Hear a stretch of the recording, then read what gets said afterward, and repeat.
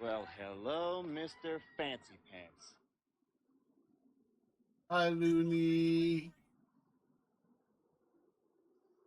Thank you for the bits. Welcome in.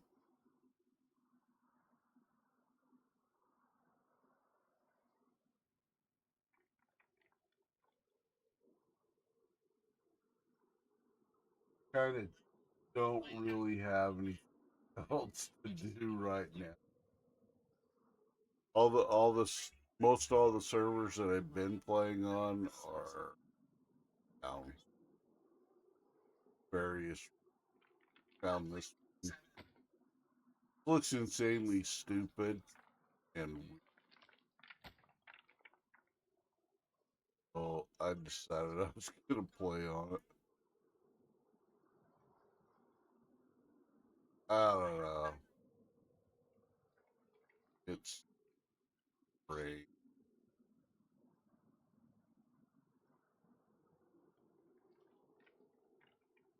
You start out with a duck helmet.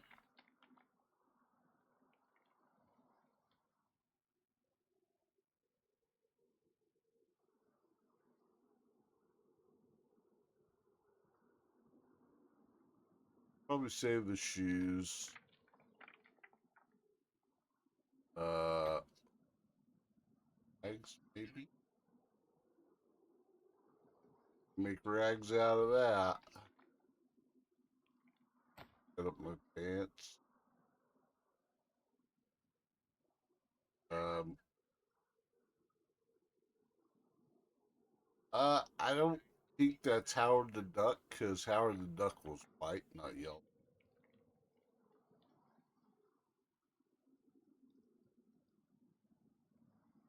At least I'm reasonably sure Howard the Duck was white, not yellow. I don't know. I haven't seen anything from Howard the Duck in decades. Um, gonna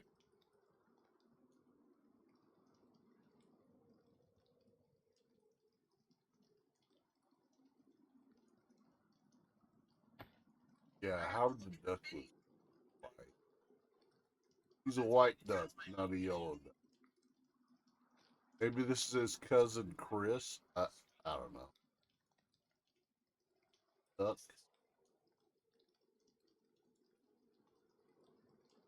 He showed up a couple of times in the Marvel movie. Um, Guardians of the Galaxy in those movies.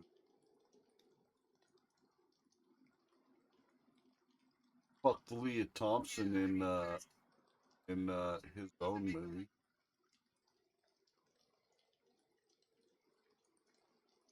which is weird to say the least. Very strange. Not quite sure how that worked, but hey, whatever. No, it's based off of a comic.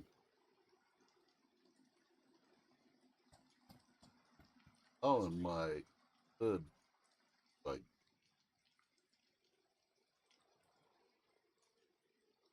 yeah, that clips through terribly. Although it looks good from the front and the sides, aside from her hair clipping through. Uh, well, we keep getting the server fucking. But yeah, how the duck showed up times. I think he was in. I think he was in all three of the Guardians of the Galaxy. In the background for one. Then they actually have like standalone shots of him. Uh, the first Guardians of the Galaxy, he's on display at the collectors. And then when there's that explosion, I see him afterwards, he's like having a drink at the bar down the street. That mean he's Howard the Duck and drinks, smokes cigars, and he was wild. Fuck is that? Or is that a creature? Fuck is that?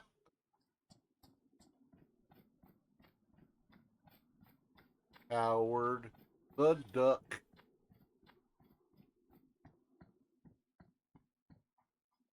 I used to read those comic books when I was a kid too. They were, let's say, not really age appropriate for comic books back in the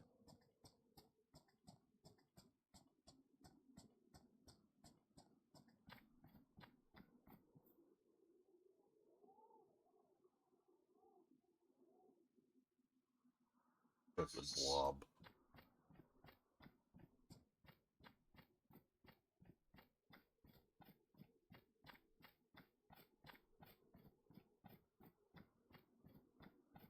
Yeah, Dimensions Afterlife is down. It's been down for 4 or 5 days. I don't know.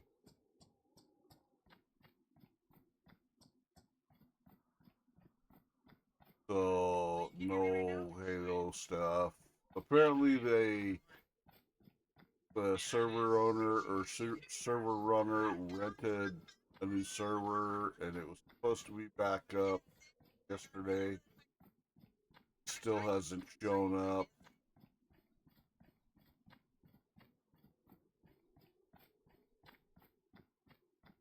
So apparently he's having problems with files like that. And I found another one, but be a lot of toxic kids that kind of wander. And they say some very offensive. I'm not gonna stream that one. I don't trust those guys to and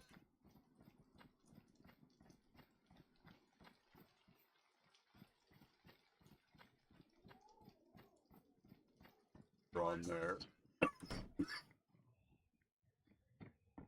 They jumped on that server yesterday and they were just toxic. They were saying things that could probably get banned off of just for saying I'm gonna stay away from that. That one won't get streamed.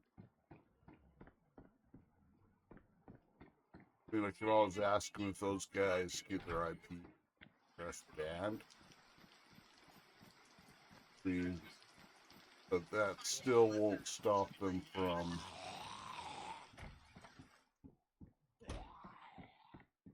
hopping onto the different IP. Still be, know.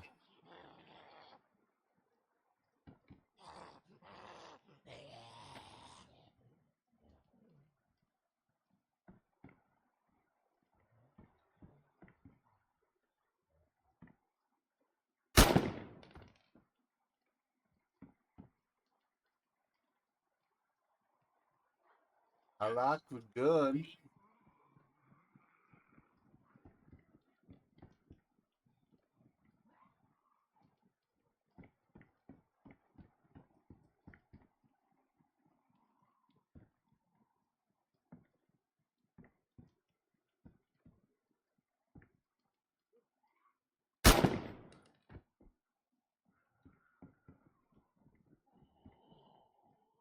Server fucking yellow thing popping up.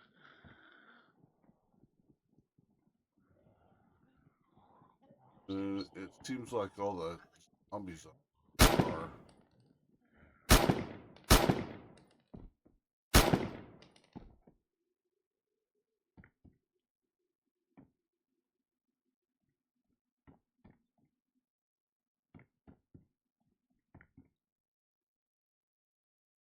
45 with round mags.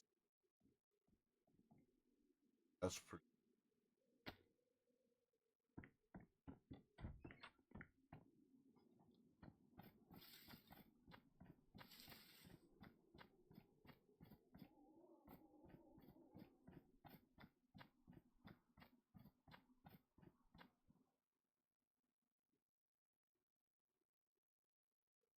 Oh, my bad.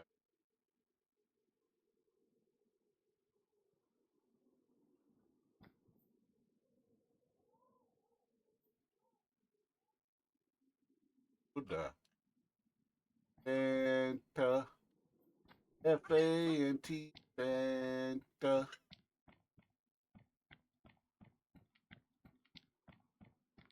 Oh, my Lanta.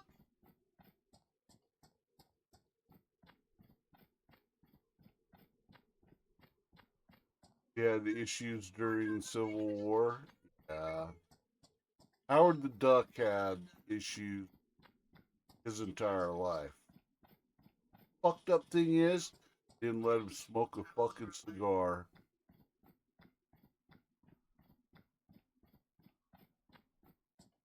Because in the original comics, smoked a cigar, drank a lot.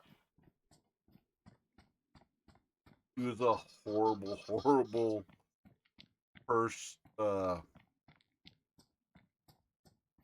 individual. That'd be good.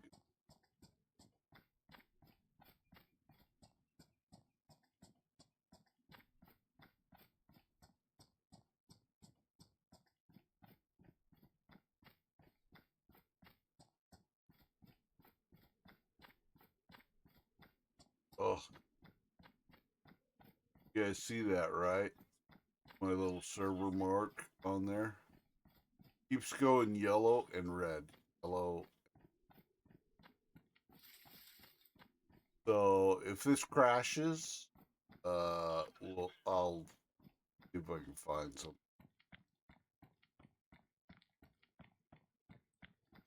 Didn't know it was a comic? Everything in the Marvel Universe is a comic.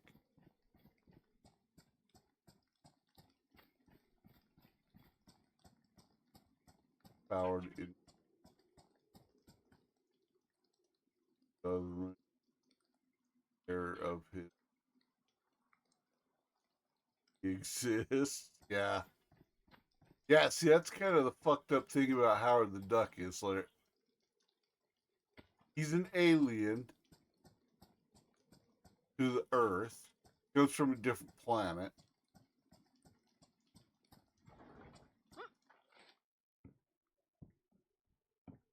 And he just gets treated like shit everywhere.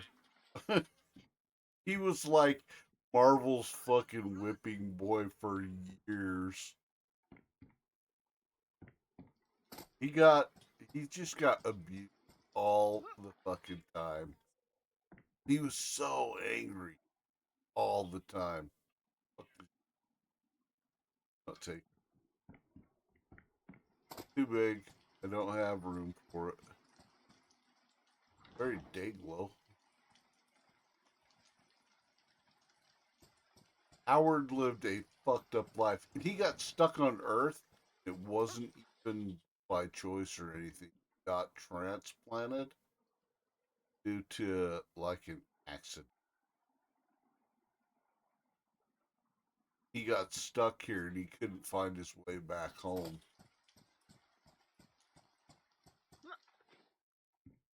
And he lived this weird, fucked up life, and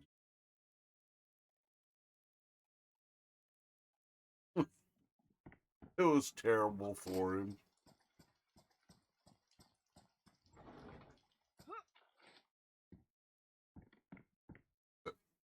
Frozen planet.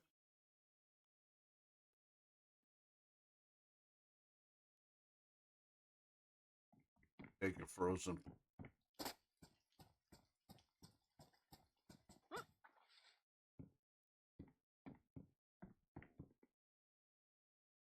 Skyrim card.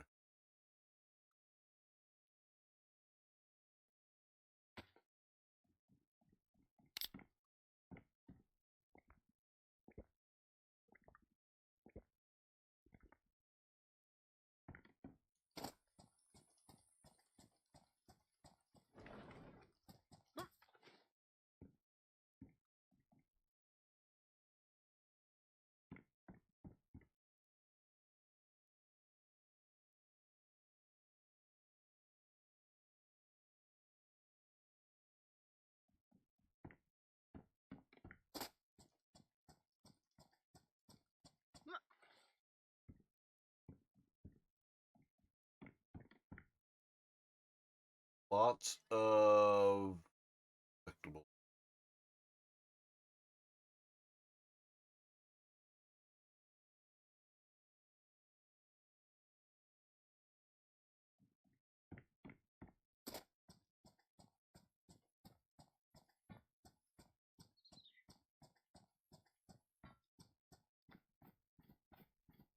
How's everybody doing tonight?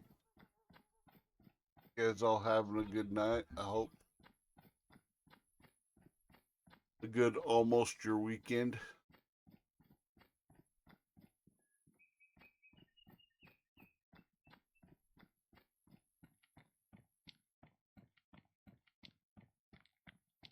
I'm here.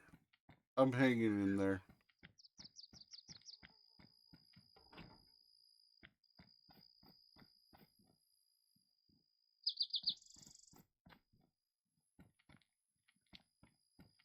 Fighting off a migraine for the past day and a half.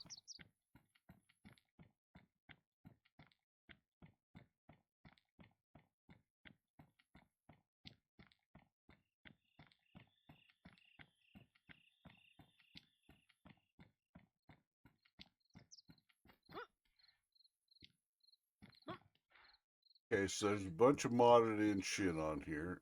Don't know if they modded in. Loot spawns on it, but I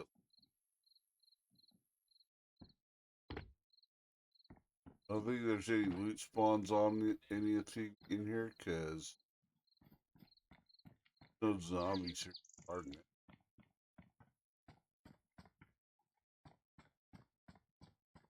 There's probably no loot. Or if there is, this shit probably get picked over quite a bit. Guard. Okay, there's one piece of loot.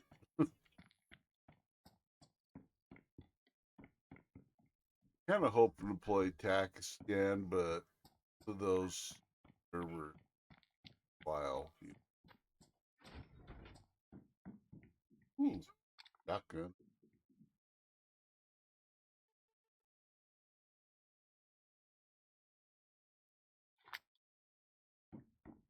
I don't know if that takes regular shotgun rounds or not.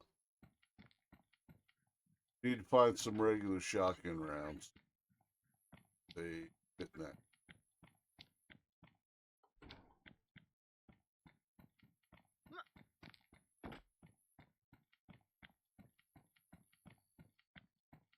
Yoda.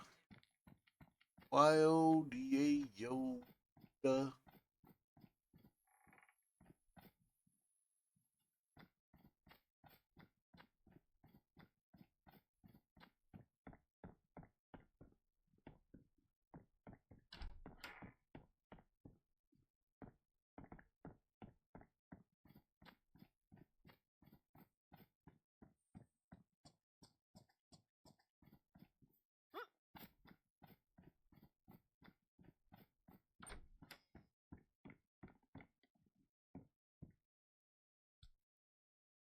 Oh, that's a cool looking bear. I like that one.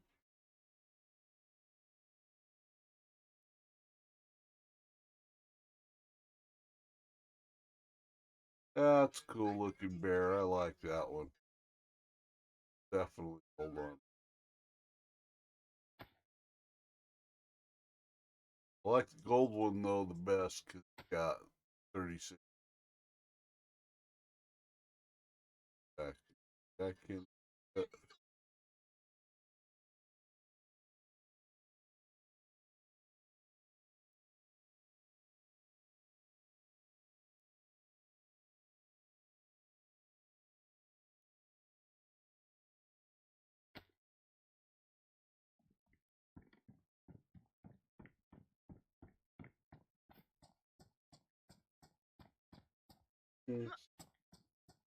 Mm-hmm.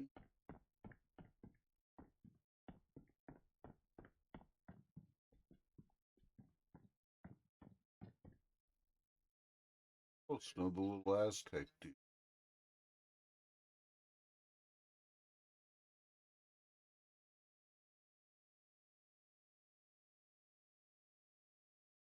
Black.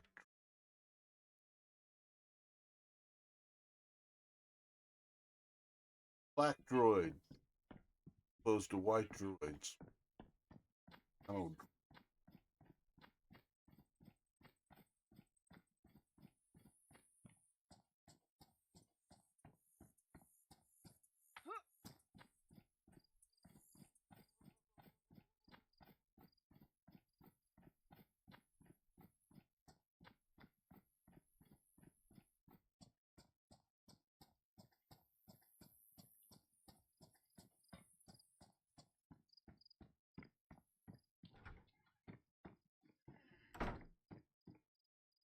Rubik's Cube. I remember when those were popular. Remember when that came out.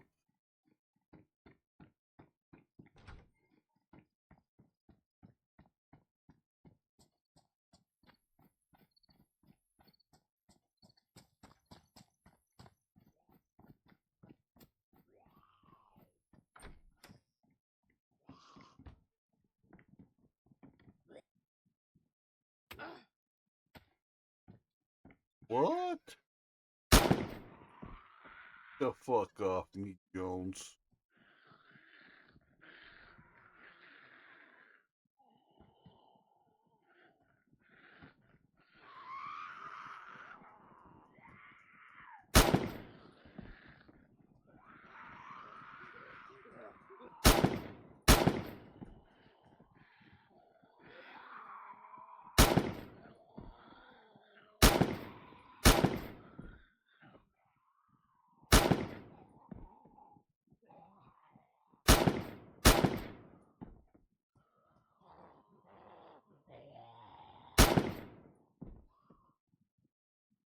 Right through the elbow.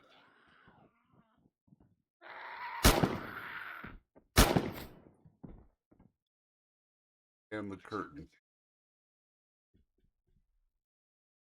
It just mirrors it sound like it's a little bit muffled.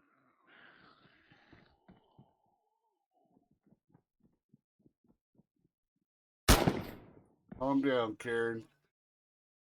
Be jogging in heaven. Okay, so they could slap you through the walls. I don't really care for that.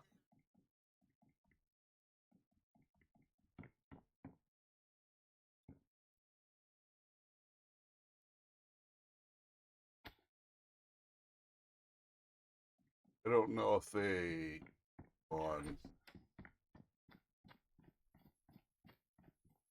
You think, guys? One of the cool things about that server that I was playing on the other day, the one with toxic people, is the zombies have money on them, random amounts of money. So instead of giving you like reward money for playing on the server, you get rewarded by killing the zombies while you're playing on the server. It's a really cool idea. I really like that idea. You might have $1 on them. They might have $10,000 on them. It's pretty badass. I like that one. Hi, Kool-Aid Man, by the way.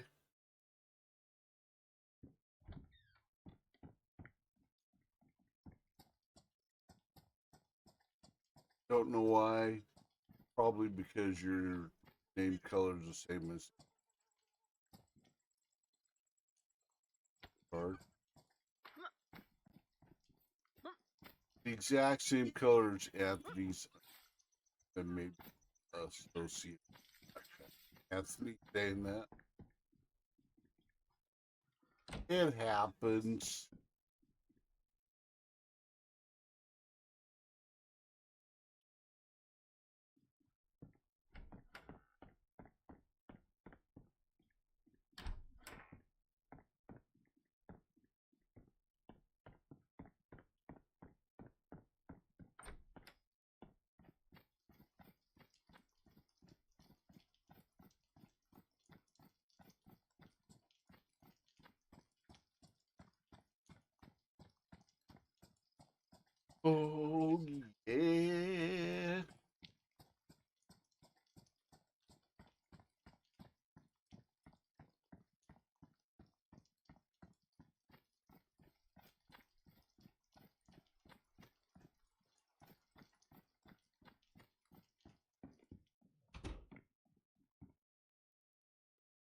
East.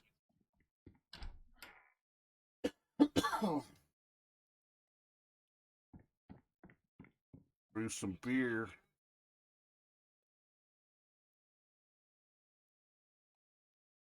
I want to brew.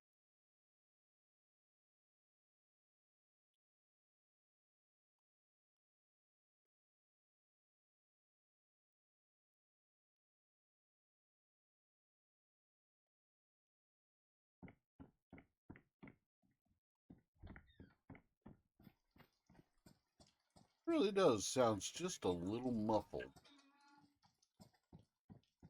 Audio sounds like.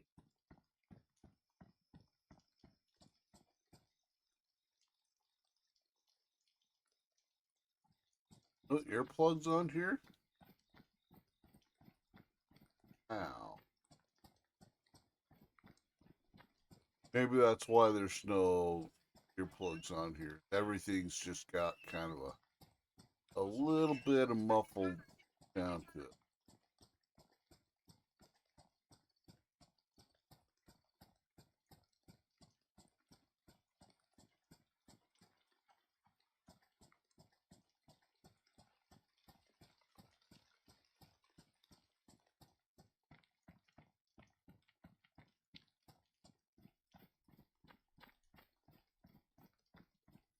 But I don't know where the traders are at. I don't know if I get rewards for kills. I don't remember if there's kill rewards on here. That should become something that I really like. Give me stuff for killing zombies, man. I like killing them.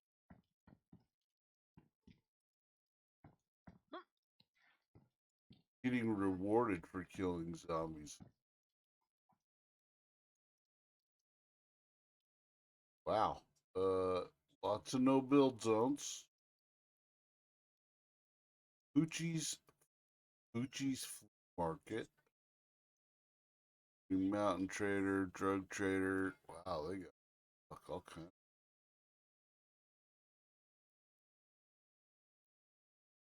Traders and bunkers and Phantom Bunker.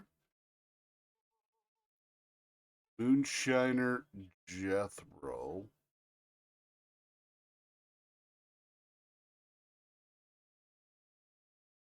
I don't know what Moonshiner Jethro. I'm guessing. Oh, you make your own booze, and I'll bet you can go sell it. That's what the. Or there's a vehicle trader right down here.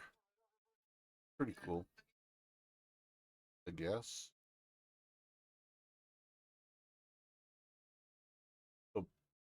Papakna Reservoir Boss. Holy fuck! They have just fucking.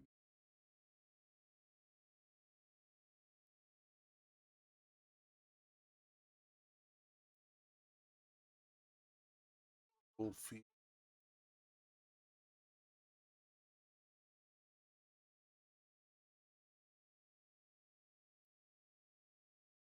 Wow, there's like almost too much shit to fucking. What the fuck? No wonder my fucking. Oh, no wonder that fucking server icon keeps popping up on here. Where am I at? How much it costs to get a car? Get a car and go to a trader.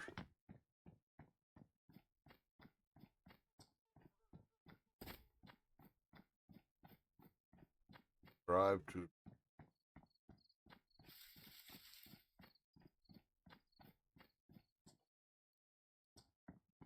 Oh, I don't like that. Yeah, there's lots of stuff to do on here. Get what the name of it.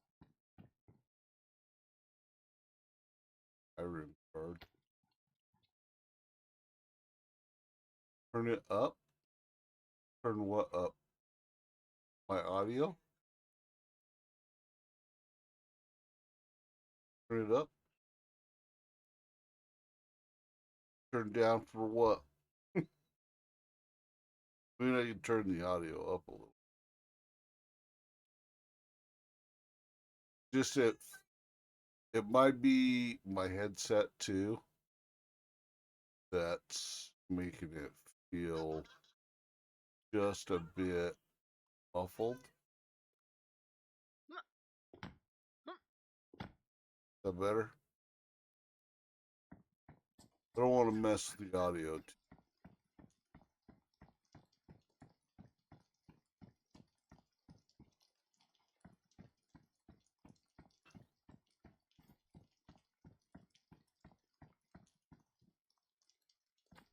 Way too muffled. Yeah.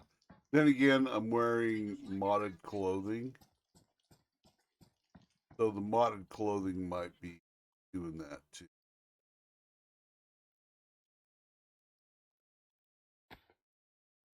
Oh, okay. So that helmet looks very. What the?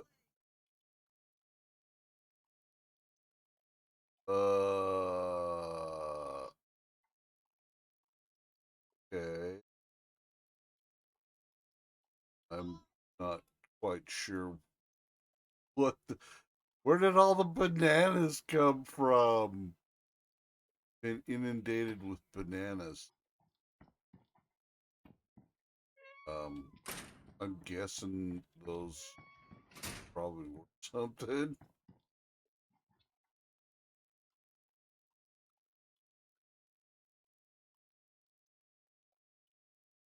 Lucky box. Unwrap it.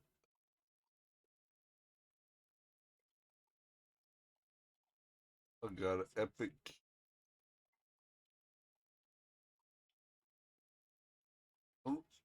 I'm guessing that's the reward. Why do I have all these? Having all these bananas is bananas.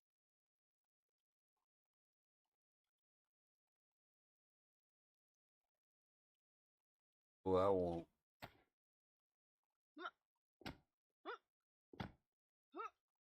that won't do. Oh, and put the other one on. Yeah, it still doesn't fit right. You have to get a you have to buy a head that to actually fit right. You have to get the whole outfit to make that right. I'm sure.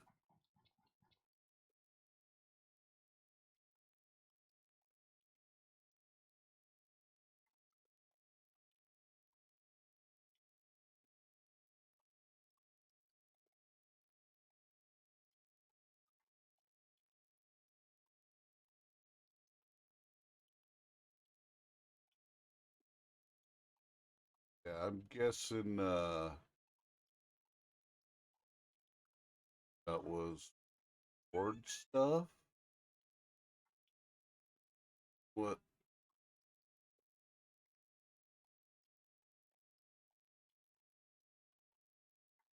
it's just gross.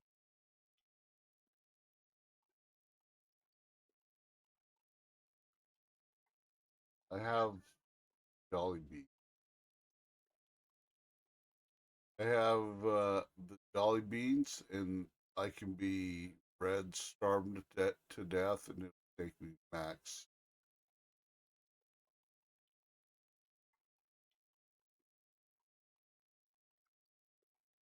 I'm guessing the banana. I don't want to throw them away.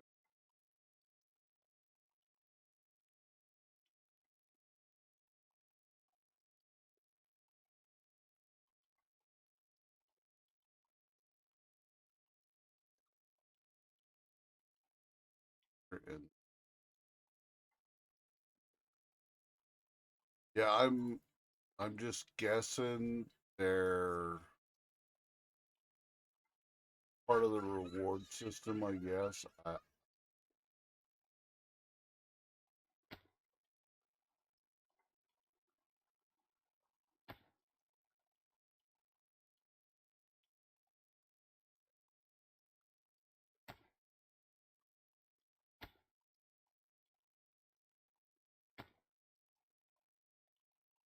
Yeah, I'll see if I can sell them at the trader.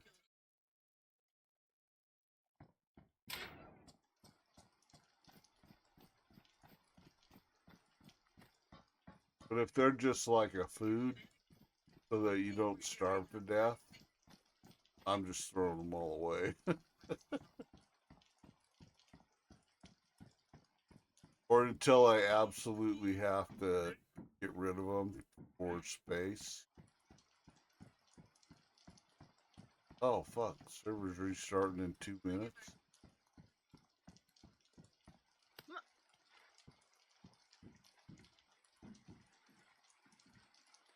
Okay, we will log out right here and we'll wait the 5 minutes.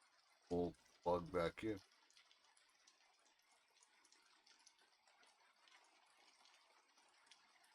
I found another server that zombies that you kill have random money on them too. That one's set up, it's a little bit odd.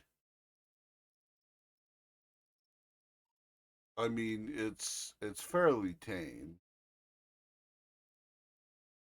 but it too had some toxic off in, which is also why I didn't hop on that one either.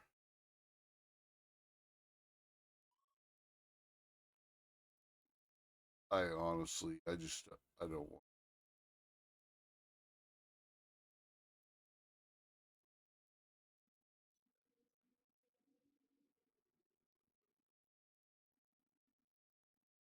I'd rather not get banned for anything as somebody else being a toxic.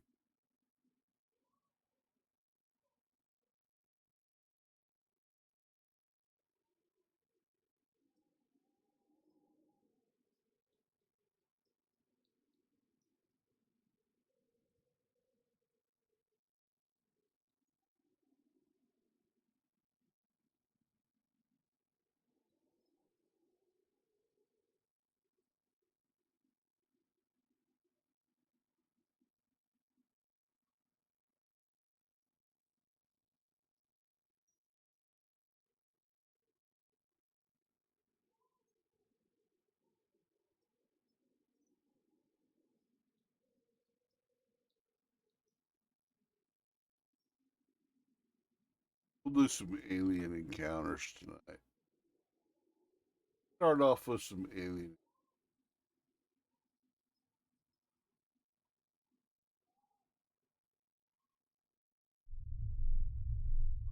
Oh,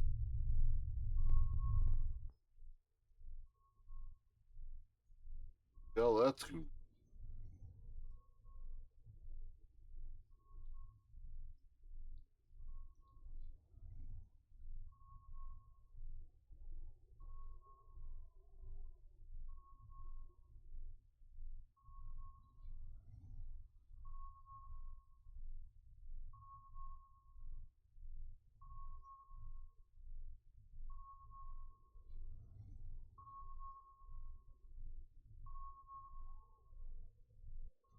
Between the stars and planets, there exists a vast realm of nothingness.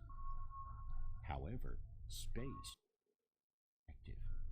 Traveling throughout the cosmos are a variety of signals broadcasting their presence to anyone who will listen. Many of these signals are stars, quasars, and other celestial phenomena. Yet some of these signals, perhaps many of them, are extraterrestrial beings talking to each other, and perhaps talking to us.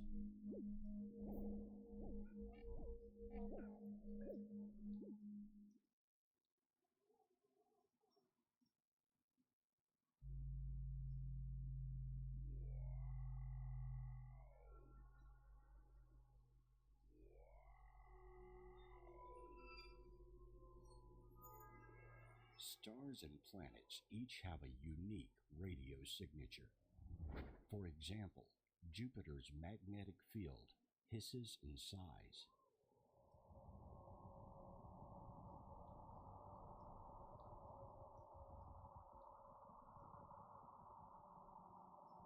Rays of Uranus chime.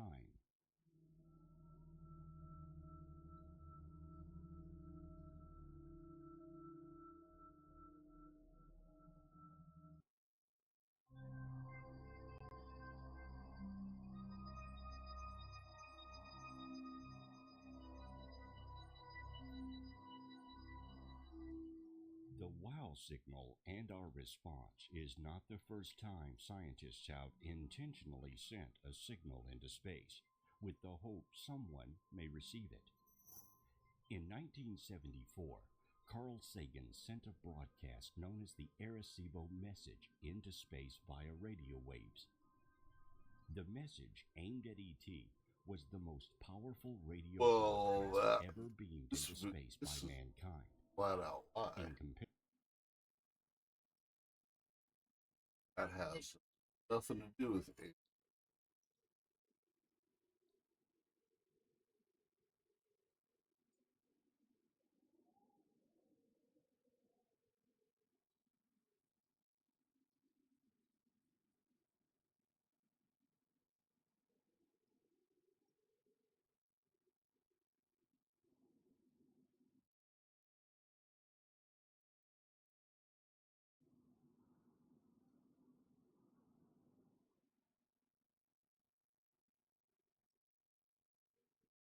See what this is. If this is UFOs. Top 5 encounters. Let's go back to the beginning to understand the facts, timeline, and location of the occurrence before making our minds up on what exactly happened. Fox Lake is a popular camping area close to the local.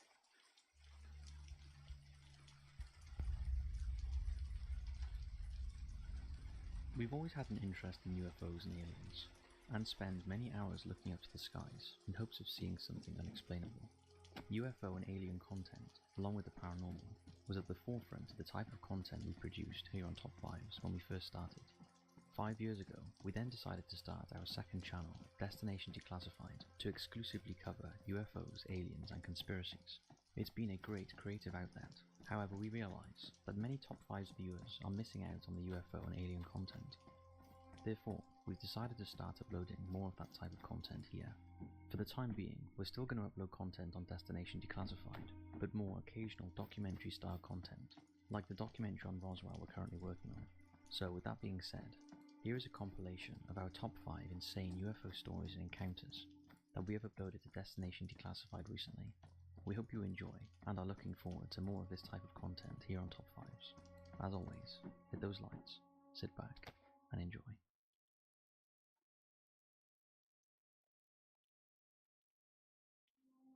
As ever, we must go back to the beginning to understand the facts, timeline, and location of the occurrence before making our minds up on what exactly happened.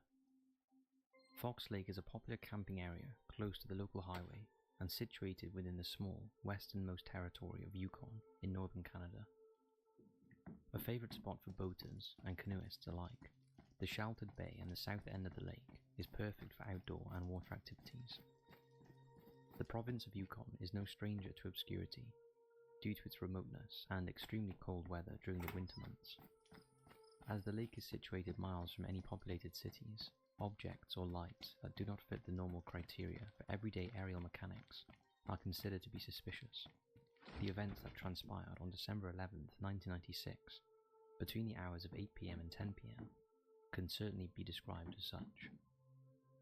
According to more than 20 witnesses, a massive object with extremely bright lights hovered close to the region and passed over 3 separate areas across the Klondike Highway, racking up 130 miles in total before disappearing out of sight. It was unanimously agreed and reported that the size of the UFO was over a mile in diameter, bigger than a full-sized football stadium. Those who witnessed and subsequently described the colossal craft were separated and broken down into numbered groups to protect their anonymity. So, let us look at the first reported sighting, which was seen by 6 individuals, or Fox removal 1 to Fox 6. from the server, the only place Around 8 okay PM to local argue time, with other somewhere along the players, Klondike Highway, trash talk, Fox 1 was driving his car that when he shouldn't noticed a large illuminating light in the distance, argue which seemed very much player out of the in ordinary. chat. Guessing that his eyes were deceiving him, the man who cannot be named continued on his route when he noticed the same bright lights. This time, however, they seemed to be emitting from a long, smooth surface area. Fox 1 notes that his eyes were not deceiving him, and that he could in fact clearly see the rectangle light moving over a hill to the east. Trying to make sense of the oddity which had passed over his field of view, Nuts and Fox 1 managed to bananas. readjust his sight to the nighttime conditions after being initially blinded by the brightness. Steadying his car on vision, the first witness was able to catch a glimpse of what seemed to be a large group of rectangular orbs dipping below a hill on the east side of the highway. Desperate to understand the entity, an exhilarating feeling forced him to head for the hills to try and get a better glimpse of what seemed to be a UFO. Canadian engineer and personal investigator of the Fox Lake incident, Martin Jasek, picks the story up not long after Fox 1 decided to veer off course in his attempt to see the object once more. Two of the witnesses were cousins driving in separate vehicles. Each saw it over the lake, slammed on their brakes, and got out of their vehicles. The relatives known as Fox 2 and Fox 3 were indeed making their way northbound in separate cars from the city of Whitehorse to the small village of Carmax when they spotted the craft up ahead in the distance. Running parallel to Fox Lake itself, the cousins were able to scan the frozen waters from their vantage points. Both men were approximately 600 meters apart. Jasek notes that at this point, they watched the huge object as it slowly drifted towards one of them and was soon almost directly overhead. The report states that Fox 2 was the person who stood in awe at the massive spacecraft as he found himself directly below its powerful presence. Transfixed by what was happening, Fox 3 could do nothing but stare at his cousin, not knowing whether he was in danger or in some sort of psychedelic trance. Before long, the enormous body slowly moved away from the lake, heading further to the east and over another set of hills. As it disappeared, the men noticed the same smooth surface of the entity as the lights became less blinding. From here, Fox 4 and Fox 5 came upon the craft from the southern end of Fox Lake. Investigator Jasek confirms that at the same time, a married couple with their baby were a bit further to the south along the same highway. They too saw the object. By the time they caught up with the cousins and pulled over, the object had moved off. According to reports, the couple were able to see rows of lights, which were moving steadily across the frozen lake. As they had a 2-year-old child in the back seat, and fearing for its safety, Fox 4 and Fox 5 picked up speed and drove as fast as they could before coming across the two cousins, who were still standing in absolute wonder and confusion. Pulling over to the side of the road, the young couple decided to ask the men what happened. None of them could conjure up an explanation. The small family continued on their journey towards Braeburn Lodge, where they asked the same question to the lodge's owner, Stephen Watson. Noticing the panic and bewildered faces of the couple, Steve tried to reassure them by saying, "Oh, you must have seen what Fox 1 saw." Word was beginning to spread. A sixth and final witness of Fox Lake was reported to have seen the craft whilst driving in the nearby area. The lady, Fox 6, was unsure of the time of the occurrence, but can clearly recall the brightness of the lights that beamed Don't from really the ship, care for this backpack, engulfing her but craft and lighting up its it's a interior. little bit big. Trying to see past the brilliance above her, Fox 6 was able to distinguish a large illumination of multicolored lights projecting straight down towards her. The sheer magnitude of the intimidating object caused the car's light and music to slow down to an eventual stop. Of all the registered witnesses that we know of, Fox 6 was the last to see the UFO before it made its way towards Pelly Crossing. Between the last recorded sightings between 8:30 PM and 9 PM, the village of Pelly Crossing would receive its visit from the giant spaceship, which must have picked up speed, as the crossing itself is approximately 2 hours' drive from Fox Lake. Similar to the witness testimonies given by the locals of Fox Lake, the Pelly Crossing residents would be attributed alias names. Pal 1 to Pal 7. Martin Jasek discloses the first encounter as It seemed to respond to a man's flashlight by accelerating towards it. When he turned off his flashlight, the object stopped. PAL 1, whose name was eventually revealed to be Don Trudeau, was on the northeastern side of Pelly Crossing when the large row of lights rose above the hills that had been shielding the village thus far. When the object stopped, it was just 300 meters away from the terrified man, who managed to get a good look at the monolith ship which loomed overhead. There was no sound coming from it, but he did report numerous light emissions and beams that projected in various directions. One even struck the ground near Trudeau himself. A green-coloured beam shone horizontally out of the front of the shuttle, whilst two beams at the back seemed to slowly rotate in a horizontal position.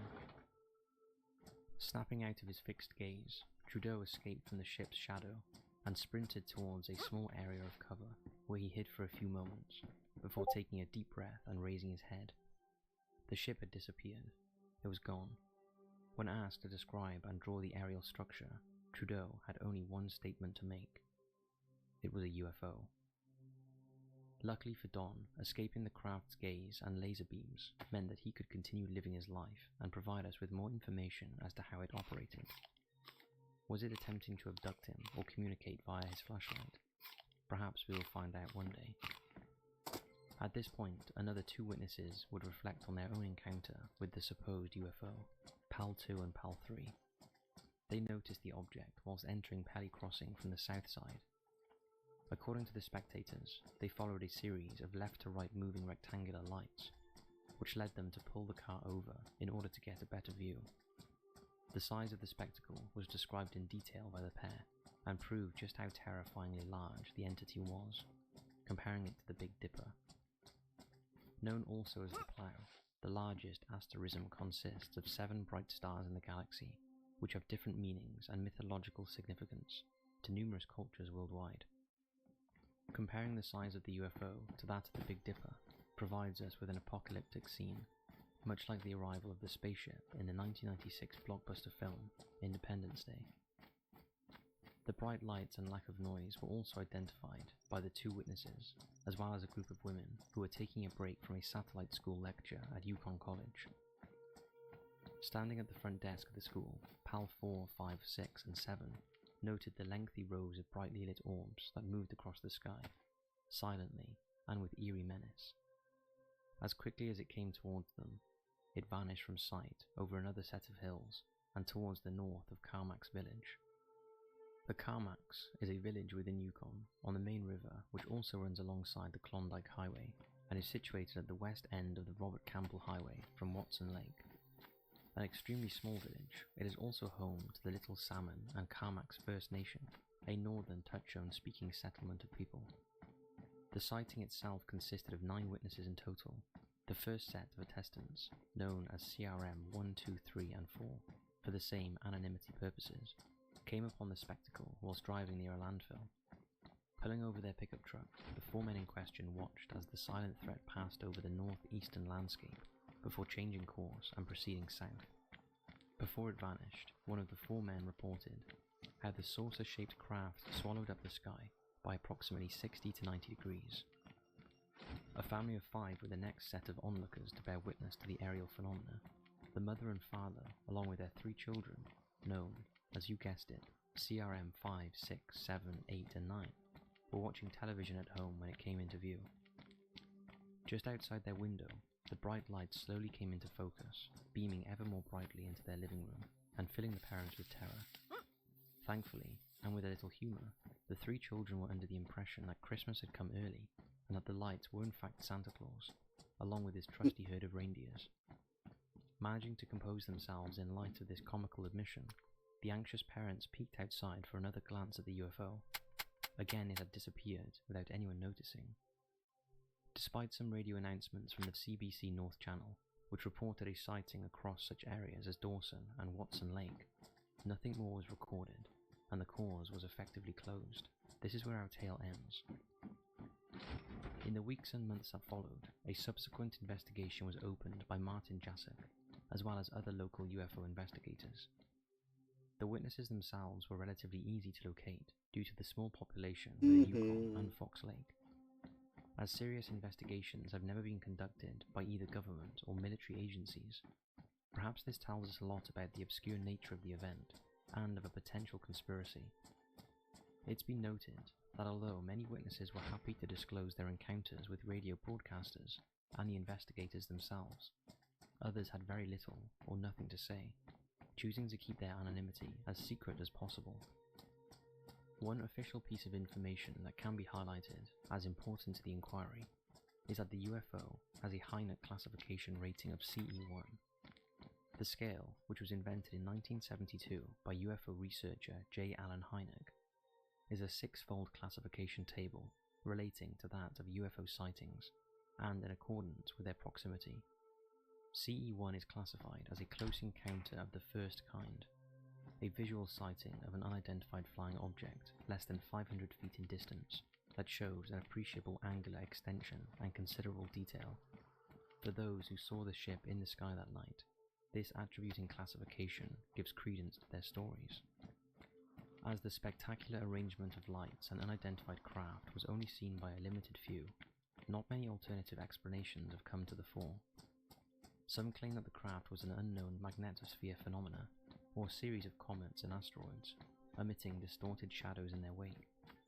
Most skeptics agree that it is most likely a spy plane or experimental government aircraft, which confused some of the witnesses who saw it. One theory, which adds to the mystery, has been circulating the internet for some time now, and relates to the ancient artworks within the region and outer areas of Fox Lake. The concept goes that the Aboriginal communities in Canada handed down various scrolls, tablets, and spoke of extraterrestrial intelligence that regularly visited them from outer space, and who became known as the Star People. Some believe this visitation is not only a regular occurrence, but as a means for the aliens to make or continue contact and communications with their earthling brothers and sisters. With so many false narratives, pictures, and so-called footage of UFOs being posted online on a daily basis, it is often difficult to separate the fact from fiction. Some stories, though blatantly false, can be appealing or entertaining in short doses. However, if one wishes to be serious on the study of extraterrestrials, alien intelligence, and the close encounter theorem, then we must narrow our search to the stories that matter the most. In the case of the Fox Lake incident, perhaps investigators and skeptics alike should return to the examination of such a massive event. Considering the amount of witnesses involved, their concurrent descriptions, illustrations, and official testimonies, as well as the oddly silent response from the local authorities at the time, Taking the leads one to cyborg believe that shoots. something has either not been found yet, or not being said.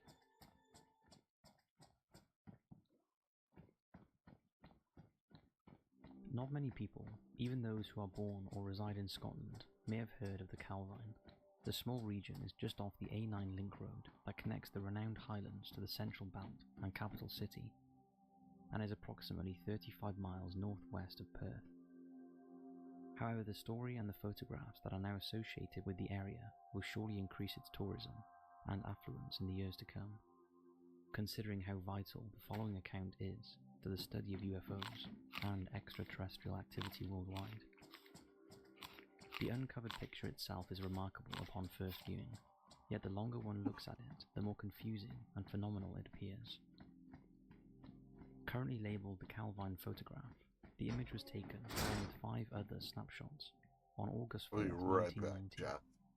And thanks to unrelenting research and investigative endeavours of UFO journalist Dr. David Clarke of Sheffield Hallam University and UAP Media UK, has it now finally seen the light of day. An extremely large vessel is clearly seen in the still picture as it hovers above the ground, diamond-shaped and seemingly metallic in nature. It is said to have been approximately 30 meters in length, and is concurrent with the stereotypical mechanics of the so-called flying saucer phenomenon. In the background of the spectacular image, a fighter plane can be seen as well. As it's in the distance, it is Suddenly much smaller very in size cold. and scale to the mysterious diamond, and was identified by the Joint Like Air a Reconnaissance door or Intelligence window. Center, JARIC, who had access to all 6 photographs, as a Royal Air Force Harrier jet fighter. What we don't know, however, was if the aeroplane was following the entity or not, or who the pilot is. Eerily, it has since been revealed that in October 2021, Scottish operations record books have no official listings or accounts of any aircraft which were due to take the skies on the day in question. In the hours and days following the photograph being taken, the original copies were handed over to the well-known popular newspaper, the Daily Record, who in turn provided them to RAF press officer Craig Lindsay, who then passed them to the Ministry of Defence, due to their peculiar nature and aeronautical obscurity. From what we know, all original photographs and accompanying negatives were either stored or possibly destroyed by the MOD or the Daily Record, after their discussions and analysis. Thankfully, Mr. Lindsay had preserved the now released image in his home after providing the authorities with the remaining snapshots of the UFO. Having been the first official correspondent to speak with the men who took the photographs, two catering chefs who decided to go for a walk that evening, Lindsay would conduct the interview and obtain the images that would not only stun the UFO community nowadays, but would take its toll on his own well-being for more than 30 years. Despite the initial excitement and mischievousness that engulfed him after he returned home with an incredible piece of evidence that clearly shows an unidentified flying object, Lindsay began to fear for his job and livelihood, as it could be said that he had broken protocol by keeping the photograph. Now in recent months, after Dr. David Clarke managed to track him down to his home and approach him for comment, Mr. Lindsay, now 83, would actually breathe a huge sigh of relief by saying, "I have been waiting for someone to contact me about this for more than 30 years, and the burden had finally been lifted from his shoulders." So to whom do we give thanks with regards to the pursuit and eventual tracking of such an amazing piece of evidence?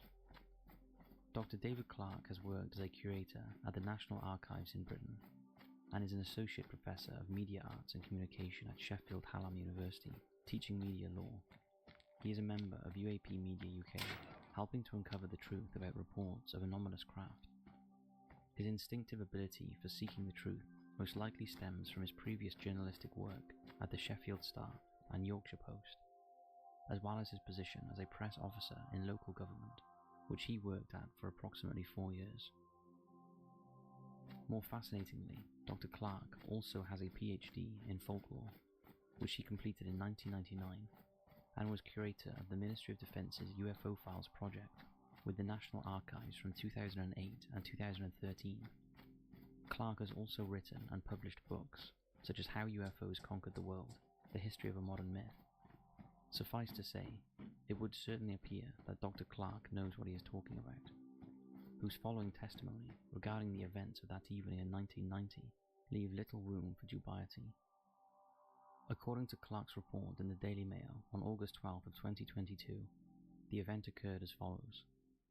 Almost 32 years ago to the day, on August 4th, two men decided to go for a walk in the hills after a long hard day from working at a nearby hotel in the town of Pitlochry, which is situated on the River Tummel, within the distance of Perth and Kinross. Both men had been working as chefs at the lodging, and decided, after the kitchen had closed for the evening, that a drive to the Cairngorm National Park was worthwhile, that some fresh air was well deserved. They parked up their vehicle just before 9 p.m. in the region of Calvine, along the A9, and began their trek across the mountainous terrain. It wasn't long before both men came across the huge spectacle that hovered in the night sky. The massive metallic object was described as being approximately 100 feet or 30 meters in length, and remained silent as both men observed it with terror and awe. After a brief spell of hypnotic gazing, the chefs decided to hide from the intimidating presence above them, and scrambled for a nearby wooded area. After reaching safety, they noticed a loud, screeching noise emitting from the sky. In the distance, an RAF jet fighter shot across the distant clouds, not knowing if the plane was aware of the unidentified spectre. It then circumnavigated from its route and headed back to briefly circle around the object before shooting off into the northern skies. It was at this moment that one of the men was able to grab his camera and capture a series of striking photographs of the craft, with the jet fighter in the background. Almost immediately after the picture was taken, as if the UFO had noticed the flash of the camera, it vanished out of sight, ascending into the clouds at a high rate of speed, leaving the men horrified and totally confused. And that wasn't it. As quickly as it was spotted, it disappeared, leaving no trace of itself behind, only a lifetime of questions, cover-ups, and investigations from the likes of Dr. Clark. Not only were we now faced with the image of an unidentified flying object, the fact that a militarized jet was circling the area at the time and is seen in the background leads to even more questions. Indeed, during this time, the Cold War was still ongoing and had not come to its final conclusion, so it was customary for aerial reconnaissance to continue in the skies above until the dust settled. Simultaneously to the conflict, conspiracies and gossip began to spread regarding top-secret missions, which were supposedly being conducted by the US government, more specifically, the Aurora concept. In 1990, the same year as the mysterious events that took place in Calvine, the Royal Air Force was consistently on standby to be deployed in the event that Soviet forces attempted a late retaliation strike on UK shores. As previously covered on Destination Declassified, the possibility that Aurora, a reticement covert craft capable of flying at supersonic speeds and purposefully built to oversee defense programs and spy missions, was part of the discussion in relation to Calvine. Some believe it was spotted in the now former RAF airfield, based in the small village of Machrihanish. However, defense ministers denied, in Parliament, that the US had been given permission to fly or land any mysterious stealth aircraft within UK airspace, spawning yet more conspiracy theories. And yet, the original photographs, which were possibly hidden away by the Ministry of Defense, were scrutinized by intelligence chiefs, and according to David Clark, sources claim it to be that of a top-secret US aerial project. Eventually, the MOD papers were officially declassified. However, the names of the two men who witnessed it, as well as Craig Lindsay, were removed from that file under data protection laws. The normal process of publicizing previously confidential materials is to do so after a period of 30 years. The photograph should have been released on January 1st, 2020, if this was indeed the case. Eerily, however, the MOD and the National Archives attempted to keep them under wraps until 2076 due to privacy concerns, stating, "There are no photographs contained in the file. The file itself states that the original negatives were returned to the Scottish Daily Record." Back to the here and now, Dr. David Clark attempted to seriously examine and analyse the picture with both Craig Lindsay and Andrew Robinson, a senior lecturer in photography at Sheffield Hallam University. All three men are in agreement that the image is legitimate. Clark kicked off the examination discussion by stating, if it is a hoax, then it's a highly elaborate one, involving expensive, sophisticated equipment and flying models, not at the disposal of two jobbing hotel chefs. Robinson supported the judgment by saying, "My conclusion is that the object is definitely in front of the camera.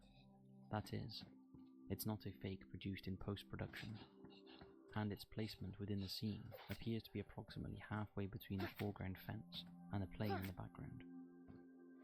In October 2020, the Scottish Sun newspaper decided to conduct their own investigation by formally requesting details via the Freedom of Information Act from the National Archives by asking a set of questions. Question 1 was, did the MOD transfer the dossier to the National Archive?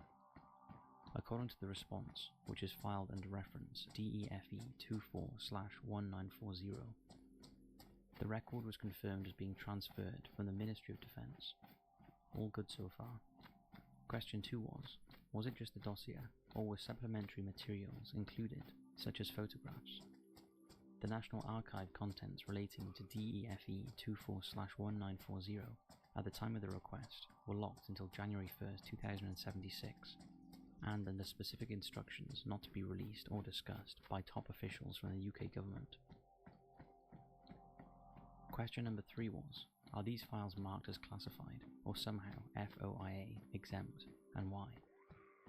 The response this time focused on the redactions that were made to the files within the open online version, such as names and addresses of witnesses and or employees. Question 4 was, is it normal for files to be delayed for 50 plus years? Have you, the person replying to the Scottish Sun's request, ever seen this happen? Interestingly, it is typical for materials, except under section 40/2, to be sealed off a lifetime of such subjects. This is assumed to be 100 years from the subject's date of birth. Question 5 was, Is the Scottish Sun's claim that the National Archives are actively withholding these files accurate? If so, who gave you this right? The final response on this was that the only closed information within this specific subject and/or files is personal information and is therefore exempt under S42 of the FOI Act. Rather vague, I'm sure you'll agree. Graham Rendell from UAP Media UK, a group dedicated to serious conversations with the British media and politicians on the discussion of unidentified aerial phenomena, which was formed in late 2020 by Rendell and 3 other UFO enthusiasts, states, "We may not be any closer to knowing exactly what the object seen over Calvine in August 1990 was, or who it belonged to, but an important piece of the puzzle has dropped into place due to diligent research." Dan Zetterstrom, also from the group, added, "The Calvine photograph stands as one of the biggest mysteries in UFO history.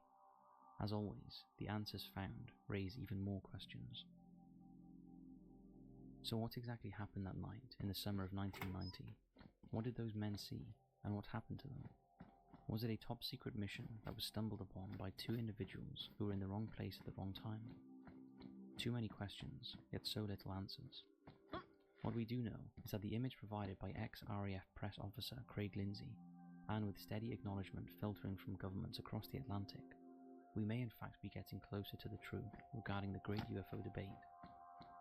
As we continue to make strides in the development of technology and intelligence gathering, we are able to uncover hidden truths and hold governments to account on matters of great importance.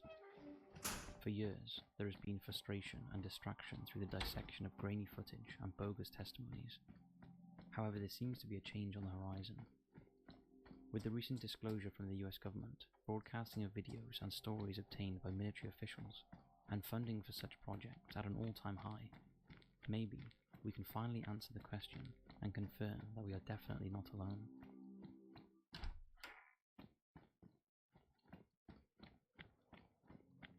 For the majority of us who are interested in matters concerning UFOs and possible contact with extraterrestrials, the case that occurred in Medford is probably too historic for us to remember. The small town in question is located 45 miles south of the so-called Twin Cities, between Faribault and Owatonna, and is directly off Interstate 35. Though it has a small population of approximately 1,000 people, it is reported that an average of 33,000 vehicles pass by or through Medford on a daily basis, which makes this case even more pertinent, as the mechanical craft seen in the sky that day is unlike anything the townsfolk had seen before. Medford, which is also 60 miles south of Minneapolis and home to the popular Twin Cities radio network, has never really been in the spotlight or considered newsworthy due to its mundane happenings and small town life. That is, as it was, until November 2nd, 1975. It all began around 9:30 p.m, where locals, travellers, and even law enforcement officials witnessed a large, mysterious object in the skies above their small community. The craft, though difficult to identify due to the nighttime darkness and disproportionate cloud cover, emanated flashes of light from an array of beacons, which were apparently attached to its exterior. One of the first witnesses to see the structure was Janet Kay, a young teenager at the time. Being a senior at Medford High School, Janet had a keen interest in writing and journalism, and had recently become editor of the school's newspaper. As she sat at her desk, studying her homework, she happened to glance out of the window and spotted something that would not only become the story of the week, but would be reported in the news in one way or another in the months and years to follow. According to the inquisitive teenager, she recalled seeing what she described as a UFO coming down out of the sky, as it made its way slowly towards her. Transfixed by the aerial entity, Janet, alongside her brother Jerry and mother Helen, watched as it glided downwards and across the nighttime smog, before eventually vanishing out of sight. Mrs. Kay noted that it was about 700 feet from the house, and it disappeared behind one of the buildings, towards the nearby football fields. The lights were the most prominent characteristics of the abnormal ship, which Helen also recounted to journalists as having flashed red, green and white, whilst her son Jerry noticed smoke ejecting from the underside of its vessel. Not content with seeing the object just once, the family jumped in their car and decided to pursue the UFO in the hope of getting a better look at it. However, they were unable to get as close after coming upon a dead end on the road not long after setting off. Though unable to get near the spectre, they did see it one last time as it ascended back into the dull sky above, maneuvering itself easily over the nearby hillside before taking off towards the northeast of Medford. After the initial excitement and subsequent car chase, Janet was able to gather her thoughts and recount her feelings to reporters, stating that it didn't frighten me when I looked out of the window and saw it, but afterwards, when I realized what I had seen was unexplainable, that's when it started to get scary. The Kay family were certainly not the only ones to witness the unidentified craft as it made its way across Medford. Local residents Donald and Leona Rafdal were driving down Highway 3 just south of the interstate, and around the same time Janet Kay saw the supposed spaceship, when they too noticed a flash of light in the distance. Initially, the couple assumed the luminous burst to be a bolt of lightning or helicopter, and initially joked about the possibility of it being a UFO. As they continued on their journey towards the heart of the town, Mrs. Rafdal noticed the object more clearly as it hovered in the sky, distributing a long beam of red-coloured light from its core. The married couple's initial humour suddenly took a sinister turn as they realised that whatever it wasn't a plane or helicopter. Mrs. Rafdal confirmed that the object went over Hamel's Pit, and we decided to follow it. It appeared to be a couple of 100 feet up. My husband said he thought he saw smoke coming from it. An almost identical description, timeline, and tracking log that the Kay family described and noted during their experience with the flying object. And so, with the Rafdal's testimony marrying up with the Kay family's encounter, local law enforcement were notified. However, this was not before a member of their own unit at the Medford Police Department had caught his own glimpse of the spacecraft. Officer Rufus Alexander had been dispatched to the west of the town due to complaints of individuals setting off flares into the sky and across the nearby housing estates. Yet he would find no evidence of such behaviours having taken place upon his arrival and inspection. According to the Owatonna People's Press a few days after the event, it was recorded that Officer Alexander was making his way back to the station on County Road 12 at around 9:30 p.m. when he noticed a group of cars parked up on the side of a nearby street. Pulling over to see what all the fuss was about, the officer was greeted with confusion and an ounce of fear on the part of the motorists when they diverted his gaze to the skies above. According to Alexander, it was moving northeasterly, and all of a sudden it seemed to stop and hang for some time, then it took off again. As well as consistently changing colour, he even admitted that even though he didn't believe in the supernatural or paranormal, the sighting left him baffled and unable to conjure up a decent explanation for his debriefing report later that evening on his return to the station. Interestingly, the police had already been made aware of mysterious lights in the sky a few days before the UFO made its broad appearance across the plains of Medford. A gentleman named Philip Keeler, who was a resident of Owatonna, called the Sheriff's Department on the evening of October 30th, where he described witnessing an apparition in the sky, including lights just east of the town. Concerned about the strange phenomenon and curious to find out if others had seen the same object, Mr. Keeler described the same narrative as that of the later witnesses. His report states that he initially thought it to be an aeroplane that was real low with the landing lights on. However, it then proceeded to grow larger in size and much brighter in colour before disappearing behind the hills. The case was disregarded until the night in question, where Steele County Deputy Sheriff Aldo Udpaddle, who was also present and on duty at the time of the sighting, It says there's a reviewed vehicle the critter situation in here, full. but Deputy Udpaddle, another non-believer, assumed that the sightings were nothing more than abnormally shaped stars or weather balloons of some sort. This theory was subsequently investigated by the local press and National Weather Services. No recorded weather balloons were reported as having set off in the town or nearby areas that night, especially due to the late hour and difficulties they would have faced whilst in mid-air. This, coupled with the fact that at the time, such weather balloons did not emit the aforementioned light displays described by the townsfolk, and so this theory was scrapped.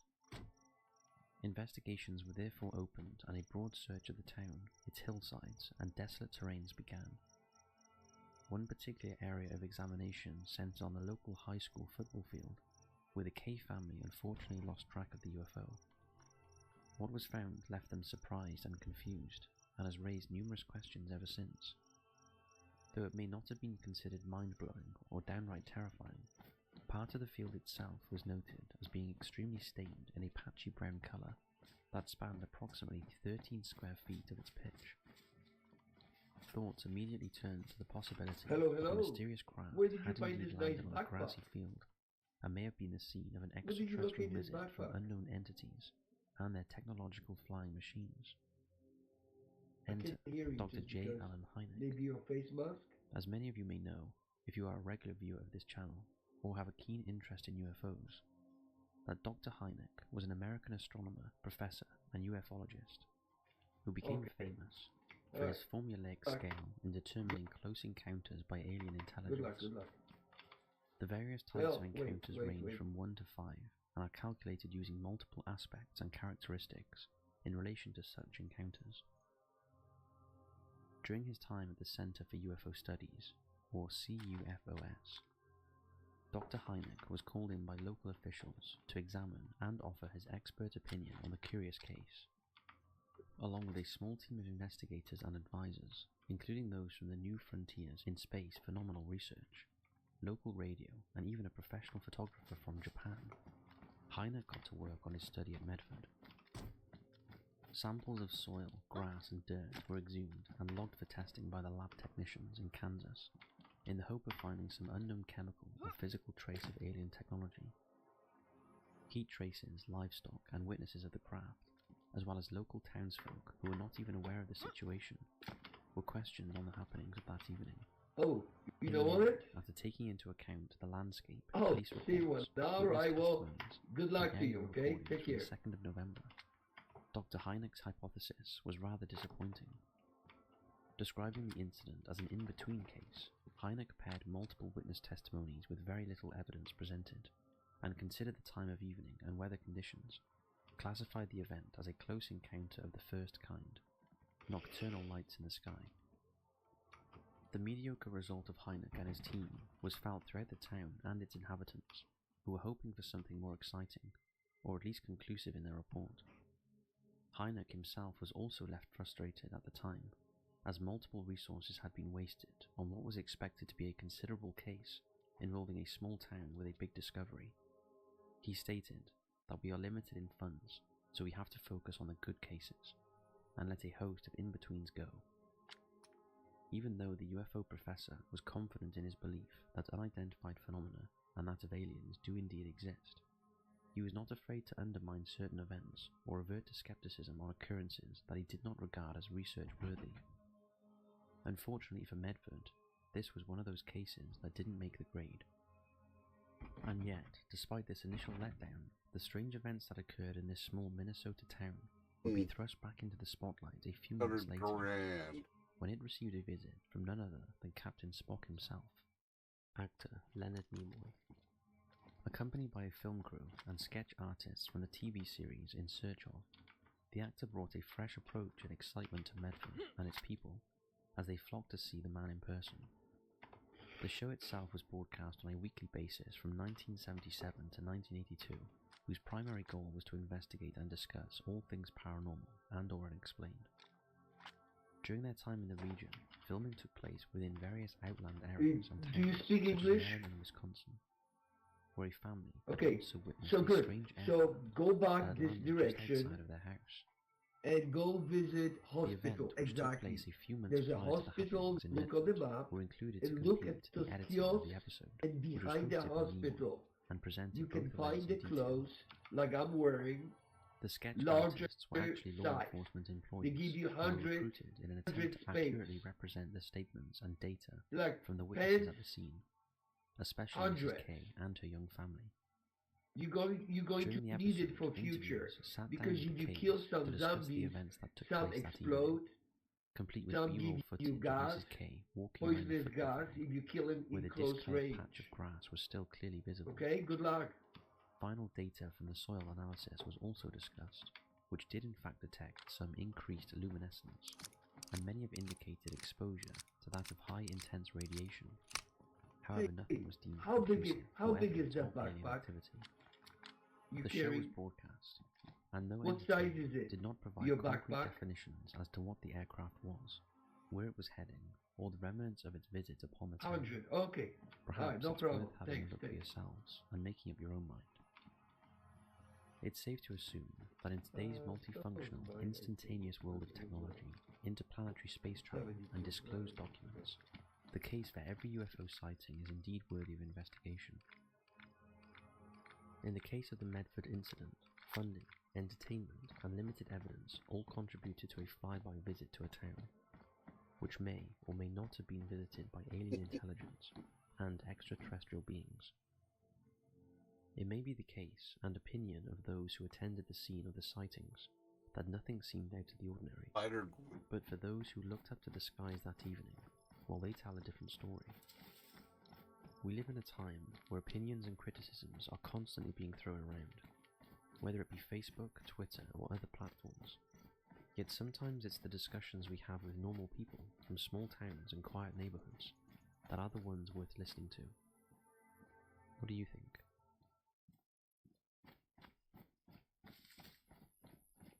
As ever on this channel, we must first look at the background and specifics of the case in question, before delving into the intricacies and analytics of the video, as well as the fallout that came after.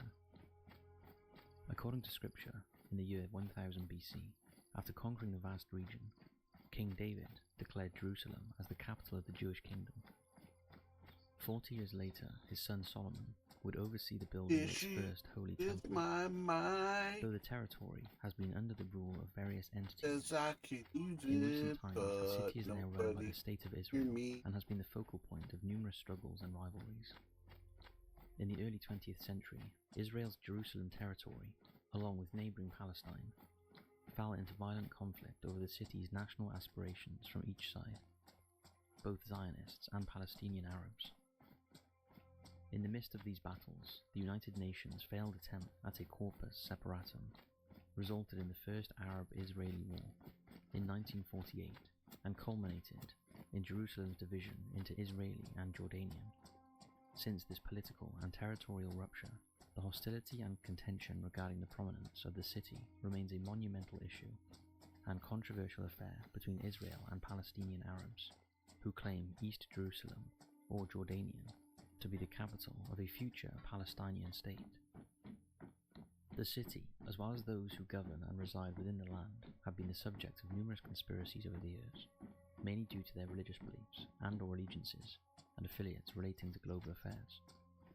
Some believe that the members of a Jewish elitist society were responsible for the coordinated assassination of JFK and Abraham Lincoln, which in turn gave rise to the French and Russian revolutions. Others, such as the Anti-Defamation League, believe that certain events, such as the September 11th attacks in New York City, as well as the AIDS epidemic, and more recently COVID-19 pandemic, were all orchestrated by Jews and Zionists to wrestle power and control over specific people and industries. A document known as the Protocols of the Elders of Zion was an apparent manifesto, which seemingly documented a plan for total world domination by the Jewish hierarchy. This was eventually deemed as a hoax, but hasn't stopped the accusations from mounting. But the city of Jerusalem was once again, and quite literally, thrust back into the spotlight in 2011 when a video was posted online, which seemed to document a large, hypnotic, glowing orb as it hovered over Mount Zion. According to multiple witnesses, who anonymously uploaded the hypnotic scene from various angles and distances, claim that an unidentified flying object, complete with extraterrestrial intelligence, had in fact visited one of the most sacred areas in the world. Oh, On January 28, 2001, at approximately 1 AM, a large glowing orb is filmed as it descends slowly from the skies, above and checking down the towards Mount blood Zion, on the type. dome of the Rock Temple Mount. The mount is considered to be the holiest site in the Jewish faith, and originally consisted of two separate temple structures. What does that say? The A first having positive. been built by King Solomon in 957 BCE, The second temple was erected after the initial destruction of the first in 516 BCE, but was subsequently destroyed by the Roman Empire in 70 CE. Bandage. The significance of this area and supernatural intrigue is due to the traditions, teachings, and beliefs by Orthodox Jewish members.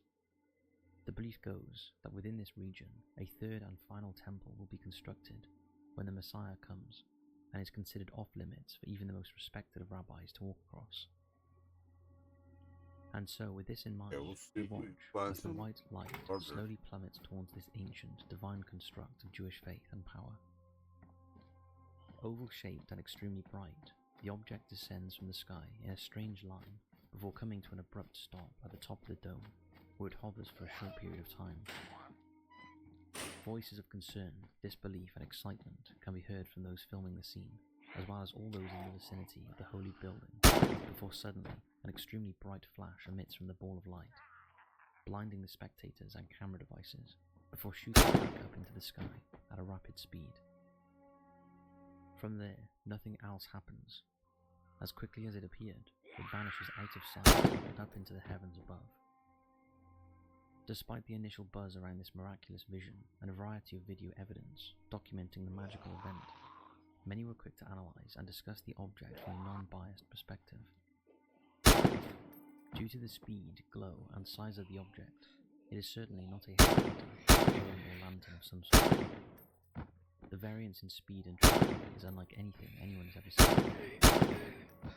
The orb is glowing too brightly to identify what lies behind its beams, nor can one assume its dimensions, technological apparatus, or structural mechanics. Many jump to the conclusion that light emissions and glowing orbs can easily be manipulated, especially from a distance, to project a deliberately distorted vision of unidentifiable flying objects in the sky. Although the speed and upward trajectory is too fast for drones, the movement of the vehicle as it slowly drops from the sky, as well as its steady hovering above the dome, is definitely possible through the use of drones and CGI. The fact that none of the visual angles are played, nor are they filmed with high-grade cell phone camera pixels, bearing in mind the date, skepticism is not unjust. The video itself is eerie on first viewing and managed to become front-page news across the globe. However, if this was indeed evidence of the Messiah's return to Earth through an unidentified flying object or angelic light force, there would certainly have been more evidence, and a monumentous religious and media fallout. As time has progressed, so has the ability to construct, record, and manipulate images, video, and sounds to our advantage. CGI can now be formed in the comfort of our own homes with affordable software and simple online applications, which for UFO enthusiasts and investigators is a nightmare to try and decipher. Though many hackers, online trolls, and YouTube users remain anonymous to an extent, there is always a trail or hint of claim to documented events which have a credible validity. The fact that no one has come forward to lay claim to this apparent second coming, nor does the reaction of the blurry witnesses seen in the film seem genuine. This also gives credence to the hoax argument. Such a colossal piece of evidence would surely have been worth a fortune to mainstream media and publications from various entities. Why no one has identified themselves as the person behind the cameras is a mystery in itself. Another argument for the apparent fakery is that though there is external noise from the nearby crowds, there is no sound coming from the orb itself, and the primary reaction only seems to emit from the people recording the incident. It's reported that there are approximately 1 million plus people in Jerusalem at any given time, with thousands flocking to the sacred ground whereupon the dome resides, yet no one else seemed to react to the glowing UFO above them. Robert Schieffer, author of the Bad UFOs blog, spoke with Life's Little Mysteries podcast, stating, "The effects of the video processing software are clearly seen. The hoaxer used motion See what this switch does. engineering to introduce camera shake into the video." Schaefer, a long-time skeptic on all matters concerning UFOs, extraterrestrials, and the paranormal, continued his critique on the upload by stating, "You can see the mirroring effect along the edge of the video. This proves that the video did not go directly from the camera to YouTube, that it made a stop in between, inside a sophisticated video editing software suite." It was safe to say that the evidence was stacking up greatly in relation to the video's authenticity. Another final claim from the critics centered on what was said, rather than what was seen in the tape. At some point during the short clip, a woman can be heard saying that the brightness of the light's illumination was too great that you can almost hardly look at it, and yet the orb does not seem to reflect any light from the dome of the rock itself. For some, this suggests, again, that the supposed UFO was digitally inputted to the scene, and the reaction from certain individuals within it is falsified for dramatic purposes. With such a backlash from UFO investigators and skeptics alike, there was little room to argue in its favour, despite the attraction of the media and online platforms. It is at this point that conspiracy theorists or strong believers in the faith can make their own assertions on the UFO's validity and purpose. As we have covered previously on this channel, those who tend to question the government or elitist groups that are said to control the world, as well as its political, social, and information industries, tend to go missing or completely change their stance on certain topics. Groups such as the so-called Illuminati and commonly known Men in Black are casually discussed in jest as to their role in our planet's conditioning, as well as interplanetary relations, but hasn't stopped theorists from believing in a more sinister agenda. Perhaps this is the reason that those recording the incident did not want to come forward.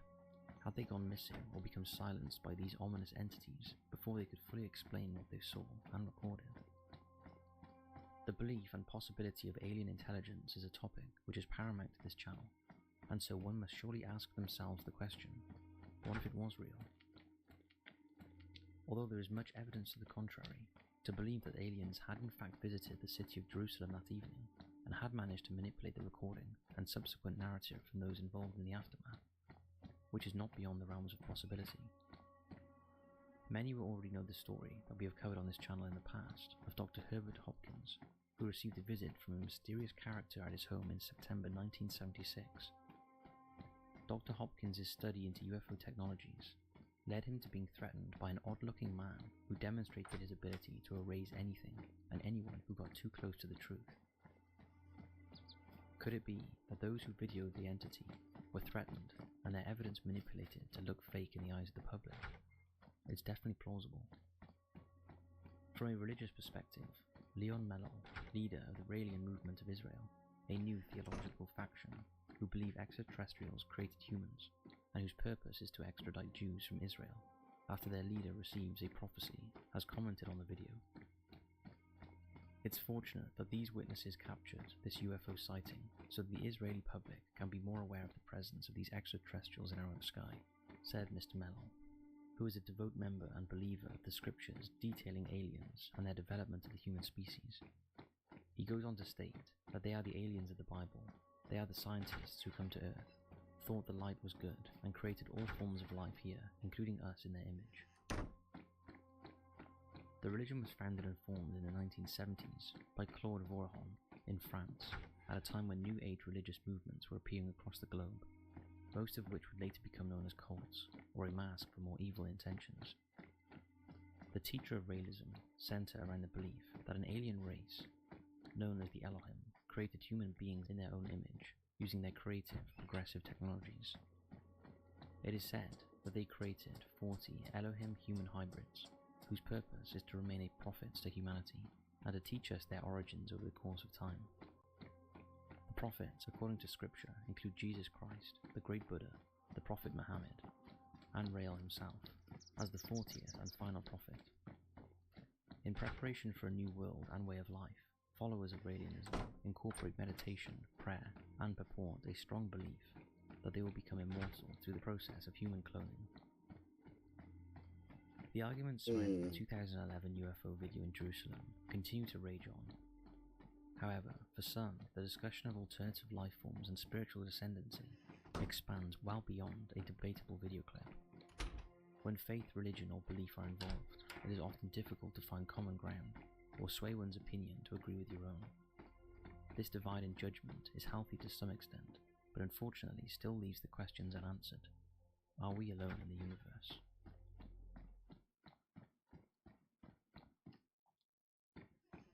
What happened to police officer Lonnie Zamora on the early evening of April 24, 1964 will forever be considered an acute sighting of what many consider to be an alien spacecraft.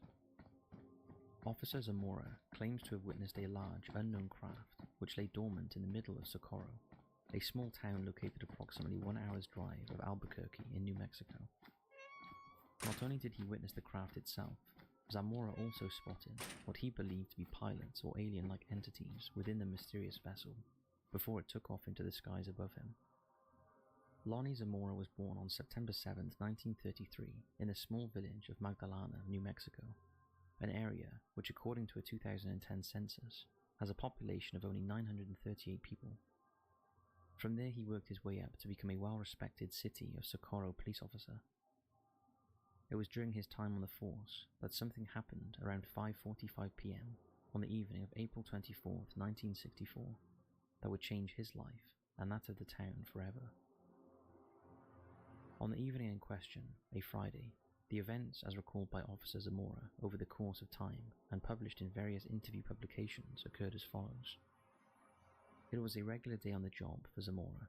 Initially he had been on the hunt for a speeding car, whose driver was heading for the outskirts of the town.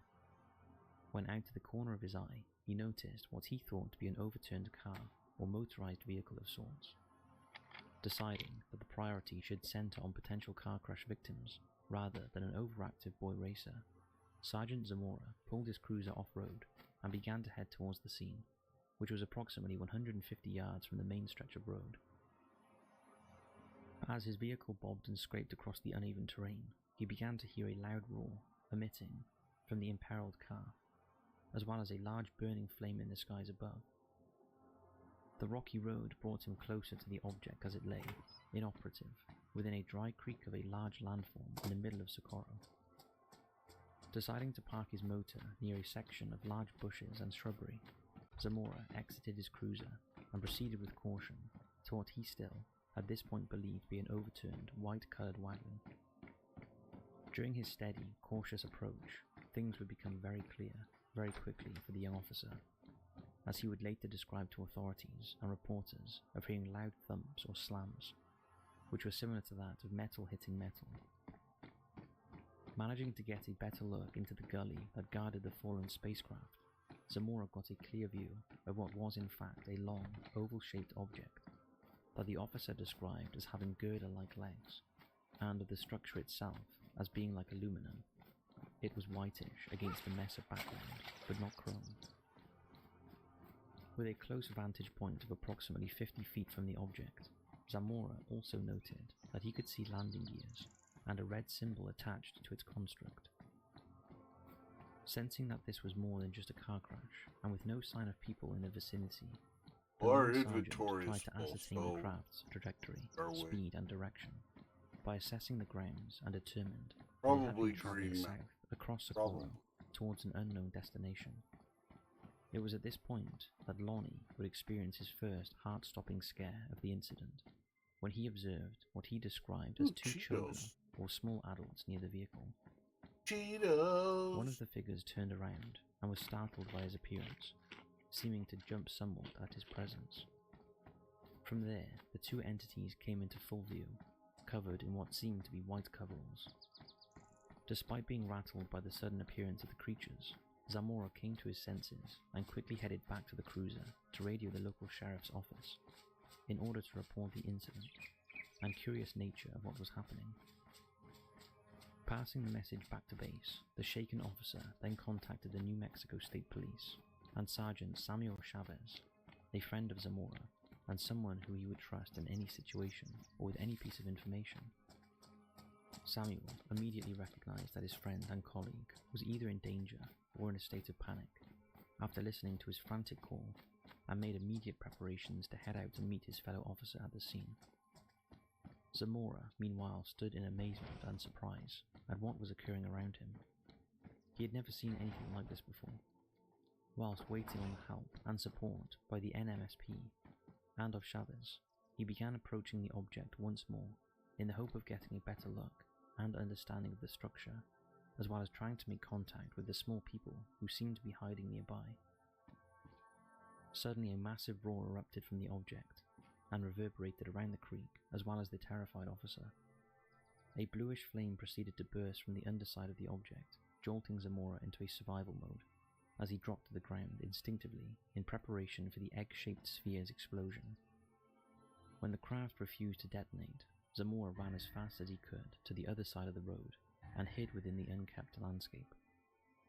Peeking out to see what was happening, or about to happen, Zamora heard what seemed to be a propeller-like clamour coming from the ship as it rose from the gully and out of the small area from which it had seemingly crashed. As it hovered, preparing to depart, Lonnie noticed that the beams or legs had now disappeared, as if the landing gears had retreated back into the aerial vessel before it went silent. The flames dissolved as it slowly made its way from the rocky ground, and with a burst of speed, shot forward and out of sight. By this time, Sergeant Chavez had arrived on the scene and listened to Zamora's testimony as to what had just happened. Both men stood in the spot that had been witness to an unidentified flying object, and so began searching for any residual evidence or clues. Together they noticed burnt bush and plant areas, 4 angular impressions in the soil where the legs had been, and several small footprints within the ground. This was subsequently reported in the debrief later that day, as both men decided it was time to get out of there and return to base. It was over. In the days and weeks following the event, it was reported by local residents that the site had indeed suffered burn damage and various impressions on the ground that couldn't be explained after they visited the area themselves. From there, newspapers, local media and books were reporting on the incident and attracting interest to the town.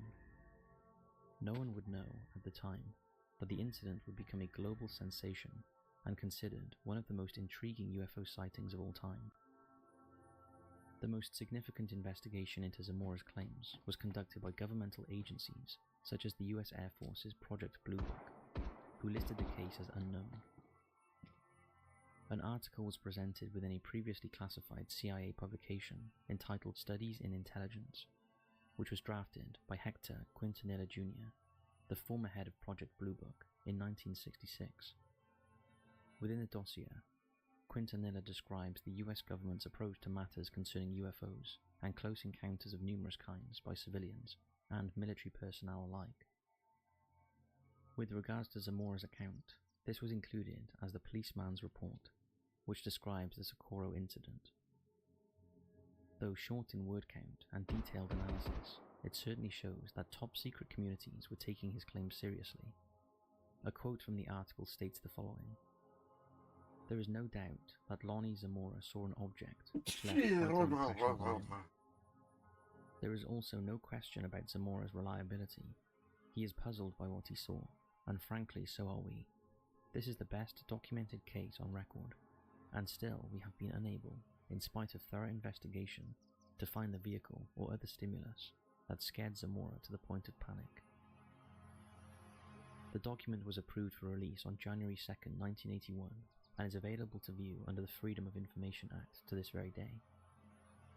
From a journalistic perspective, Ray Stanford, the Texas-born author of Socorro Saucer and a Pentagon Party, is a well-respected, well-educated You have to investigator find on that all in things order UFO to and get it from extraterrestrials, him. That's who arrived on the scene within 4 days of it happening to examine and report on the event.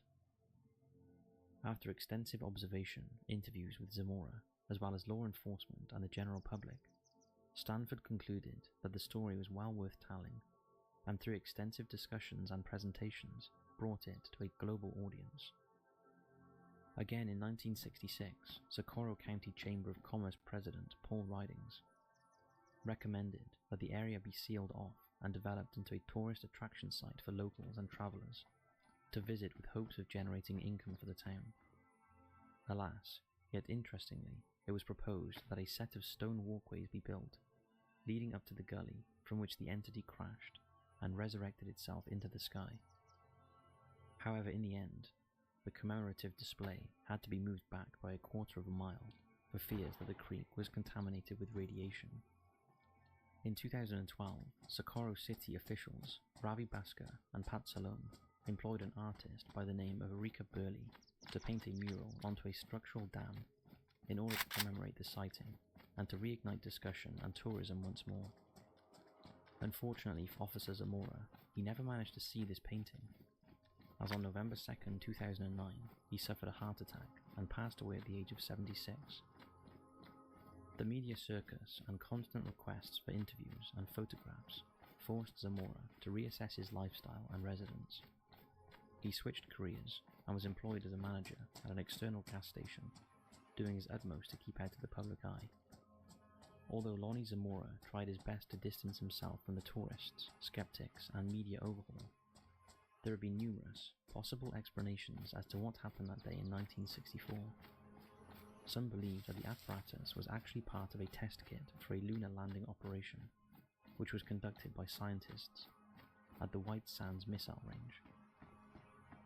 The facility is a United States Army military testing area and firing range located in New Mexico, with the White Sands National Park located within it. In a 2012 interview, Dave Thomas, president of New Mexicans for Science and Reason, a non-profit organization that promotes scientific examinations to extraordinary claims, wrote and commented on the surrogate theories. The White Sands Missile Range was testing a surveyor. They used a Bell helicopter that was very small. The combination of the lunar craft and the helicopter would have presented an object that looked sort of wide and round. British author and UFO skeptic Stuart Campbell has written many books on unexplained events and entities, such as the Loch Ness Monster, as well as extraterrestrials and religious concepts. Campbell, who currently resides in Edinburgh, was awarded a degree in mathematics and science from the Open University in 1983, and is secretary/treasurer of the Edinburgh Secular Society, so was unsurprisingly confident in presenting his opinion and criticism on the events that took place. When quizzed on the matter, Campbell stated that the vessel was almost certainly a mirage of the star Canopus. But what about the emblem on the side of the structure that Zamora noticed during his ordeal? Despite numerous drawings, paintings, and explanations as to what it was or represented, some believe that based on the collage of representations, that it may have been the logo of a Hughes aircraft model from the time. The Hughes Aircraft Company was a large aerospace and defense contractor founded in 1934 by the infamous business magnate Howard Hughes in Glendale, California, and may help in deciphering what the craft actually was. With this possibility, the same theory goes for the people seen in the vicinity of the object, which Zamora described as wearing white coveralls. These entities could in fact have been project astronauts wearing their protective gear during the lunar test operations. What do you think? To witness a UFO in today's technological age is something that many keep to themselves for fear of ridicule, skepticism, or bombardment of alternative explanations and theories. However, for Sergeant Lonnie Zamora, the situation and encounter was so real that he not only reported the incident to his superiors, he wanted, for the best part, to ensure that his story was heard and not misconstrued in any way. Yet, with such a colossal volume of attention and scrutiny which descended upon the town of Socorro and on Zamora himself, it's no wonder that he wished to disassociate himself and his family from the madness. I guess we can only speculate ourselves on this specific incident and make up our own minds as to whether it really was a UFO or not. So, did a well-respected police officer witness a close encounter of the third kind? Were there actually alien life forms visiting New Mexico once again, a mere 17 years after the Roswell incident? Perhaps we'll know for sure one day.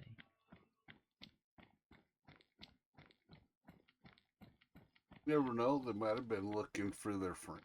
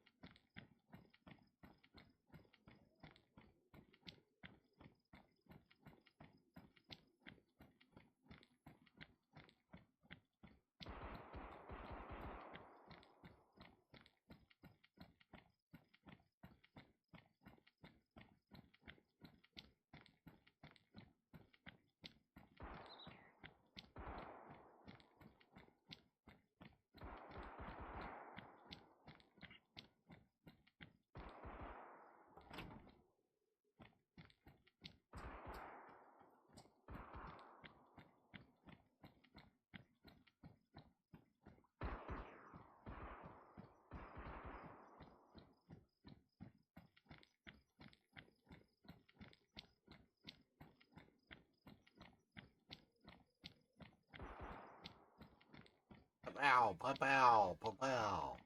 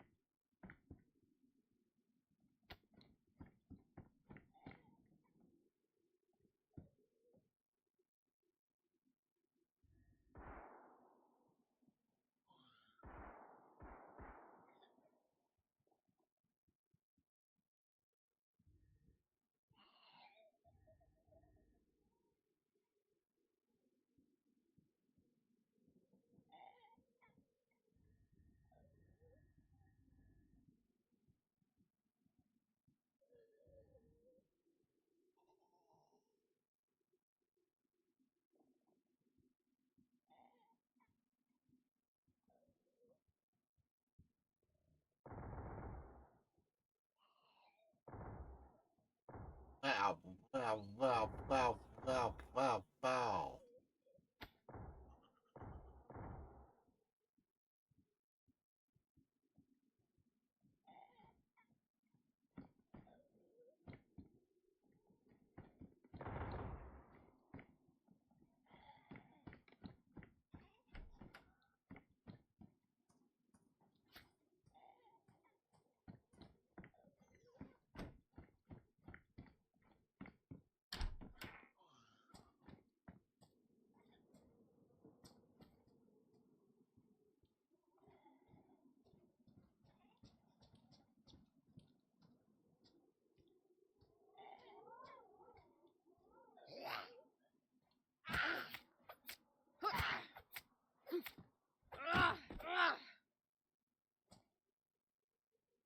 Bitch.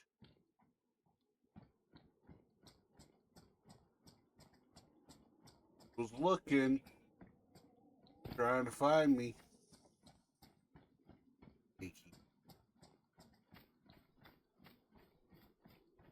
Goes there. Acting.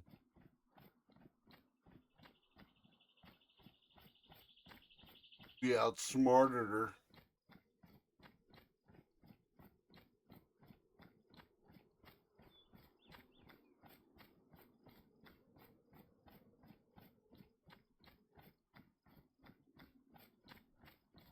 We are too smart for her. Other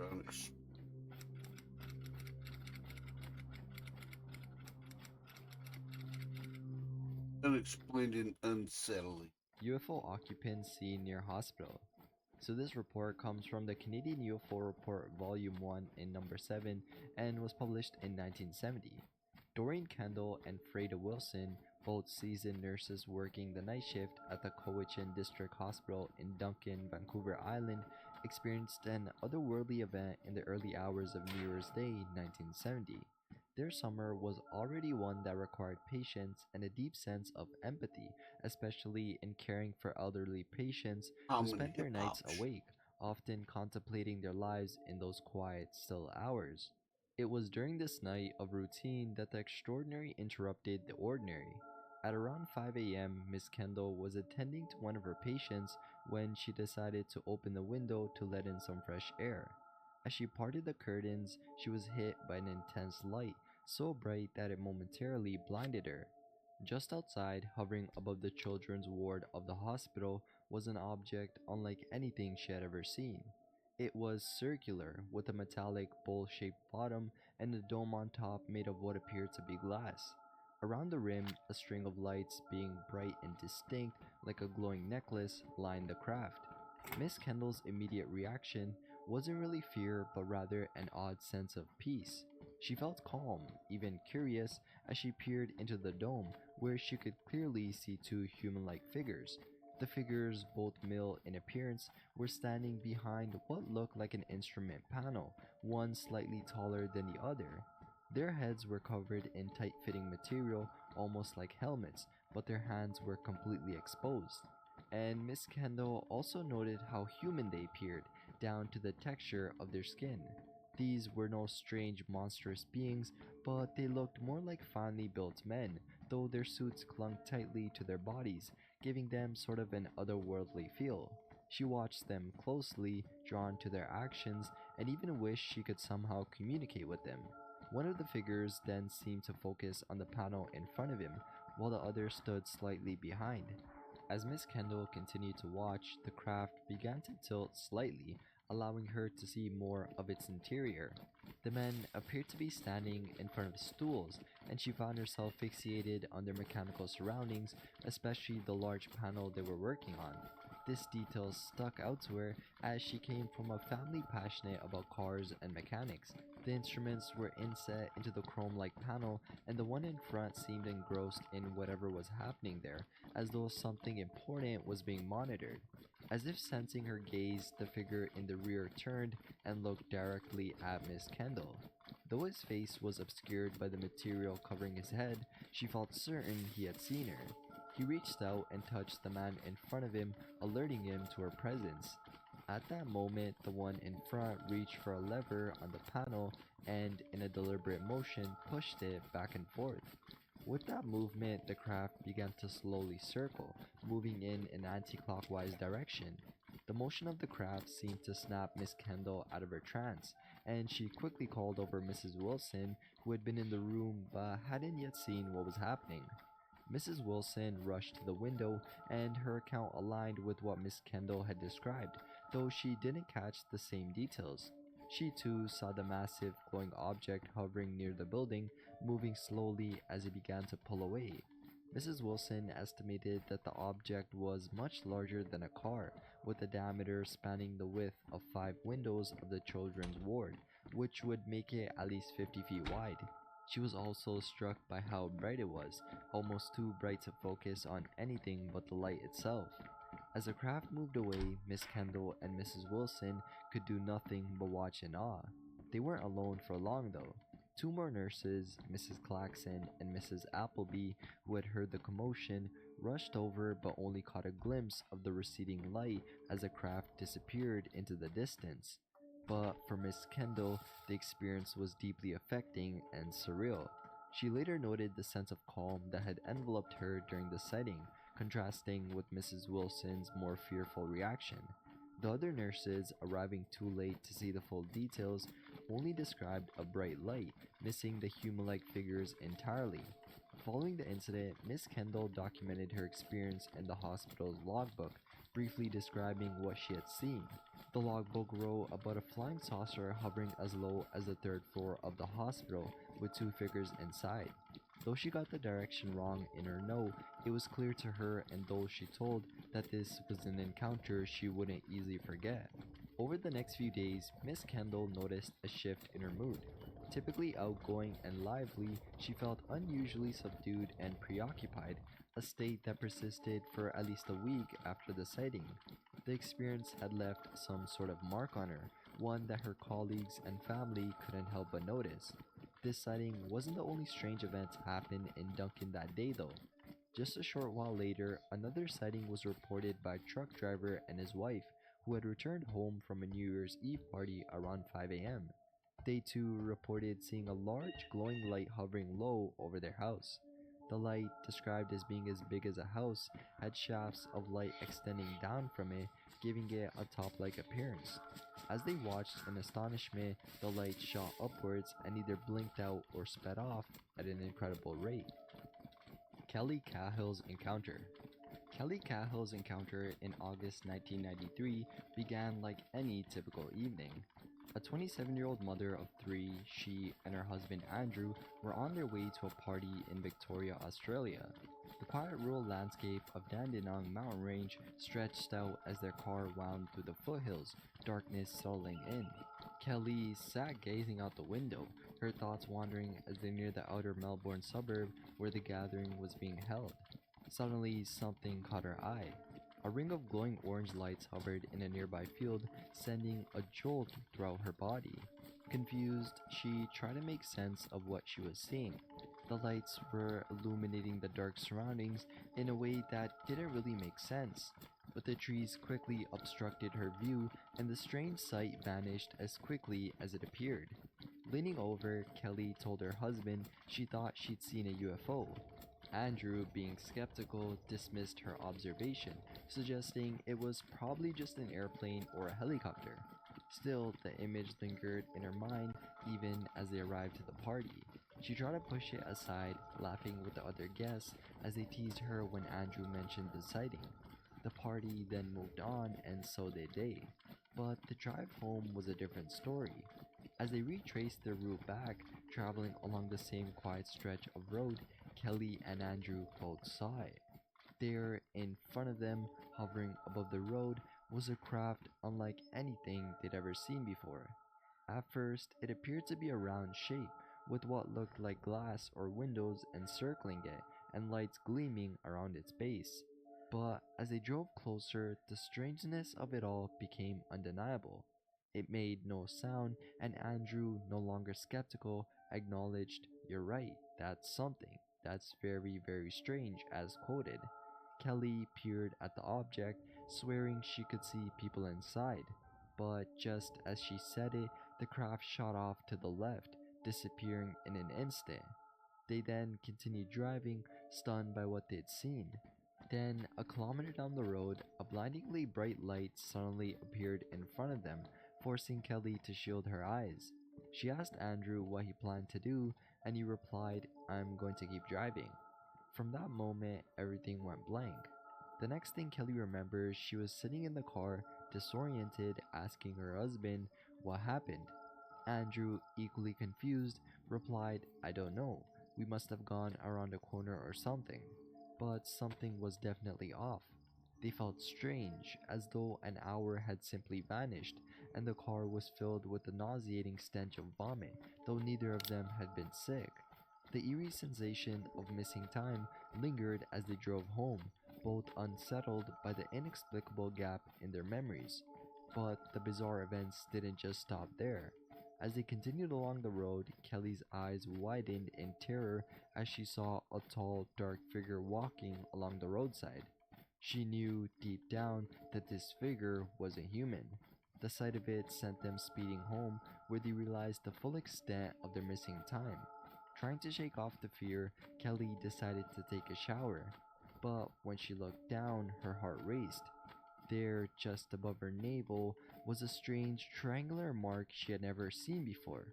It was about 1 centimeter on each side and appeared like a burn or puncture wound. Worse still, she was bleeding profusely, though it wasn't the right time in her cycle. The discovery only deepened her confusion and fear. In the days and weeks that followed, both Kelly and Andrew were plagued by a range of disturbing symptoms. Kelly experienced pounding headaches, overwhelming fatigue, and irregular menstrual cycles. Her condition deteriorated to the point where she could barely walk. A trip to the hospital revealed a mysterious womb infection, but no explanation for how it had developed.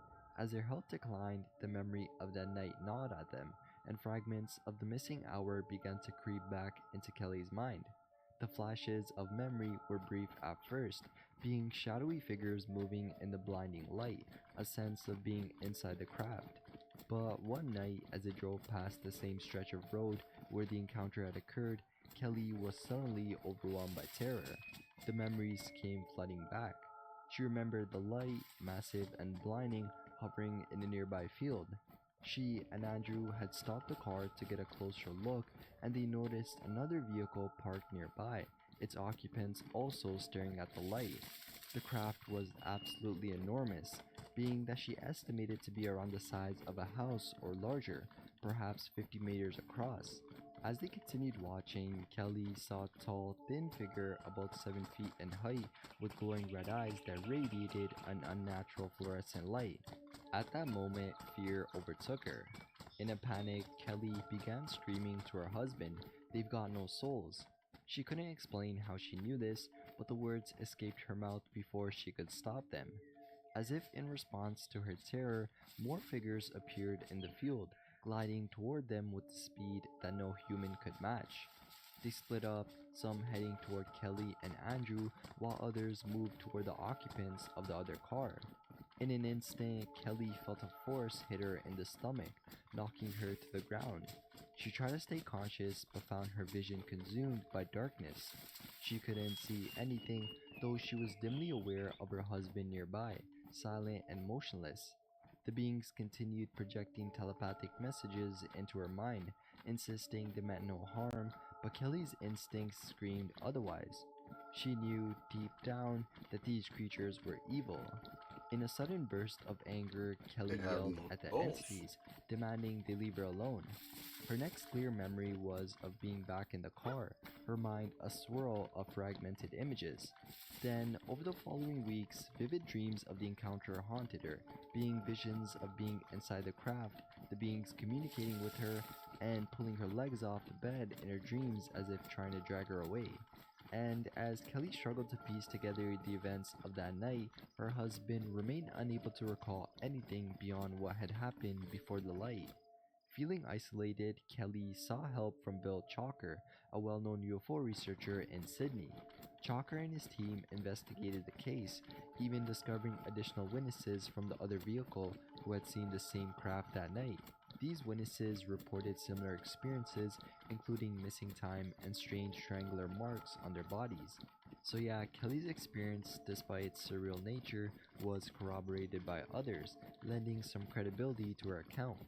Though the experience shook her deeply, Kelly bravely shared her story, writing a book titled Encounter: The True Story, and becoming a significant figure in the UFO community. Despite losing her Christian faith after the encounter, Kelly continued to believe in God, though her understanding of the divine had shifted. Her life, once ordinary, had been forever altered by the events of that August night in 1993, leaving her with questions that may never be fully answered. Kitami Aliens. The Kitami incident, also known as the Nikoro incident, is one of Japan's most peculiar UFO encounters. It took place in the early hours of April 6, 1974 in Kitami, Hokkaido, when a man named Yoshiro Fujiwara was abruptly awoken by his guard dog's frantic barking and a series of loud knocks at the front door. Groggy and disoriented, he stumbled toward the door, but nothing could have prepared him for what was waiting on the other side. To his shock and horror, standing there was a 3-foot-tall creature with a bulbous head and slimy skin, covered in strange yellow and blue scabs. The being, which looked more like an octopus or starfish than anything else, had sharp eyes, small V-shaped nostrils, and long limbs that ended in rounded nubs. Despite its bizarre appearance, the creature wore what looked like a transparent vinyl spacesuit, complete with an antenna emitting odd electrical pulses. Before Yoshiro could react, the alien raised its hand, which glowed bright orange, and in an instant, the entire house was flooded with an intense, blinding light. The heat was also overwhelming, forcing Yoshiro to retreat to his room. When he glanced out his room's window above his house, a massive dish-shaped flying saucer hovered. The craft was about 8 meters wide and emitted the same orange beam that had engulfed his home. But as Yoshiro watched in disbelief, he felt himself being sort of lifted off the ground, floating upward as if drawn by some unseen force. He was literally quote-unquote absorbed by the ship. When Yoshiro regained consciousness, he found himself lying on the floor of the alien craft. The interior was a dingy shade of blue, and the air reeked of an awful, suffocating odor, like an unwashed locker room. As his vision cleared though, Yoshiro saw several aliens stationed around the room, two of whom seemed to be watching him closely. They all had the same slimy, toad-like skin, and their bodies were covered in colorful scabs, the gleaming antenna still pulsing with strange energy. But instead of harming him, the aliens communicated telepathically, assuring him, "No danger, we will release you close to your home." After what felt like hours, the saucer landed about 3 kilometers away from Yoshiro's house, and true to their word, the aliens let him go. Disoriented, he stumbled to a nearby neighbor's house for help, but that was far from the end of Yoshiro's encounter. The following night, he experienced strange sensations, being a searing pain in his ears and a burning heat in his fingertips. As if his hand were moving on its own, he began writing a cryptic message, being, "When the disc lands on the mountain, you will come and board by yourself." In the days that followed, Yoshiro reported even more encounters with the aliens. On April 8th and again on April 10th, he claimed to have been abducted once more, though these times the creatures were more friendly. He even began to hear them telepathically and discovered he had developed psychic abilities, such as bending spoons with his mind. Local reports suggest that after one of these encounters, Yoshiro was found collapsed in the snow by an NHK news crew, though no recordings of this event have surfaced to date. On April 13th, Yoshiro was taken aboard the saucer once again, this time for a tour of the solar system. He described flying past the moon and Jupiter, and upon returning, the aliens gave him a Jupiter stone as proof of his journey. However, the thing is, when examined later, the stone was revealed to be nothing more than a common stalactite made of limestone. Yoshiro, though, continued to insist that his psychic powers had grown stronger, claiming he could now teleport to planets beyond our solar system and even delay natural disasters like earthquakes and volcanic eruptions. Yoshiro also revealed that he had become the official earthly representative of an intergalactic organization known as the Summon Call Space Union, though he offered little explanation as to what that meant. By 1995, rumors began circulating that Yoshiro had left Earth to live with the aliens, and his whereabouts remained unknown to this day. Time lost in Playground of the Gods. So this story centers around Frank Slaughter's experience in the Playground of the Gods region near Edgewater, British Columbia. It all started in July 1975 when he was driving along a familiar road with his wife Lynn, their daughter Linda, and 2 others that witnessed an unusual sight that altered their perception of time. As Frank drove his wife home from work at the Radium Hot Springs Lodge, Lynn was the first to notice something strange occurring, being a light in the sky that seemed to be moving. Initially, it appeared to be nothing more than a star, but the light's behavior became increasingly odd. At first, the light shifted slightly, disappeared briefly, then reappeared in a different position, hovering directly above a transformer near the highway. This movement raised some suspicion, but the group, eager to reach home, decided to continue driving, leaving behind the curiosity of the light. However, Frank's night was far from over. On his return trip, he found himself drawn back to the same location of the strange light while driving alone for his night watchman shift. As he rounded a bend, the light appeared again, this time much closer and brighter. The mysterious object was now floating right above the power station. Frank, compelled to observe further, slowed down and noticed 3 orangey beams shining down from the object, casting light so vividly that he could make out the needles on the pine trees nearby. He then pulled over to the side of the road, realizing how captivated he had become by the sight. Despite the intensity of the light and its proximity, other passing drivers seemed oblivious, failing to stop or acknowledge the strange phenomenon.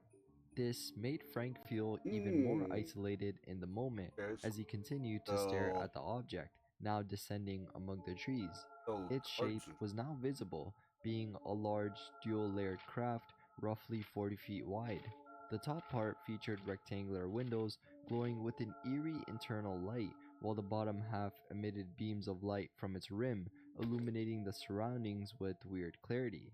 What truly gripped Frank's attention, though, wasn't really the size or shape of the craft, but a single long window in the center of the upper part.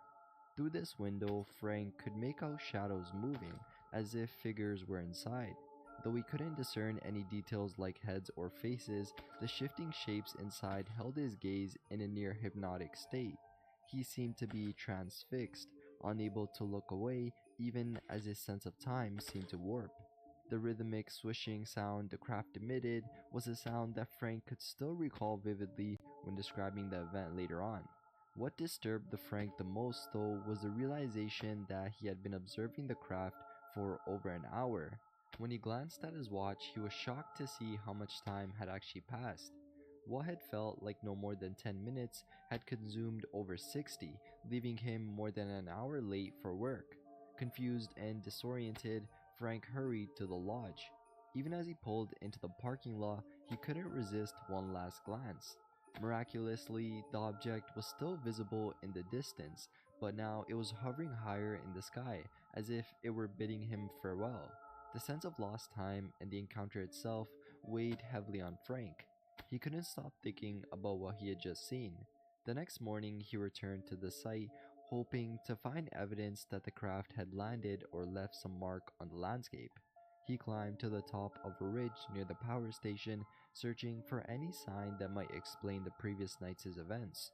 Yet, the weird thing was, there was no trace of the craft that remained, being no burn marks, no disturbed earth, nothing to suggest it had ever been there, despite the vividness of his memory.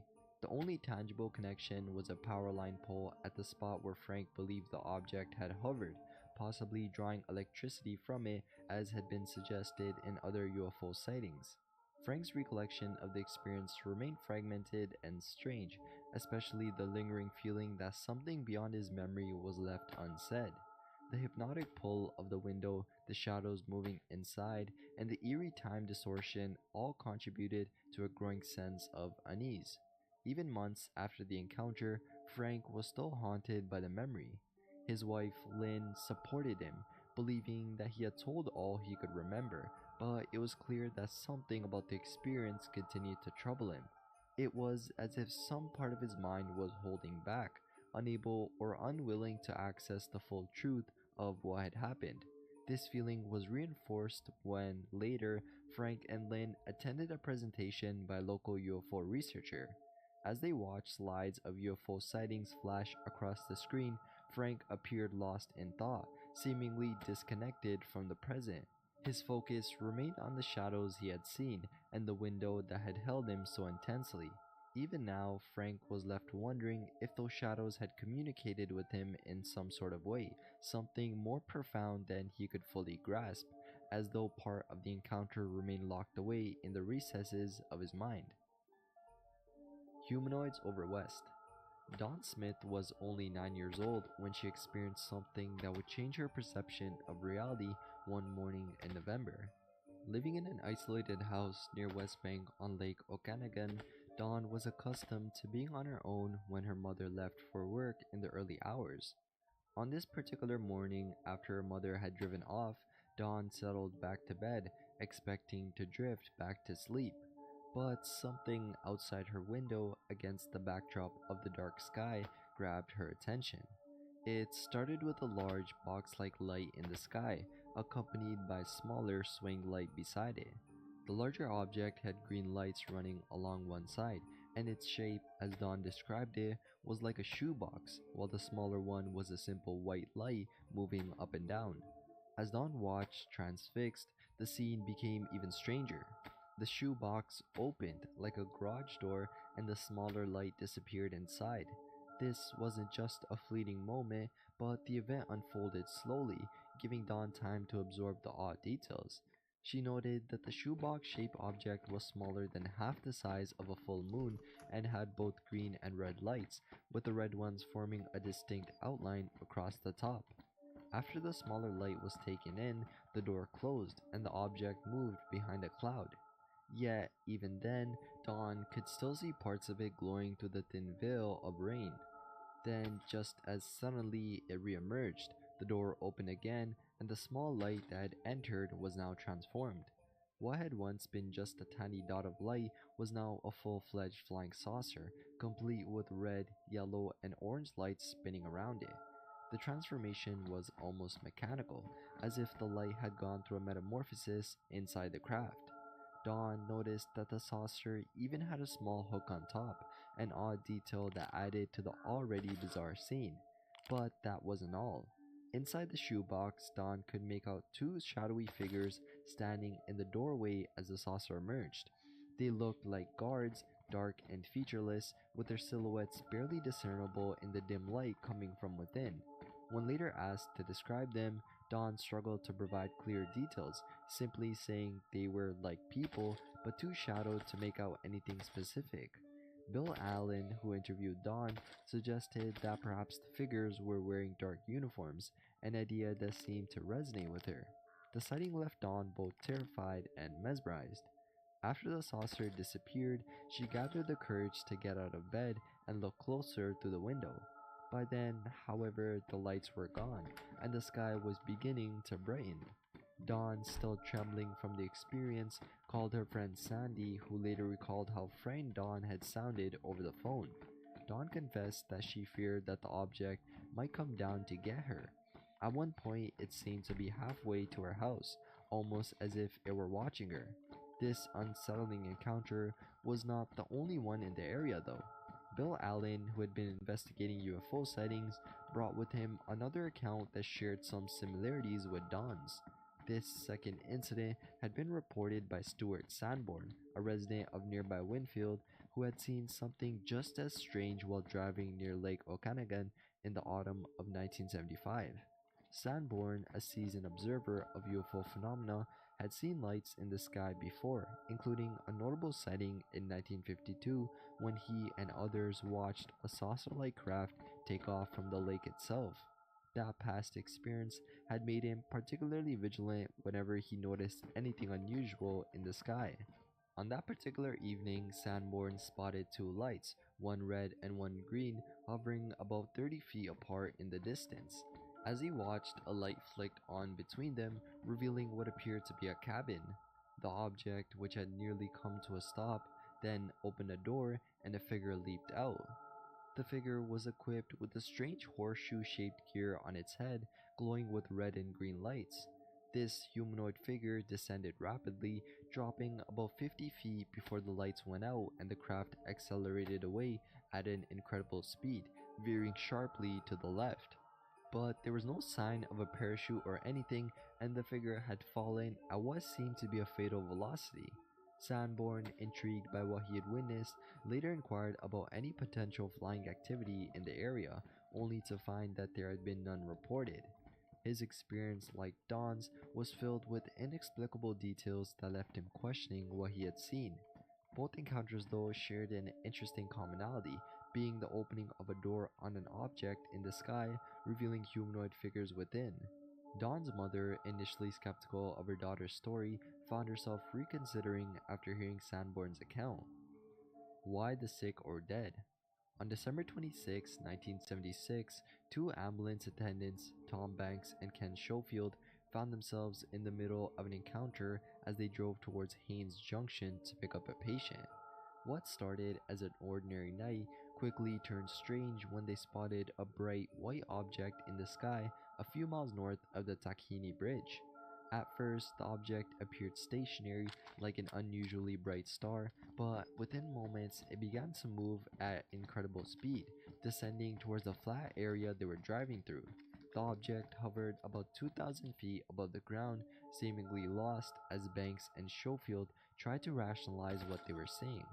At first, they assumed it could be just the plane, but when the object abruptly shot off over the mountains at a speed no plane could match, it became clear that this was something entirely different.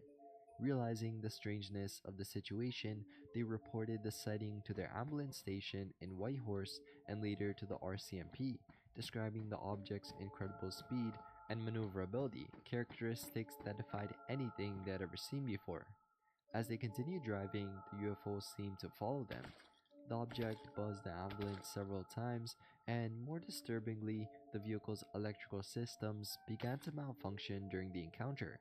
At one point, Schofield recalled that Banks decided to test the UFO's response by turning on the ambulance's beacon light. However, when he attempted to do so, the beacon mysteriously switched off, and the object stopped in midair before reversing its course. Banks tried again, flashing the beacon at the UFO, and to their astonishment, the object responded by flashing a bright light back at them. As they neared Mendenhall, the UFO veered off towards the southwest, skimming dangerously close to the mountainside before vanishing over the ridge near the Champaign area. Banks and Schofield assumed the object had crashed, but no impact or evidence of a crash followed. The object simply disappeared from view, leaving them both bewildered by the encounter. The drive continued without further incident for a few miles until they crossed the Mendenhall Bridge. Schofield kept his eyes trained on the left side of the road where the UFO had previously been spotted, but it was Banks who saw it next.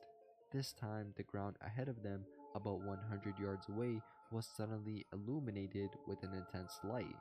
When they reached the area, nothing was there, no object, no source of the light, just an empty road. A little past Champaign, the two men met up with the ambulance from Haines Junction to transfer their patient. After completing the handoff, they began their return trip to Whitehorse. As they drove, an RCMP patrol car sent out to investigate the incident joined them, following a few hundred yards behind. The bizarre night wasn't over yet. About 10 miles into the return journey, the UFO appeared again, this time on the south side of the road. It showed itself twice more during their drive back, once at tree level before shooting up to an altitude of 1,000 to 2,000 feet in mere seconds, vanishing as quickly as it had arrived. This encounter stood out not only for the involvement of an ambulance, but also because it wasn't the first time UFO activity had been linked to hospitals, graveyards, or the presence of the sick and dead.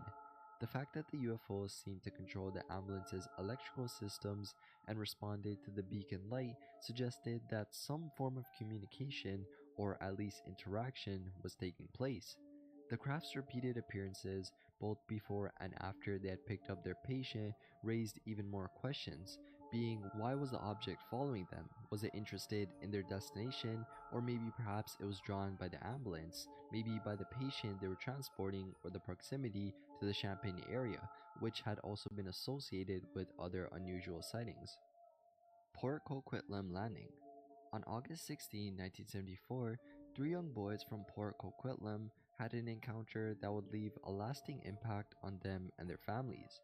David Bates, who was 8, and brothers Stephen and Henry Stilley, ages 10 and 7, were making their way home after a typical evening in their quiet community, located about 20 miles east of Vancouver along the Port Coquitlam River. Taking their usual shortcut through a small wooden area near the river, the boys passed by a disused sandpit before joining the road that led back to their homes in a nearby trailer park. What began as an ordinary walk home, however, quickly turned into something far more unusual. Halfway down the road, the boys became aware of a high-pitched whining sound that they couldn't quite place. The noise was so intense that it caused David's pet cat, which he was carrying, to panic and try to escape. The animal, visibly distressed, arched its back and scrambled out his arms, running off a few yards before collapsing in an odd lifeless state, as though it had fallen asleep or, as the Stilley boys described it, was playing dead. The boys, on their toes by now, turned toward the direction of the sound and saw something moving in the sky. Hovering over the trees near the railway bridge that spanned the river was an object illuminated by flashing red, green, and white lights. The lights blinked on and off, giving the craft an eerie presence as it moved slowly through the air. As the boys watched, the object changed direction, reversing course and heading back toward the small clearing where the sandpit was located. Its movement was strange, almost undulating, as though it were floating on an invisible current. The sound shifted from a whine to a buzzing noise, becoming more intense as the object descended towards the ground. By this time, David, visibly disturbed by the sound, had apparently covered his ears and called out for it to stop, although he later couldn't recall doing so. The cat, which had been lying still, suddenly recovered and clawed its way back to David, scratching his arm as he picked it up, a mark that remained when interviewed later. Despite their growing fear, the boys remained rooted to the spot, watching in stunned silence as the object prepared to land in the sandpit, no more than 100 feet away from where they stood. As the craft descended, it released a blast of hot air that stirred up dust and debris from the ground, covering the boys in a thin layer of dust. The object then extended what appeared to be landing legs, and a violent swirl of sand and stones was sucked up towards it. Just as it touched down, blue sparks shot up from the ground. At this point, the Stilly brothers had seen enough. Overcome with fear, they turned and ran as fast as they could, making a beeline for the safety of their home. David, either braver or more curious, stayed behind long enough to get a closer look. He described the object as looking like two plates joined together, with an outline on the side that resembled a door. The Stilly boys later confirmed this description, agreeing that the craft had no windows and appeared square on top, with a strange chain-like structure at its center. David stayed just long enough to see if anyone would emerge from the door, but his courage soon faltered.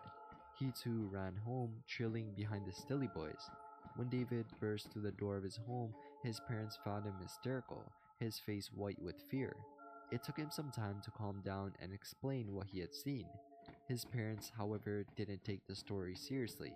Similarly, when Stephen and Henry arrived home, their teenage sister was the only one there, their parents being out for the evening. The boys, frightened out of their wits, immediately locked all the doors and windows and drew the curtains, leaving the sister confused and anxious as she tried to make sense of the story. The next morning, the boys confided in a neighbor, Mrs. Lola Rogers, who lived nearby. Unlike their parents, Mrs. Rogers was intrigued by their story and accompanied them to the sandpit to investigate. Upon arriving at the site, she discovered strange indentations in the ground, arranged in a triangular pattern, suggesting something with a tripod landing gear had indeed touched down. But even more peculiar were the circular patches of what appeared to be carbonized material left behind where the craft had either taken off or landed. When Mrs. Rogers bent down to touch the residue, her hand immediately went numb, a sensation that lasted for over a week. Undeterred by the skepticism of others, Mrs. Rogers contacted the RCMP, only to have her call dismissed. The local newspaper, however, was more receptive, sending a reporter from the Port Coquitlam Herald to investigate the site. The story ended up gaining enough attention that the reporter suggested the military be contacted to conduct a Geiger counter survey of the area. A call was then placed to military authorities in Chilliwack, and it was agreed that they would come the next day to conduct an investigation.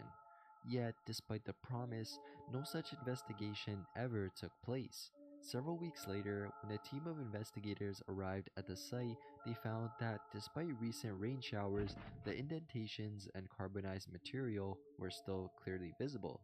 The location itself was an ideal landing site, secluded and surrounded by a 15-foot bank on three sides with trees on the fourth. From their measurements, they estimated that the craft had a diameter of about 20 feet and stood 10 feet high when it landed. Samples of the residue were then collected and sent for analysis. The material was chalk-like, smooth to the touch, and contained an unusually high amount of zinc. The findings were also really similar to those of another UFO incident in Delphos, Kansas in 1971, where deposits with high zinc content were also found, along with hydrocarbon traces. Even the numbness experienced by Mrs. Rogers mirrored that of a witness in the Kansas case, whose fingers had gone numb after touching a similar substance. Though the incident received coverage in the local press, it was largely ignored by the larger media outlets. The tent at Cypress Bowl. In July 1974, Leonard Thomas, a 16-year-old working his first paid job, and Peter Ingram, an experienced employee, were tasked with refueling construction vehicles in the parking lots of Cypress Bowl, a mountain area undergoing development for new ski runs. Their job, part of a night shift for a major oil company, involved refueling heavy-duty trucks and other vehicles at various parking lots, starting at the top of the mountain and working their way down, before returning to their base on the Barnett Highway by dawn. On this particular night, however, the routine they were accustomed to took a strange and unexpected turn. As they arrived at the top parking lot and began unlocking the gate to start their work, they noticed something really odd, being a tent-like structure perched on a rocky outcrop overlooking the parking area. The tent appeared to be illuminated from the inside, but at first glance it seemed unremarkable. Focusing on their job, they continued refueling the vehicles in the lot, but as a truck's headlights swept across the area during a turn, they were startled by an odd reflection. The light from the truck wasn't bouncing off a fabric tent, but was reflecting off a metallic surface.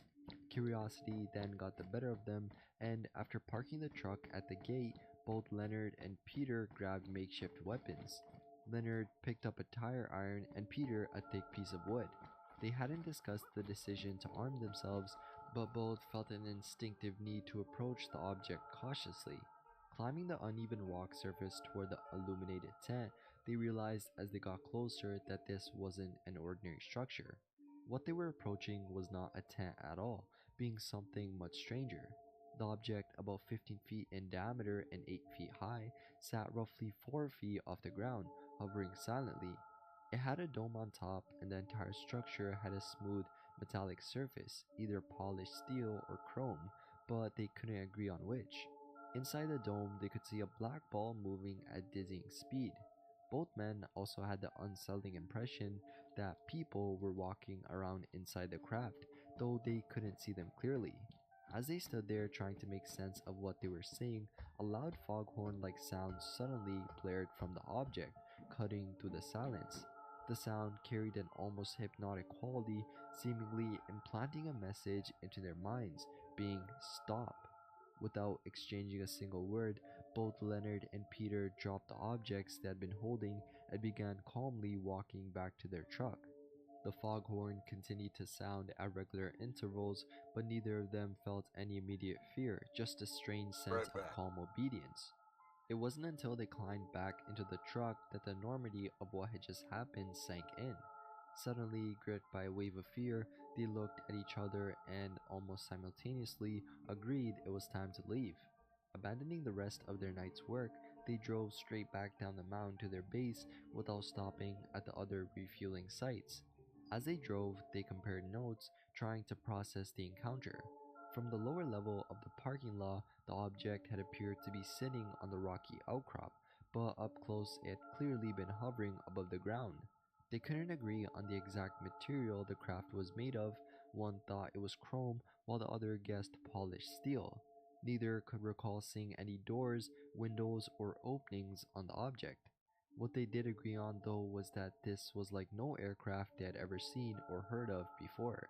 It wasn't a helicopter, a plane, or anything that fit into the realm of normal. When they finally returned to their refueling base, their colleagues initially greeted the story with concern, which quickly turned into laughter and good-natured ribbing. But it was clear from Leonard and Peter's reactions that they had no intention of returning to Cypress Bowl anytime soon, and their reluctance seemed to spread to others. Peter later called his father, who had himself experienced a UFO sighting when he was younger. His father, familiar with UFO researchers, brought a group to the site the following day.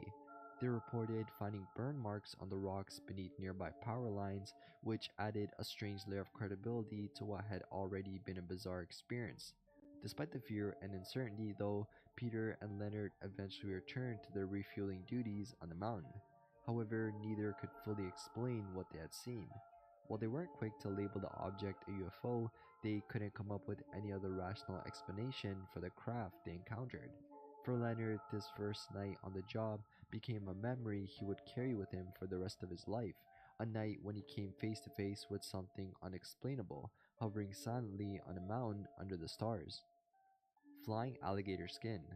In January 1977, on a highway near Prince George, British Columbia, Kirk Allure experienced an event that he would struggle to explain for years to come. While driving alone late at night, he had a close encounter with a massive illuminated object that not only caused him to lose consciousness but nearly resulted in a fatal head-on collision with another vehicle. When both drivers came to, they found their cars had somehow avoided a collision by mere inches. The encounter, which Allure later described in vivid detail, left him shaken and searching for answers. Allure was basically driving along the highway when he first noticed a red light in the distance. It hovered above some hydro towers about a mile away, catching his attention as he drove. As he continued along the road, he noticed another car approaching from the opposite direction. At first, the light seemed stationary, but then it began to move. Without warning, the object shot over the top of the oncoming car, and as it drew closer, Allure realized just how massive it was. The craft spanned nearly 2 highway widths, filling the entire space above him. As the object approached his truck, a beam of red light flooded the interior of the cab. At that moment, Allure experienced a strange sensation, being his arms and legs went numb, filled with a tingling sensation like pins and needles. He attempted to swerve to avoid the object, but everything happened so quickly that he couldn't recall much after that. The next thing he knew, someone was shaking him awake. The driver of the other car, who had also blacked out, was standing by Allure's truck, asking if he was okay. Both men were in shock. Their cars were parked just 2 feet apart, despite the fact that they had been speeding towards each other before blacking out. Allure felt sore all over, and the other driver reported similar aches and disorientation. The two briefly exchanged accounts of what had happened, but neither could explain the strange sensation they'd felt or how they avoided crashing. They decided to drive to the hospital in Vanderhoof to get checked out. The doctors determined that the men were in shock but found no serious injuries. One detail that stuck though with Allure was the object's bizarre appearance. He described it as oblong with a surface texture that reminded him of alligator skin. The craft had small rounded wings, and beneath the wings was a circular mechanism that resembled the discs of an electric razor. The circular structure had 2 rotating sections, each moving in opposite directions. This detail also stood out to Allure, and it was later confirmed by the other driver who had also seen the object before blacking out. Allure guessed that the diameter of the circular section was around 20 feet, with the inner part measuring about 15 feet. The craft's surface, with its textured appearance, was dull and dark, much like an alligator skin, according to Allure. Above the craft's main body was a dome, inside of which were multicolored lights, green, red, yellow, and blue, constantly shifting and changing. Allure said he had stared at the object for what felt like a long time, taking in its every detail as it hovered above the other car. The strange prickly sensation that both men experienced seemed to coincide with the craft's proximity, but neither could recall what happened in the moments leading up to their blackout. Though neither driver could fully explain the encounter, Allure's description of the craft's underside, particularly the rotating fans, mirrored another UFO sighting that had been investigated by Bill Allen. In that case, a Calgary doctor riding his horse had seen a similar object hovering overhead. The doctor also reported seeing 2 circular, vent-like structures rotating in opposite directions beneath the craft, much like what Allure described. These matching details, despite the differences in the 2 sightings, added a layer of credibility to both accounts. Allure's encounter was made all the more puzzling by the absence of any physical evidence, being no skid marks, no damage to the vehicles, and no lasting injuries, save for the soreness both men experienced. Despite the harrowing nature of the incident, the other driver never came forward, leaving Allure's account as the sole first-hand description of that night's strange encounter. Though skeptical at first, Allure remained firm in his belief that what he had seen was real, something beyond explanation. Giscombe sighting. During the winter of 1977, Richard Wilford and his family had an encounter that would stay with them for years, despite rarely speaking about it. Living in Giscombe, a small isolated settlement about 30 miles east of Prince George, their home was surrounded by vast rural land, with the nearest neighbor half a mile away. The quiet setting was typical of rural life, but on this particular evening, an unusual noise and sight would disrupt the calm. It all started with a low humming sound. Richard assumed it was a snowplow, which frequently stopped near their house to turn around during the winter months. The sound continued for longer than usual, though, prompting Richard to step outside and investigate. However, when he stepped into the cold night air, he saw no snowplow, no lights, nothing to explain the vibrations. As he turned to go back inside, something in the sky caught his eye. Looking up, he couldn't immediately identify what he was seeing, but the humming stopped as he strained to get a better view. Richard had grown accustomed to the regular flight paths of planes heading towards Prince George Airport, so it wasn't unusual to see lights in the sky. But this was different. The lights he spotted weren't following the normal trajectory of a plane, being that stopped mid-flight. Suspicious and intrigued, Richard continued to watch as the lights, which had been moving away from the house, suddenly reversed direction and began heading back towards him. Realizing this behavior was far from ordinary, Richard called out to his wife, telling her to grab the binoculars. Together, they stepped outside into the crisp winter night. With the sky clear and full of stars, the lights from the object were even more prominent, casting an eerie blue and white glow. As the object drew closer, its shape became clearer. It wasn't a plane or a helicopter, but was something much larger, silent, and more ominous. The object's outline stood against the starry sky, revealing a massive boomerang-like shape similar to a flying wing. Richard, stunned by its size, lowered the binoculars as the object passed overhead. Its presence was overwhelming, with its size dwarfing any commercial plane they had ever seen. There was no sound, just the quiet of the night, punctuated by the sight of this enormous need a craft TNT slowly team? gliding above them. By this point, their daughters, who had heard their parents talking excitedly, had come Oh, outside I'm to see good. what was going on. The family all stood Hear me? together, watching the massive object move silently across the sky towards a nearby lake. Hear me? But the strangeness hear of me. the sighting wasn't just limited to the craft's appearance alone. Both Richard and his wife felt Take it. something unsettling as the object passed overhead, a feeling of emotional exhaustion, as if the encounter had drained them somehow. Even more bizarre was the distinct sense of a telepathic message, one that echoed in their minds, "We shall return." This telepathic impression lingered, making the experience all the more Here's some unnerving. food too. The next day, Richard's eldest daughter returned home from school with another strange story. Both she and a friend had seen a silver ball in the sky.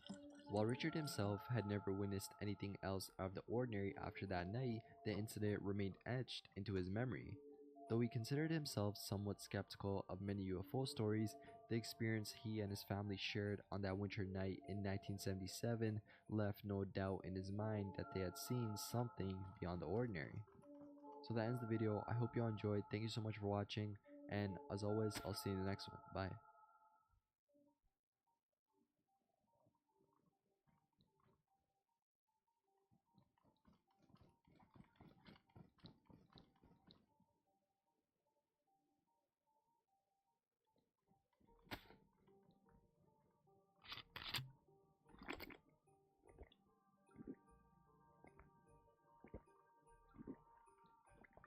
My microphone does it.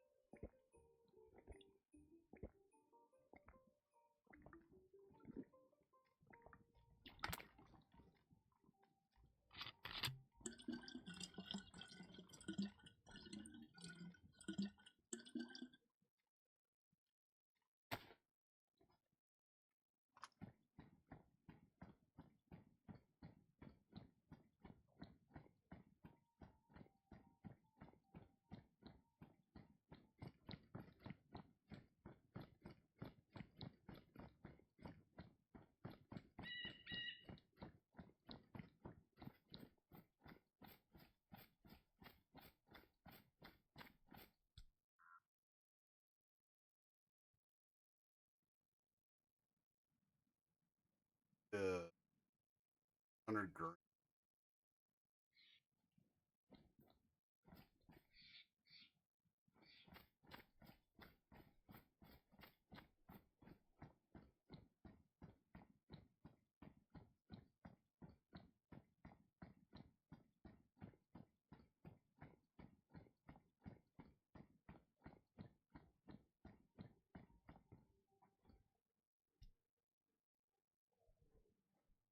But we have 11 minutes.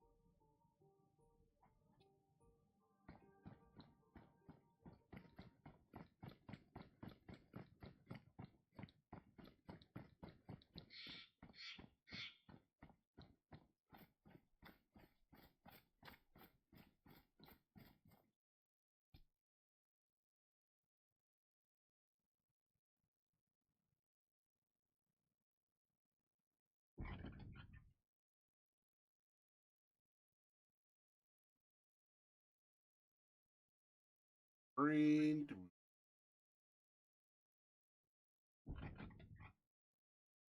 Additionally, we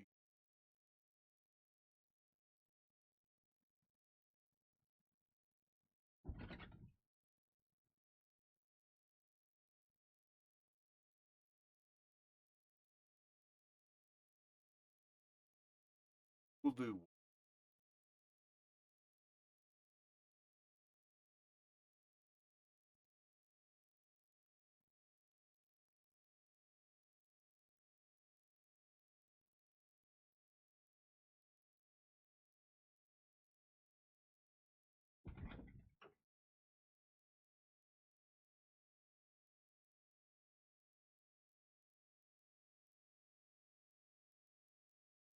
four.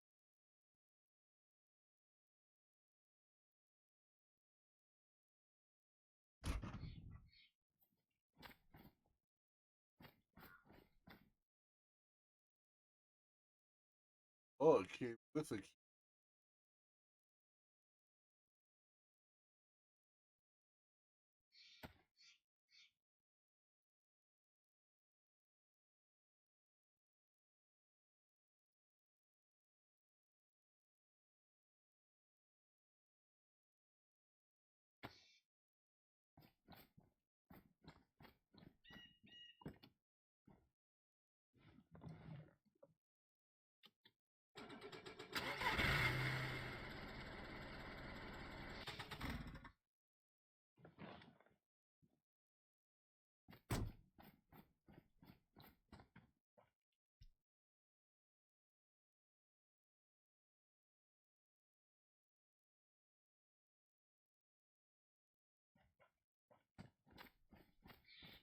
I still think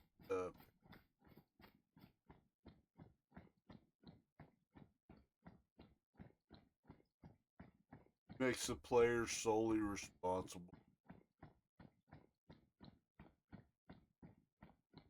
Not this.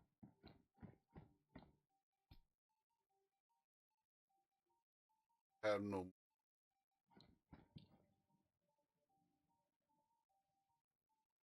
Oh, they're.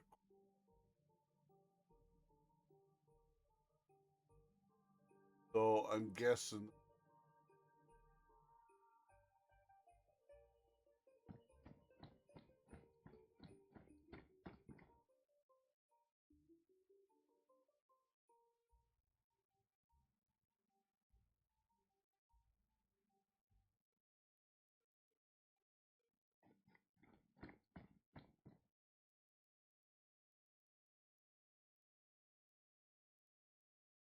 Purples.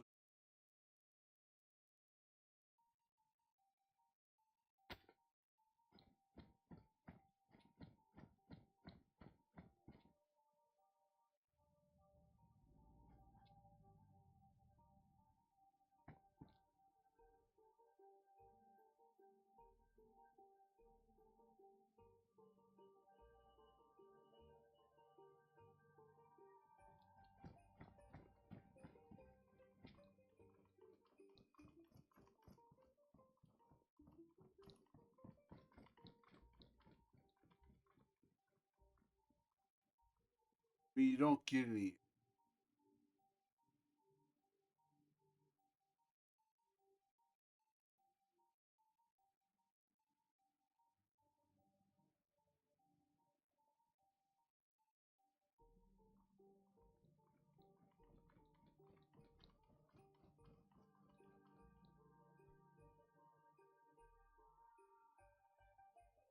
I won't.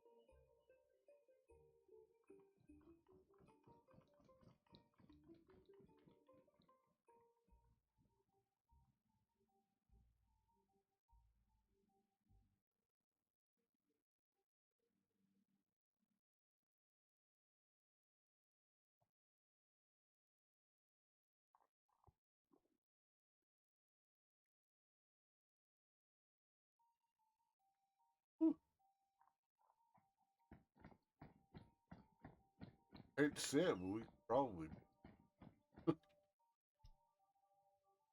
got 11.5 minutes.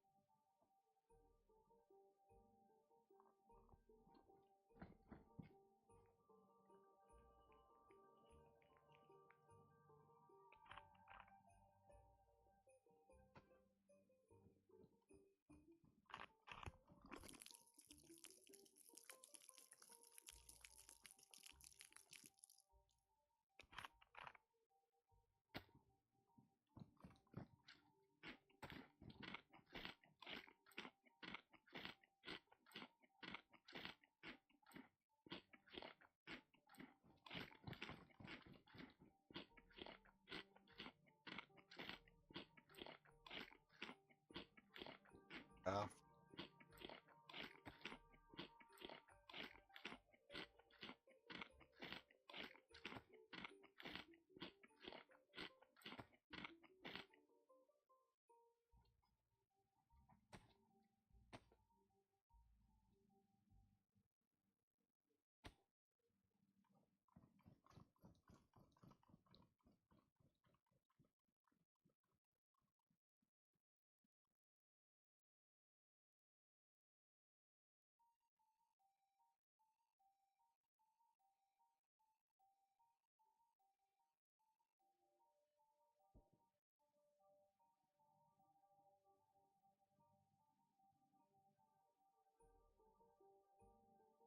But we can go back down.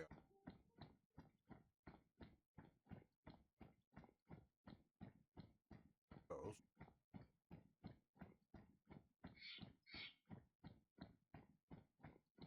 Fine.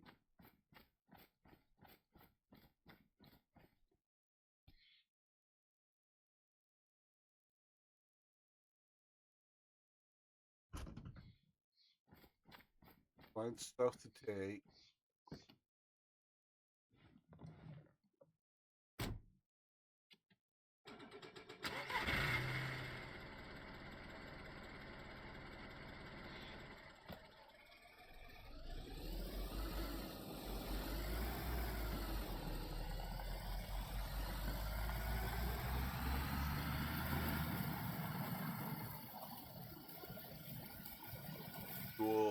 up some more.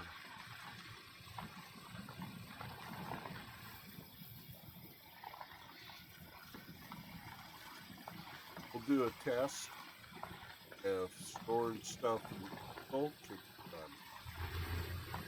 If we can, of course, put it, oh!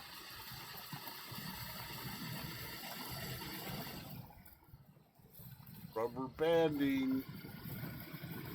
Don't like that.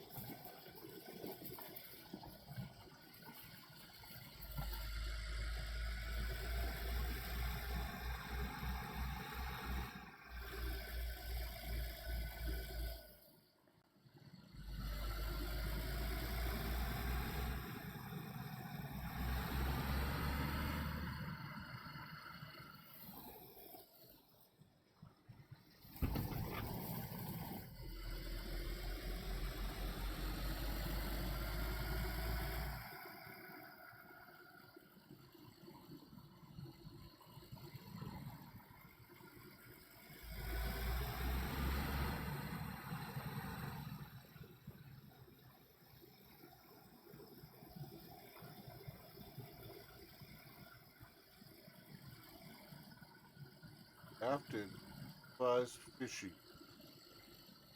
But it also says catch a mackerel. Gonna test this. We'll craft an improvised rod.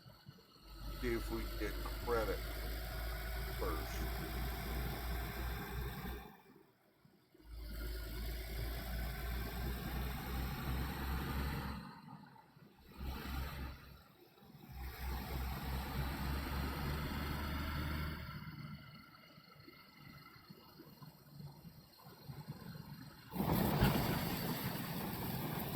Oh my god. Oh. Wow. Desync super easy.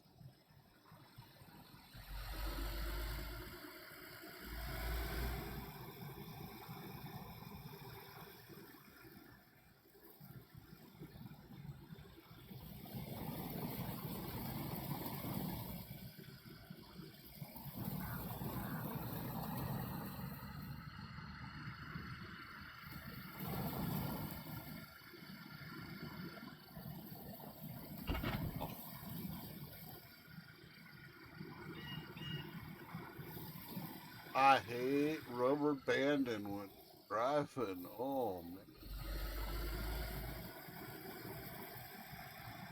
It's scary. At least it's not as bad as driving back in the day. Get launched into orbit and come down and die.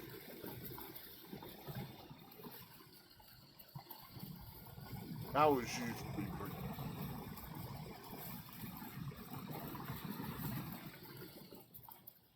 To be 100% honest, those were the worst. Get launched into orbit, and when you come back down, you're dead.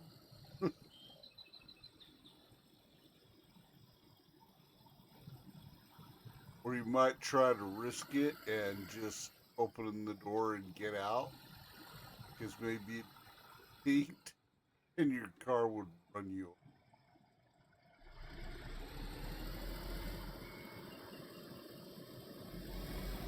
Break your legs or kill it.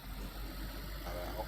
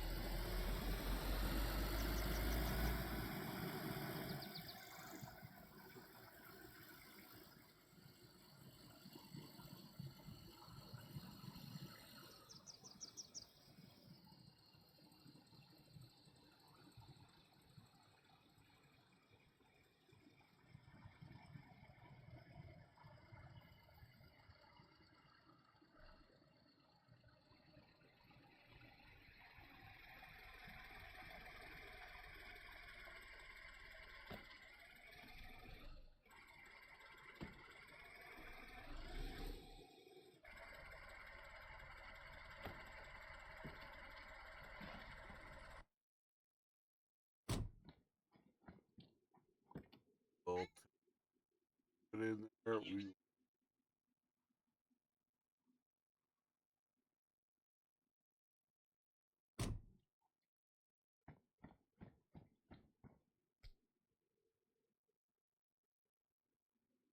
your vehicle, your vehicle.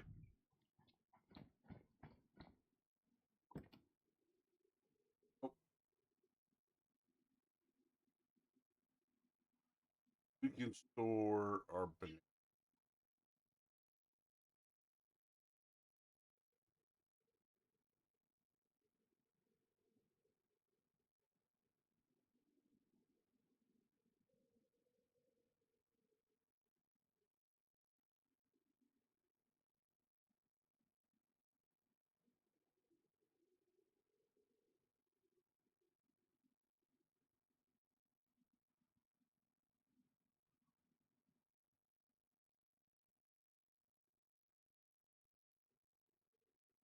The hacked.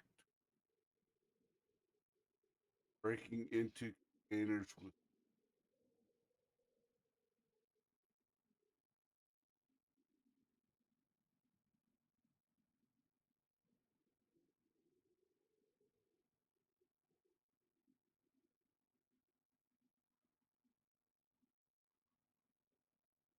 okay, so we need to make 6 more rags or find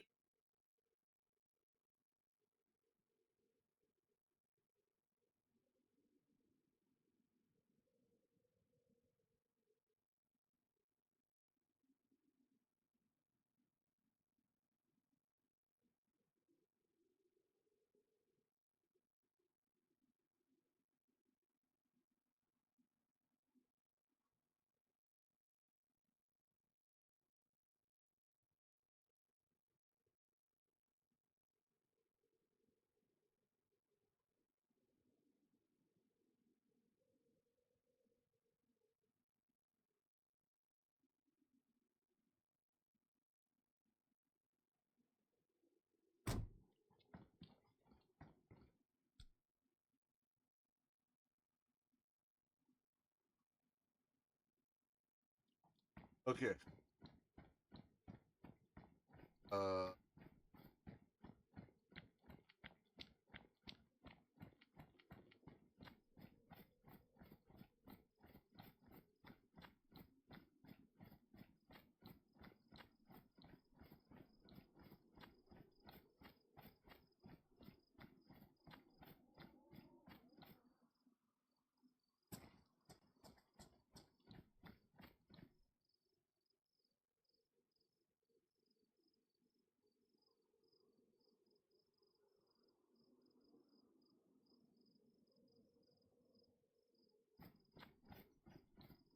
for a coup.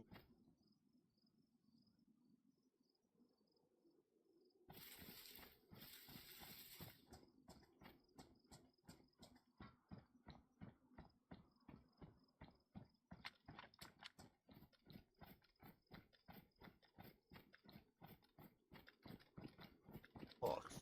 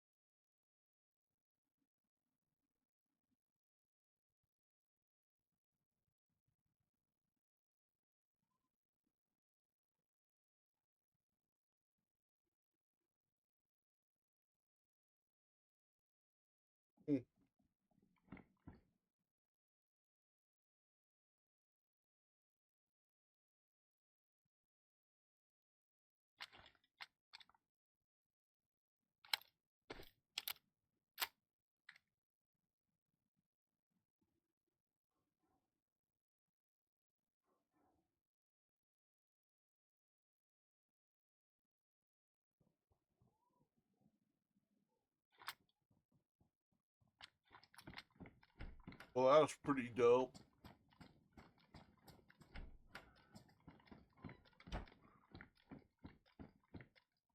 Something that would be it.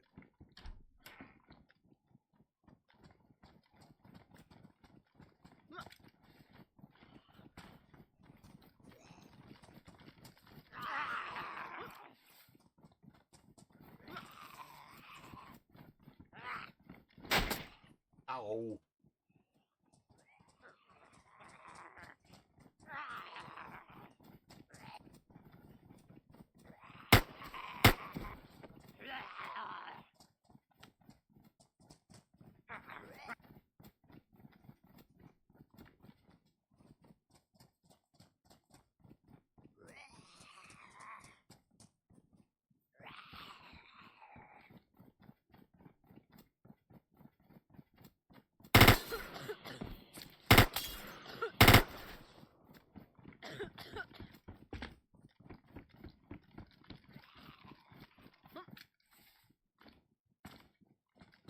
Fucking loaded.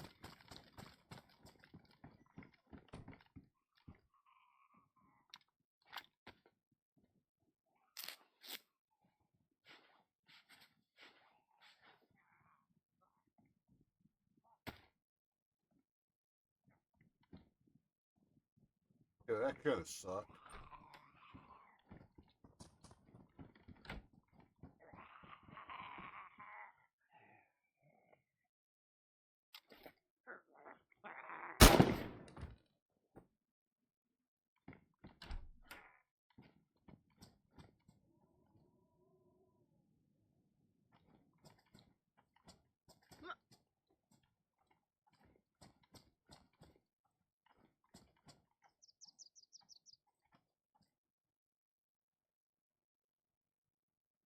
Okay, so I shot one of them that exploded.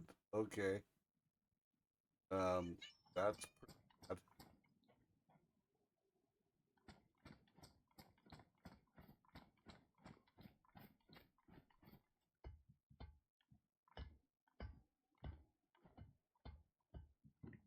Wonder how long we.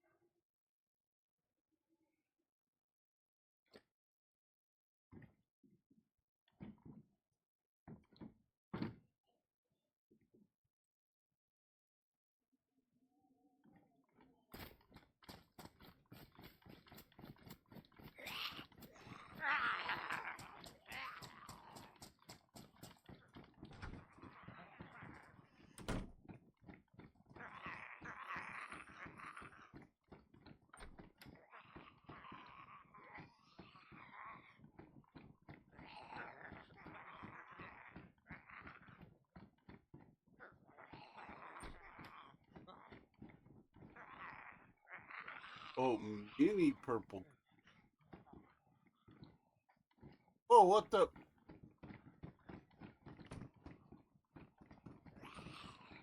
Okay, so they just fucking teleport everywhere?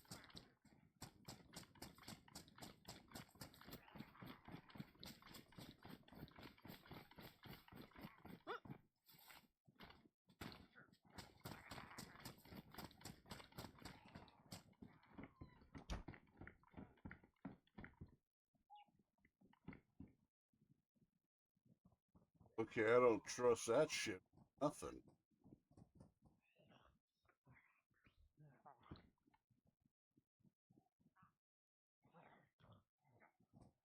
That's kind of fucked up.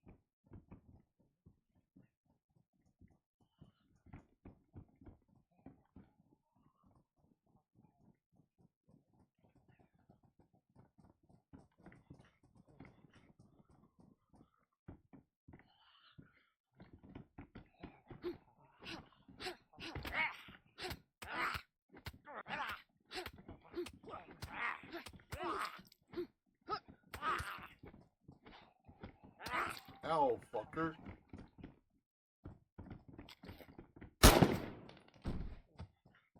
The fuck off me.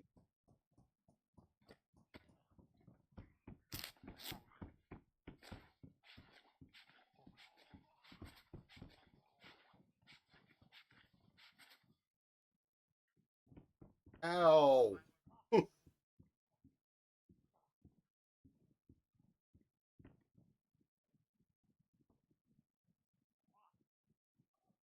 Up all my fucking bandages. Sucks.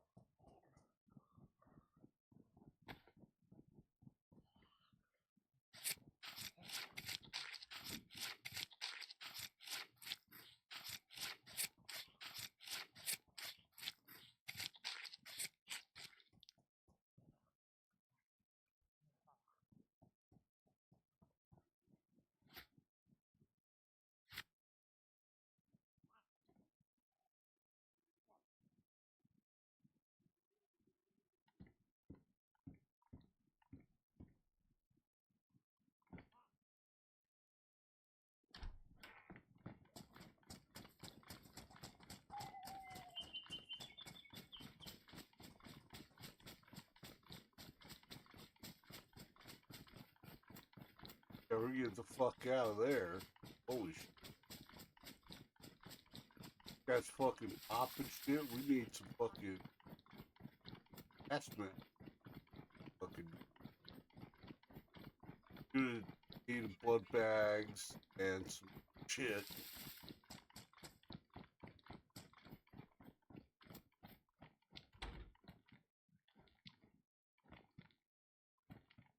Or we need to be able to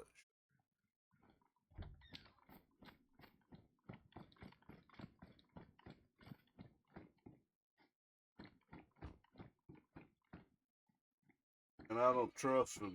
The fucking gas zone dude teleport fucking walls.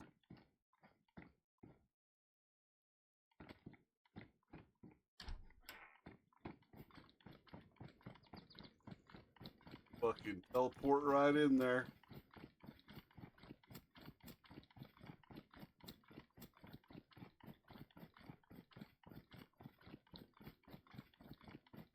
They're a special kind of weird.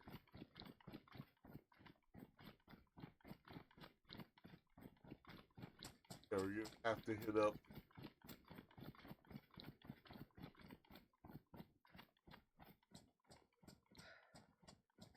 Oh, in nighttime. Oh, I'll arcade on the surface. Of course.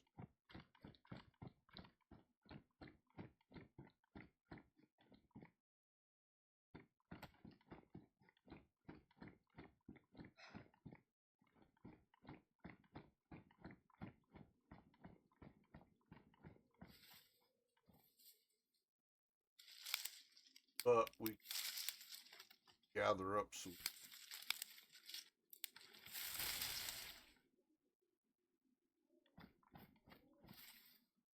We'll gather up some other shit. Roll it.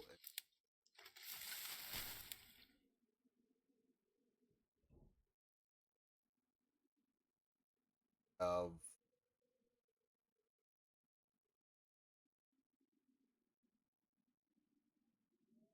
us.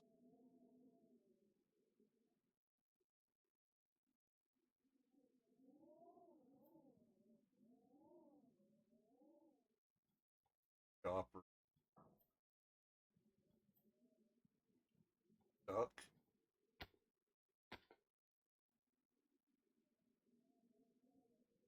There we go.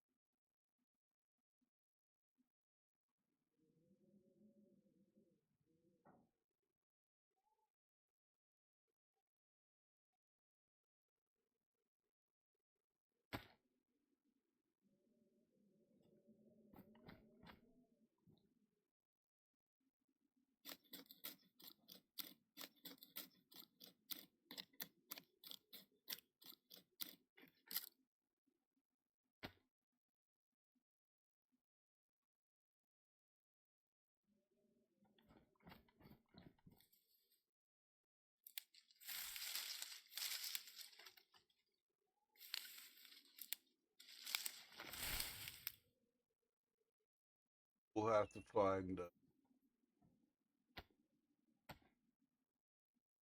find a rope.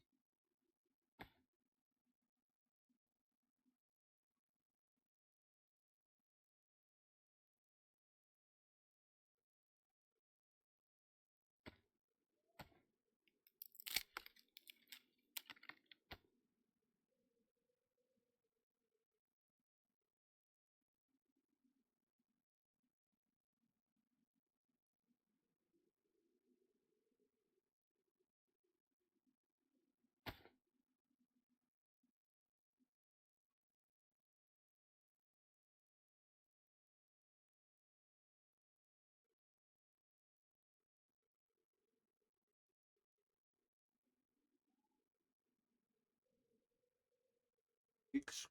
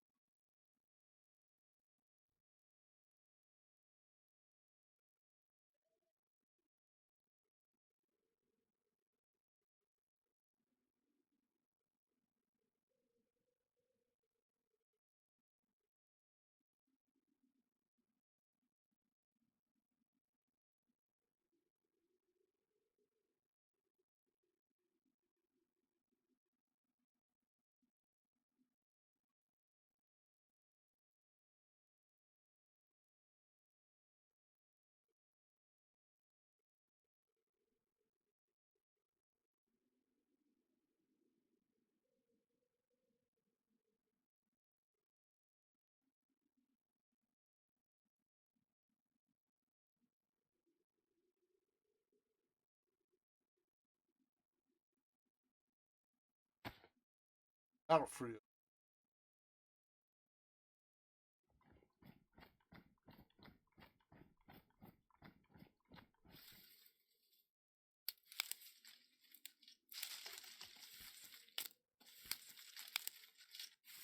Have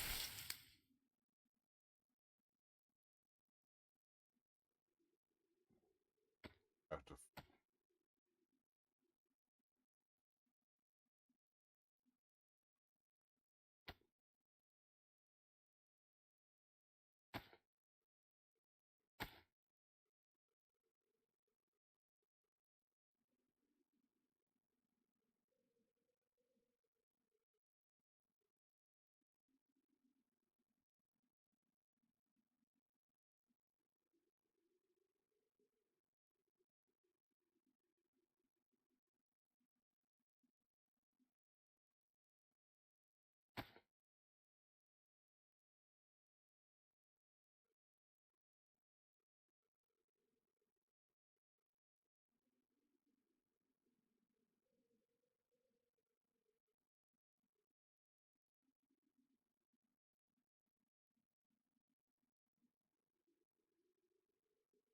Absolutely.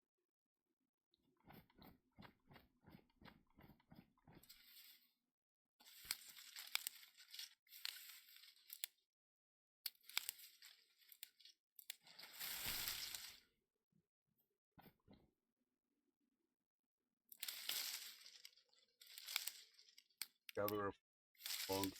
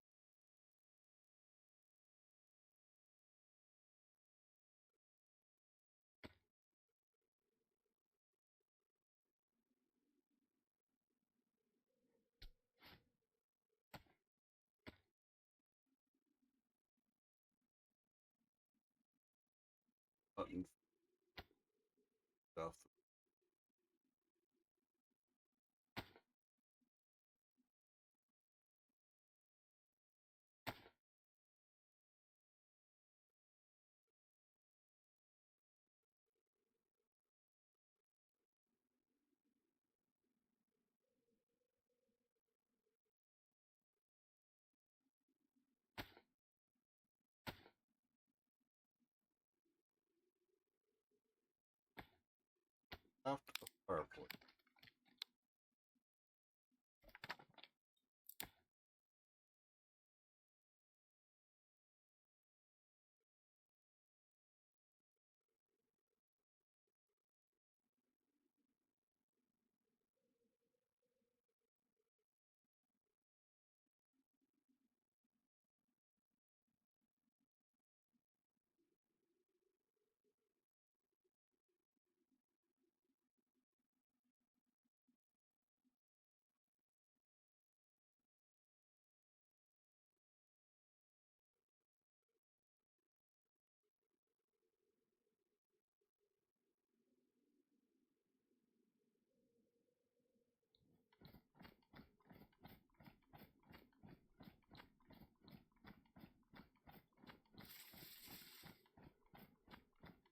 Look for something to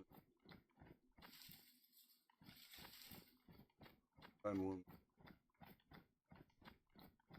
Have a nice long lasting fireplace.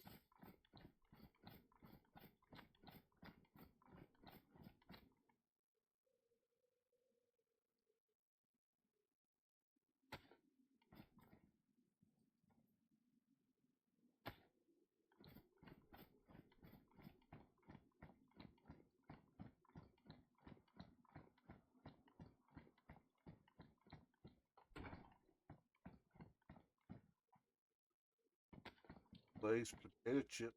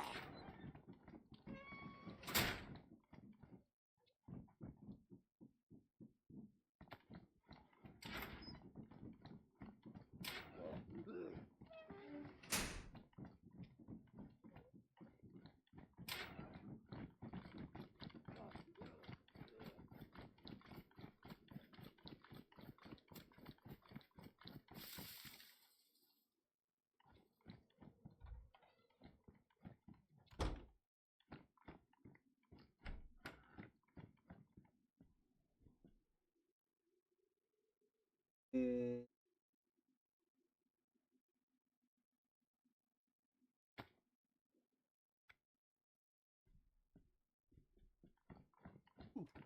Flashlight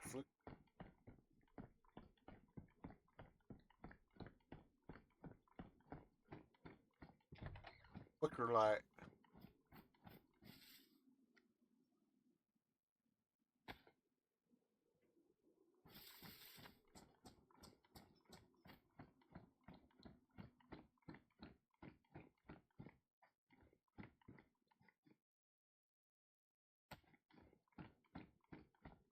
Told you. Have one.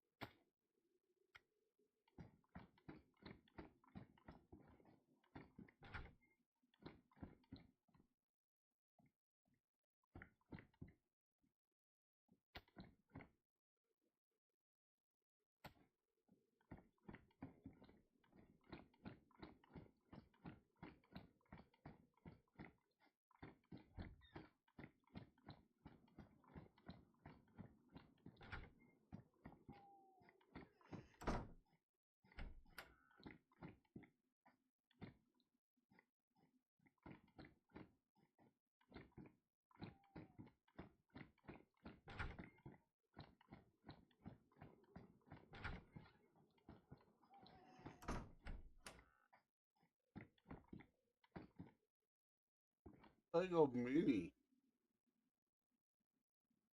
Lego Mini. Both my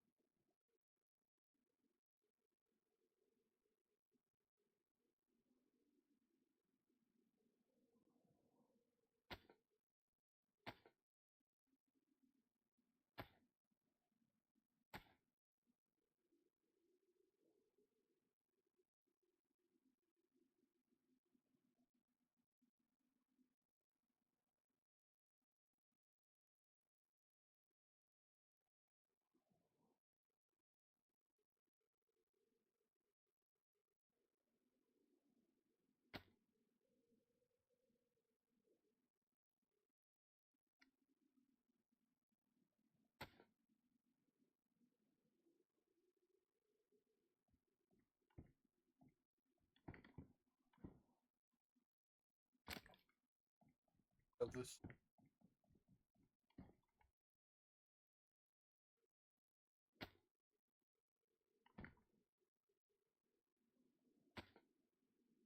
And just take it in my hand, light it out of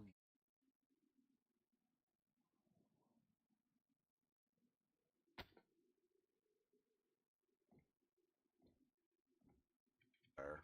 I can't imagine that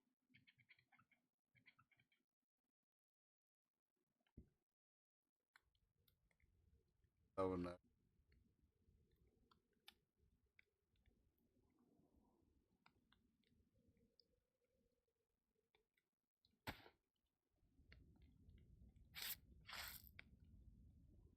Oh, it had uncar.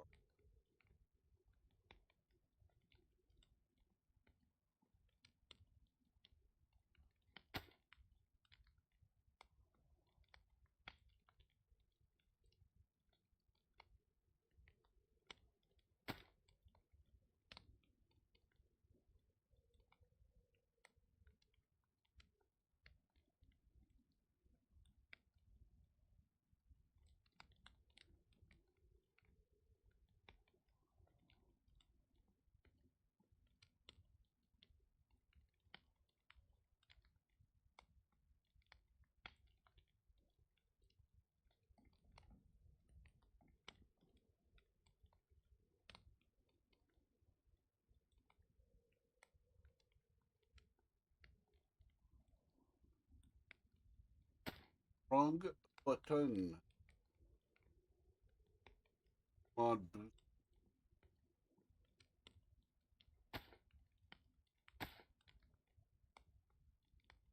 on.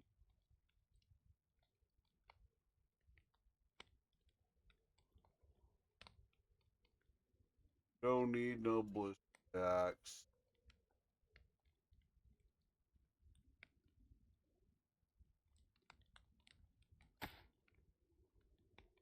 Ammo.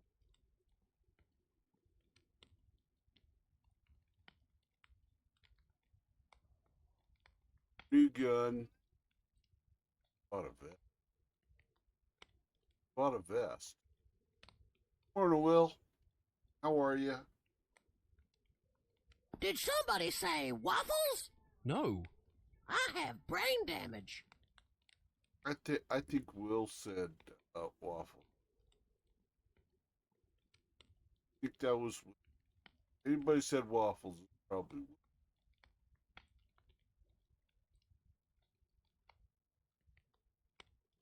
We're sorting out some inventory. Staying warm. As you can tell from all the blood drops, kind of got a little fucked up. It turns out the Zeds on this server that are the ones in NBC here, when you shoot them, they explode gas. They're gas zone fucking zombies. Shoot them and pop of gas. Kind of interesting. Have a good New Year. I don't do anything on New Year's, Will, because I don't stop drinking time ago. I listen to fireworks go off. They usually go for about 4 or 5 hours. Valley. They start lighting off fireworks early, and then it go about 1 morning, and then everybody's super drunk, and they. I mean, we have pretty good most of the time anyway. I ate like normal. I ate too much, felt bloated. My sister made a new used a new cake recipe. Oh my god! So I had some of that cake. Actually, I had two big pieces of that cake. So sugar sick. But it's totally worth it. Totally worth it. Yeah, see, nighttime. I am gonna I'll make a keep those from making a splint just in case.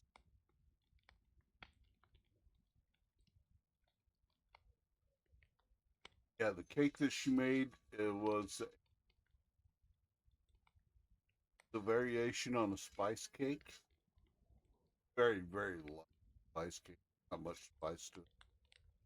But it's very soft, very moist white cake, basically, with caramel drizzled through it and all over the top of it.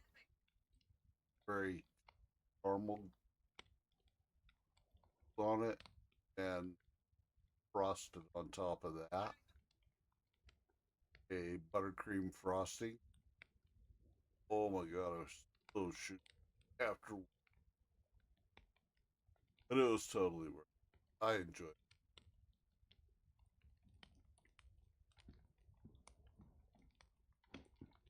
But we're do learning to have to craft an improvised fishing rod. I think it's kind of an elective above that. Try to catch a mackerel.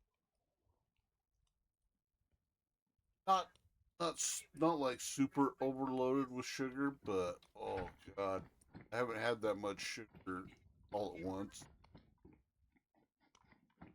I was kind of like, oh, probably should second piece of cake, but and it was worth it.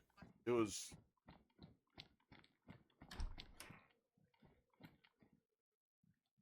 It's super flavorful. You taste the cake, you caramel, you frosting, all three separate flavors, but all together at the same time.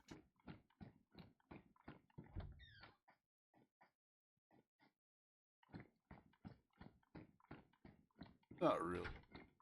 Actually, when I have too much sugar, I'm like, ugh. I try to hold still and to wear off.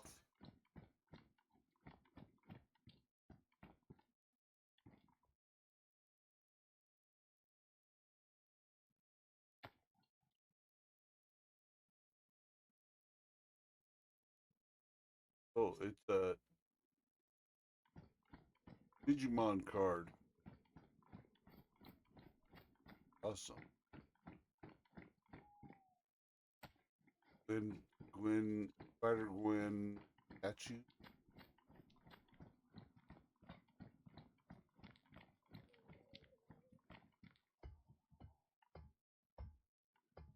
And Karen don't pay a whole lot of attention.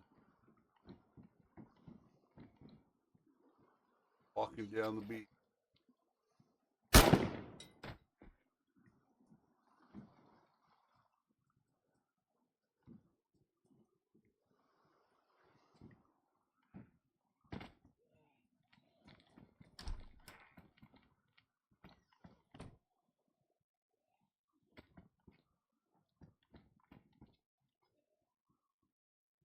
A bunny.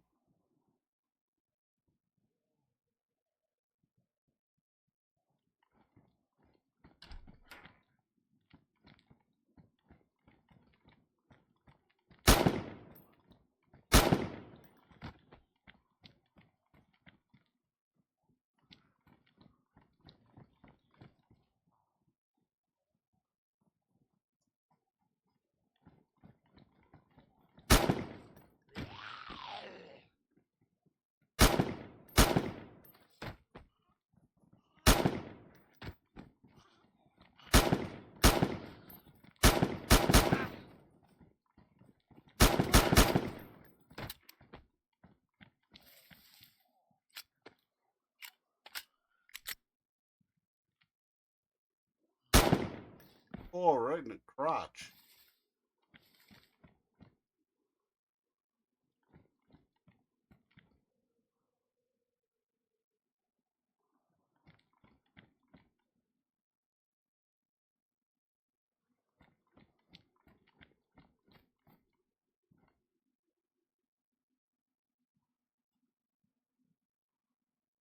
Apple crisp flavor.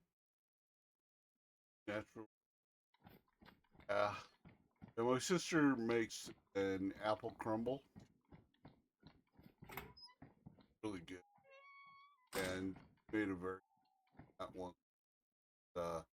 Caramel apple. Caramel apple crunch.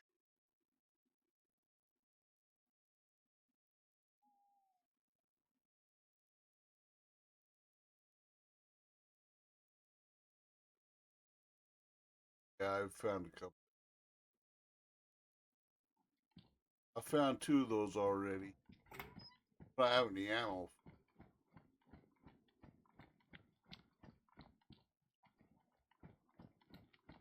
Probably. If I find another one, I might hold on to it. But I found got a purple card, purple key right off the bat.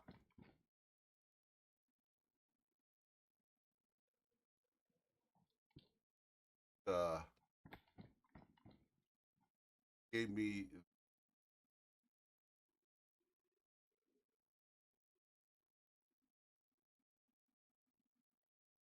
how well that. It's not like super high tier or nothing, but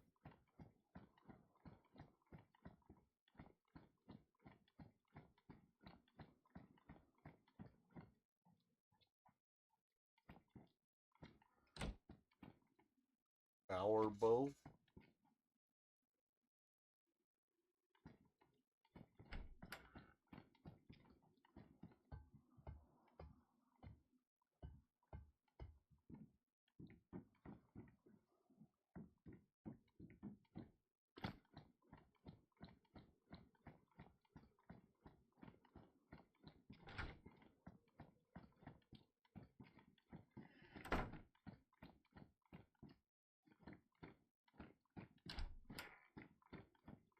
So we're trying to find a cloth.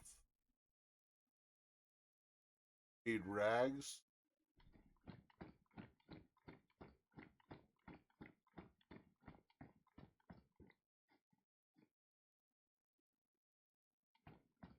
Nope. Find a rope.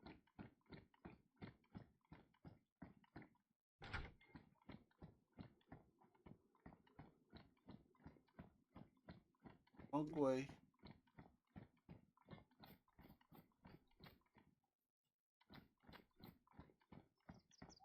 We're just kind of loose.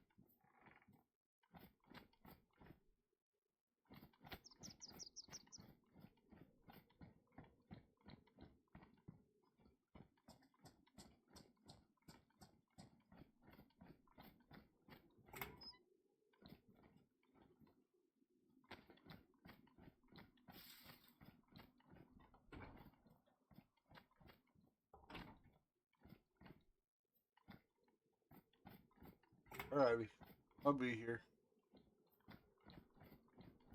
And I might stop somewhere and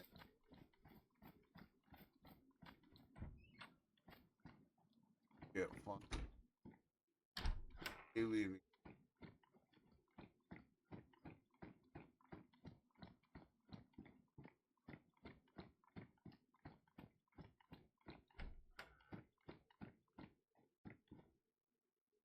What one?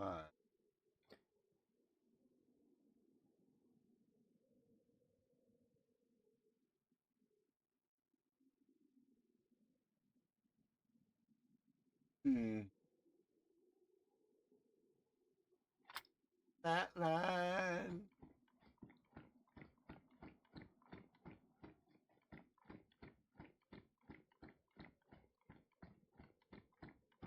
Batman.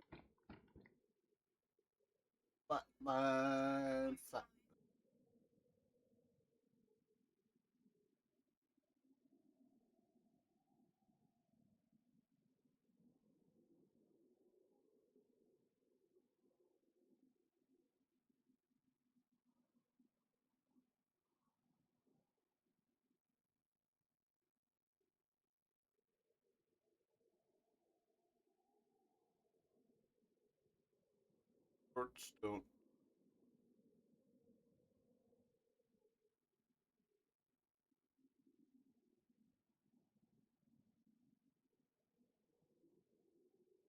Significantly Walker. Hmm.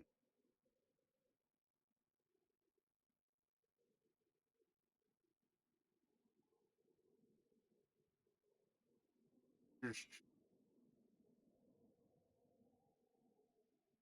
Connecticut.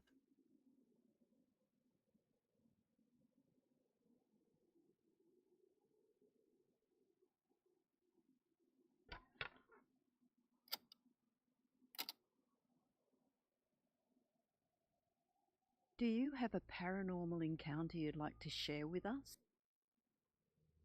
On a cold winter's night in December 1957, the quiet coastal town of Old Saybrook, Connecticut, became the stage for one of the most compelling close encounters in UFO history. This is the story of Mary M. Starr, a former teacher with a master's degree from Yale University, whose life was forever changed by an extraordinary visit from beings not of this world.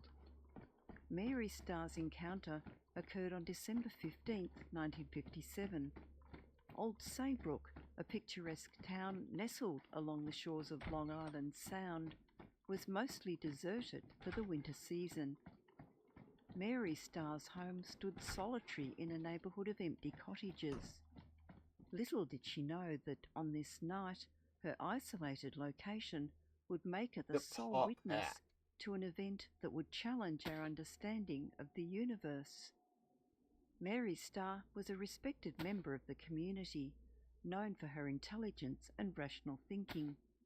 Her academic background and reputation lent credibility to the incredible account she would later share with investigators from the National Investigations Committee on Aerial Phenomena, or NICAP. As the clock struck 10 p.m. that night, Mary retired to bed, expecting nothing more than a peaceful night's sleep. The quiet of the Connecticut coastline enveloped her home, broken only by the distant sound of waves lapping at the shore. However, sometime between 2 and 3 a.m., Mary was abruptly awoken by an unusual brightness filling her bedroom. Initially disoriented, she thought perhaps a plane was making an emergency landing in her backyard. But as her eyes adjusted to the light, the true nature of the source became apparent, and it was far from ordinary. There, hovering just above her clothesline, no more than 10 feet from the north side of her house, was an object that defied explanation. Mary would later describe it as a cigar-shaped craft, approximately 20 to 30 feet in length and dark grey or black in colour. The object was suspended about 5 feet above the ground, perfectly still, as if gravity had no hold over it. What caught Mary's attention immediately were the craft's square portholes, brightly lit, casting a strange glow across her backyard. The object had no wings, fins, or other visible means of propulsion. It simply hung there, silent and motionless, between her house and the tool shed. But it wasn't just the craft itself that captured Mary's attention. Through those illuminated windows, she witnessed something that would embed itself into her memory forever. Inside the craft, Mary Whoa. observed 2 figures moving about. These beings passed each other, walking in opposite directions, their movements deliberate and purposeful. As Mary strained to make out more details, she noticed something peculiar about these entities. Their right arms were raised, but curiously she could not see their hands. They wore jackets that flared out at the base, unlike any earthly fashion. But it was their heads that truly set them apart from anything Mary had ever seen before. The beings' heads were square or rectangular in shape, a vivid red-orange colour that seemed to glow from within. Even more striking was a brighter red bulb at the centre of each head. Mary considered the possibility that these might be some form of helmet, but she couldn't be certain. Due to her viewing angle and the limitations of the porthole windows, Mary couldn't see the lower portions of these beings. She saw no evidence of chairs, control panels, or any other interior structures within the craft. The beings seemed to move freely in the confined space, their purpose unclear, but their presence My buddy undeniable. the Hulk. As Mary leaned forward, desperate to glean more details of the extraordinary scene, something changed. A third being came into view from the left side of the craft. This new arrival spurred Mary to strain even further, hoping to catch a clearer glimpse of its face. But at that moment, as if reacting to her increased scrutiny, the portholes began to fade from view. The entire shell of the object started to glow with a scintillating brilliance that lit up the night around it. From the end of the craft closest to Mary, a curious appendage emerged, a 6-inch antenna that oscillated and sparkled. For 5 long minutes, Mary watched in awe as the craft continued to glow steadily, the antenna seeming to pulse Oh, with we energy. found Lip. She would later speculate that it might have been some form of signalling device, perhaps seeking directions or communicating with a distant source. Then, as suddenly as it had appeared, the antenna retracted into the body of the craft. The object began to move, retracing its path and gliding smoothly in the direction from which it had arrived. Mary expected it to circle around her tool shed to make its departure, but the craft surprised her once again. Instead of following a curved path, the object made an impossibly sharp right-angled turn. Its shape seemed to shift as it moved, now appearing more oval than cigar-shaped. The hull had transformed from its original dark colour to a dull greyish blue, and small circular lights now outlined its entire rim. Mary watched in fascination as the craft navigated the contours of her property with uncanny precision. It dipped and undulated, following the subtle changes in elevation of a small depression north of her house. They had a good navigator, Mary would later remark, impressed by the craft's ability to avoid obstacles, like her prized blue spruce tree. As the object reached the marshy area beyond Mary's garden, it suddenly tilted at a steep angle. In a burst of speed that rivaled a jet aircraft taking off, the craft shot upwards into the night sky.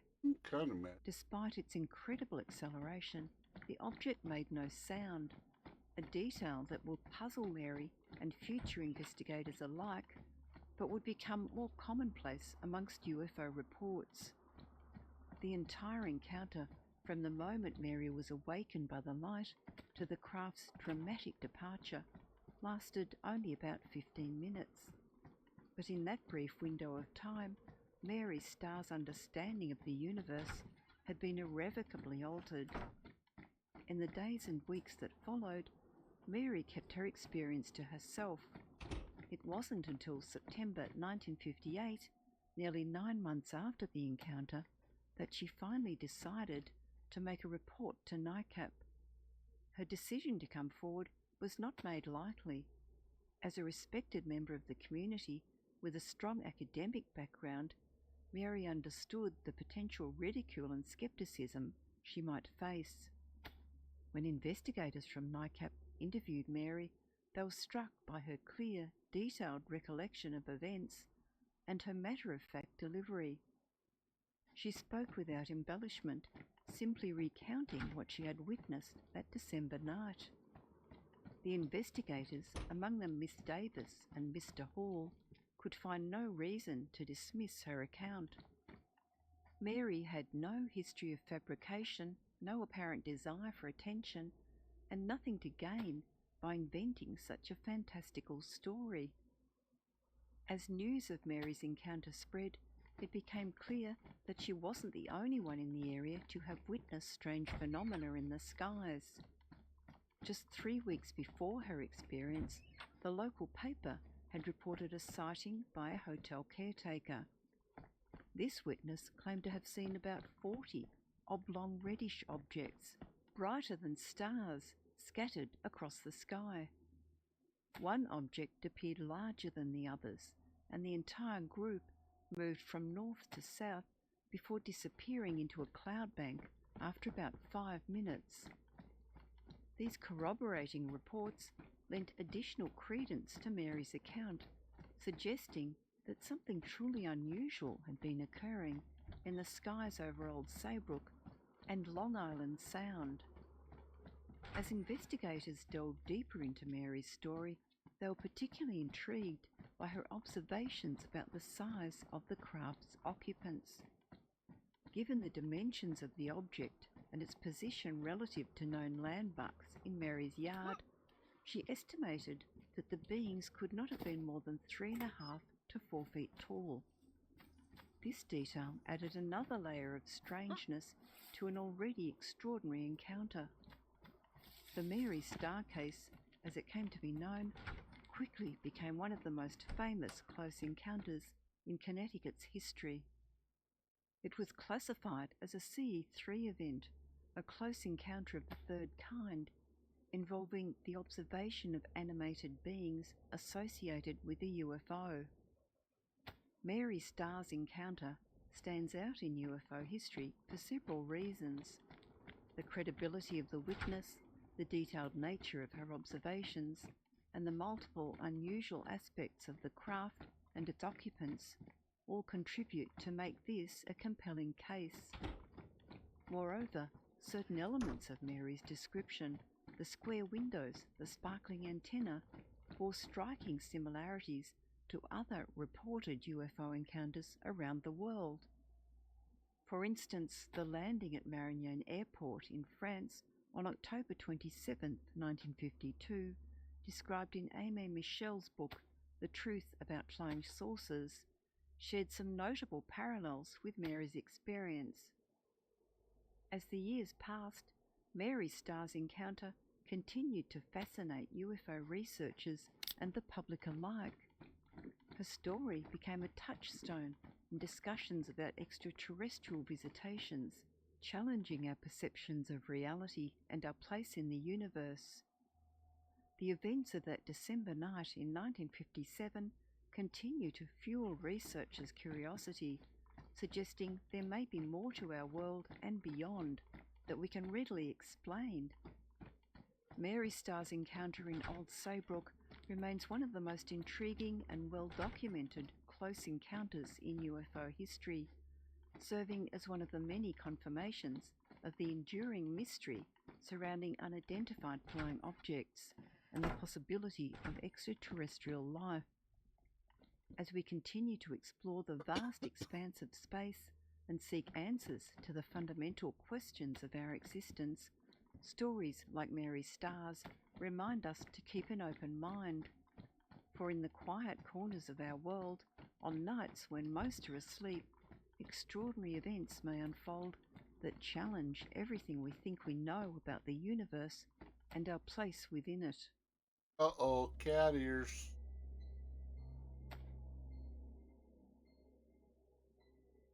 I can wear the helmet and have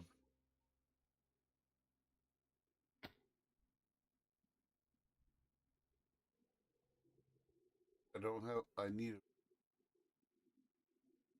a vest. I have it.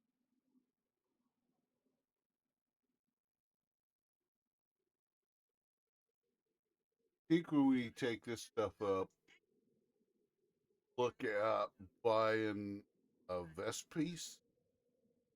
Oh,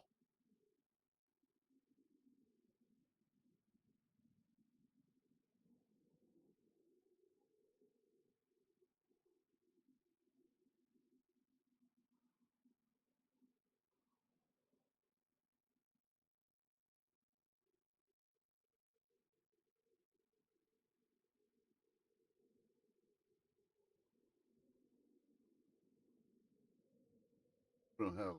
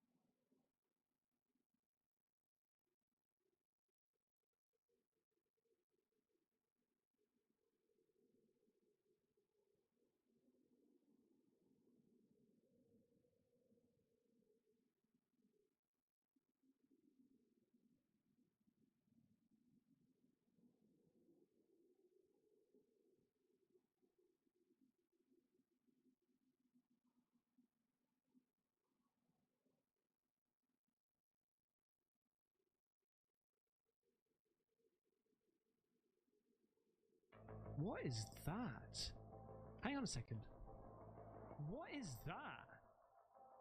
It fires all the way up here. Throughout this last 5 days, this Christmas period, I've been saving bulk videos of the strangest and most crazy and mind-blowing orbs and drone footage you'll ever see. I've collected it. I'm probably going to do the video tomorrow, but today I wanted to do a deep dive. I want to do something different because this video intrigues me a lot because it reminds me of something. There's a video, you've probably seen it, okay, but probably not into the depth that I'm going to go into. A gentleman has uploaded a video onto his TikTok. It's underscore Sunwell, one word, okay? Make sure you go to that channel and take a little look at it yourself, right, and follow. The gentleman basically has recorded his trees moving, breaking, swaying in very crazy manner, and he's titled it South Carolina Something breaks tree in half. You can't see what's going on. For like to just look at it, oversee it, right? You can't see what's happening, and this is exactly why I want to dive into it a little bit more, change some colors, slow it down, reverse it, zoom in, all that shabumpkins, find out what we got, because I'm looking at comments and a lot of people are saying that this could be a potential alien. And obviously, you know, there's going to be a strong debate whether this is just an animal. The reason why it intrigues me so much is because it reminds me of this video that I did a long time ago, well, I covered, and it was to do with the Las Vegas family. The Las Vegas family, if you don't know, I think it was in 2023, late on in 2023. I think maybe November. I could be wrong. In one night, a police officer who pulled a couple of people over, or just having a conversation with a couple of people on the sidewalk, then captured this light coming across the sky onto Earth, right? A lot of people were saying, oh, it's just a meteorite or asteroid or whatever. But he thought that was quite strange. Moments later, he got a call from one of his colleagues saying that I've got a call from a family that say they've got 9-foot, 10-foot aliens in their backyard. This is the video. There's only more and more people analyzing it and saying, yeah, this is real. Check this out. Have a forklift.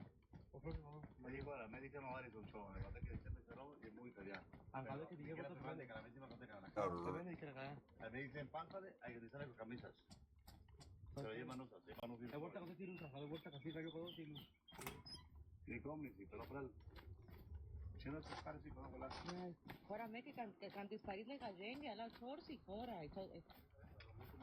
Τσόρσι. That there, did you see it? Let's go back. Just up here. Ow. You've probably seen this if you followed my channel for a while. Something scares them. At the top here, you blatantly see, and not just up here, down here you see legs. This is where you see the head here, right? Something spooks them. This there. I mean, you can't get blamed. Right. So many people have analysed this. Okay. And you can even see it here. And I've got other videos that goes even deeper into the basically analysing this thing using like mapping and things like that. So please go and check them out. But it just made me think: is this what may be in this tree? Right? Is whether there's other things that I've spotted in this tree, which is quite strange. First of all, we need to see the context, right? So here's the video, Okay, this which is doesn't do going crazy. guys Take a look any at good. this. Oh my god! Oh my god! A lot of the video looks like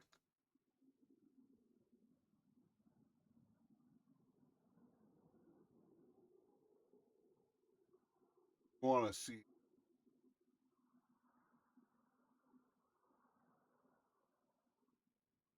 Jasper site.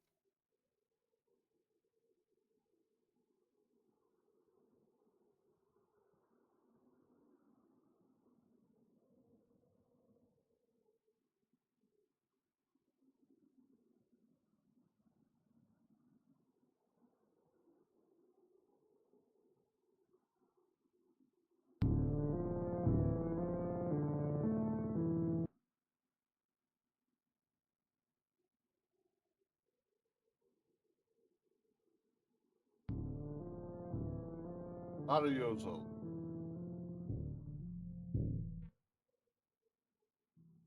Hi, my name is Anthony Russo. I'm 39 years old. I live in Phoenix, Arizona. A couple months ago, I had the weirdest experience and the most horrifying event that ever happened in my life.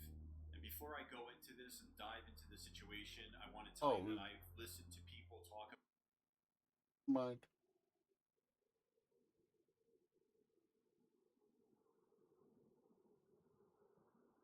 Hello everyone, my name is Preston Dennett, and welcome to a new episode of UFOs and the Paranormal. The earliest case took place in 1940, the latest in 1989, so over a long period of time as well. And yeah, each contain really unique elements that provide, I think, interesting insights into the nature of the phenomena. Every single one of these cases involves sightings, landings, face-to-face encounters with humanoids, and an onboard experience as well. There is one which is a little bit questionable in that regard, but the witness did have missing time, so I think it's quite likely he was taken on board, though he does not actually recall this. But still, super interesting, because these cases all have evidence of one form of another, physical evidence. So hopefully you'll find it interesting. Let's just get started. First case I want to talk about today, I call the case of Kathy Connolly. And huge thanks to Bob Tibbetts for providing his research on this case and pointing it out to me. It's a super fascinating, really unusual case. Also interesting because it took place quite some time ago, 1940. This took place in 1940 in Meriden, England. And it's a very complicated series of events. All of the cases in this collection are, but this one especially. And I think you'll find it quite interesting. I know I sure did. This very unusual and extensive case comes from researcher Bob Tibbetts. So huge thanks to him for pointing this case out to me and providing his notes on his investigation into it. He did write about it in Q Forg's Syntonic magazine many years ago, and later in one of the volumes of Haunted Skies. This is a single witness case. Again, the primary witness's name is Kathy Connolly, who was for many years a factory worker from Meriden, England. Bob Tibbetts first met Kathy at a UFO meeting, and she agreed to share her story with him. And he describes her as, quote, a genuine lady who firmly believed in what she had experienced. It was back in the summer of 1940 that Kathy, then age 18, decided to take a walk down a country lane in Meriden. This is near Coventry. And as Kathy says in her own words, by sheer accident, I came across a metal, dome-shaped structure, which I took then to be a permanent building. Now she did see several tall men who appeared to be working on this structure. As she says, all the men were wearing one-piece garments. They had unusually high foreheads, and their skin seemed to be tanned. This was unusual because during the war, people tended to be pasty-faced. There was definitely something different about the eyes. The structure appeared quite strong, that is, solid, giving off a gray-blue color. So a lot of strange things going on here, which puzzled her. She did notice little chimney-like structures next to the craft. So as she's walking by, she did smile at one of the men, who, after a few moments, did smile back and then seemed to study her. She didn't think much of it at the time until she returned on her walk and found that this structure was gone. So this was confusing, but again, it was a brief encounter. She realized then that must have been a crime of some kind, but little did she know this was just the beginning of what would be a very complicated series of events. Because it was a few months later, while working at the Reynolds Chain Company in Coventry, she was in the machine room when she noticed a man with unusually clean overalls, and she immediately recognized him as one of the men she had seen months earlier in Meriden, standing next to that strange craft. And this is when a pretty weird conversation followed, because this man spoke to her and said, "Your war is upsetting my world." And she replied, "It's your world too." And he said, "No, I don't come from this world." So it just got weirder after this, because he asked her to take him to see the king and queen, and she told him she couldn't do that. He asked her if she was colorblind, and she said no. Apparently she did have some color blindness. He asked her who he should contact then, and she told him scientists, leaders. Now, she would see him several times, and he asked her several times if she would go with him, and she told him no each time. And she didn't see him again in the 3 years she worked there, but she did often think of him afterwards. And then, one day a man showed up at her home and said he was a messenger and started talking about meeting this man she had seen at the factory. Now, Kathy's memory of what happened next came back to her in bits and pieces, so she apparently had some missing time and amnesia associated with all this, but she started to recall that she had been taken on board more than once to this same craft that she apparently saw all those months ago in 1940. So her memories are pretty interesting. She recalled being on board this craft, being physically examined on a table. A strange humanoid told her, "We only want to see if you are pregnant." And this was, of course, not a normal-looking guy. This humanoid had bluish, unblemished skin, a kind of cat-like face, she said. There were no whites to his eyes, a long mouth, she said long, flat, almost animal-like ears. His clothes were unusual. He wore a blue coverall.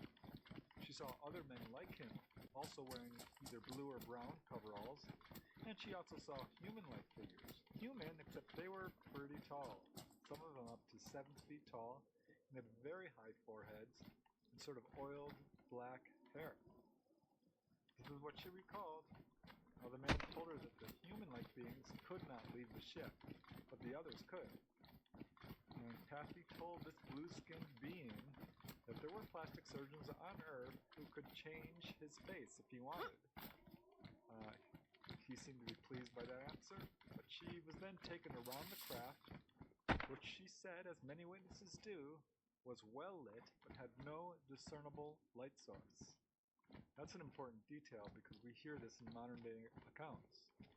She said in one room she saw a wall filled with meters or gauges.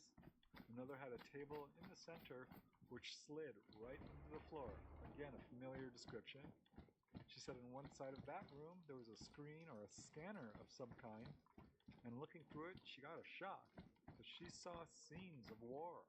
Airplanes fighting each other, below them an ocean filled with crowded ships.